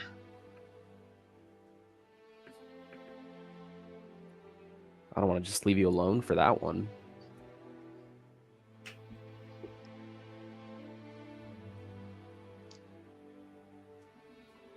Yeah, I'll stick by.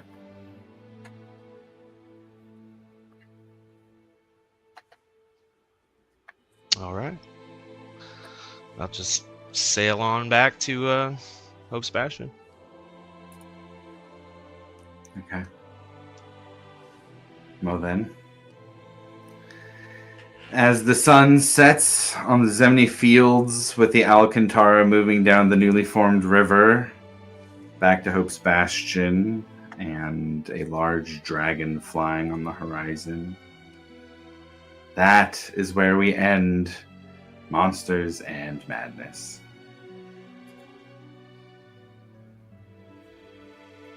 Thank you guys very much for going along with this crazy story. And yeah, let's take a little break and come back. We'll do a wrap-up epilogue. Let's be thinking about what your guys' characters would do, what their life would look like after this, what their story ended up with. And yeah, we'll talk some campaign highlights and some things about what happened with other characters, and maybe even just play out that meeting with Lewdness. So we got 2:00 Pacific time. I'll send you guys a link for the next one, and let's come back and we'll wrap things up for a little campaign wrap up. But yeah, thank you guys very much, and we'll see you in a little bit. Yay!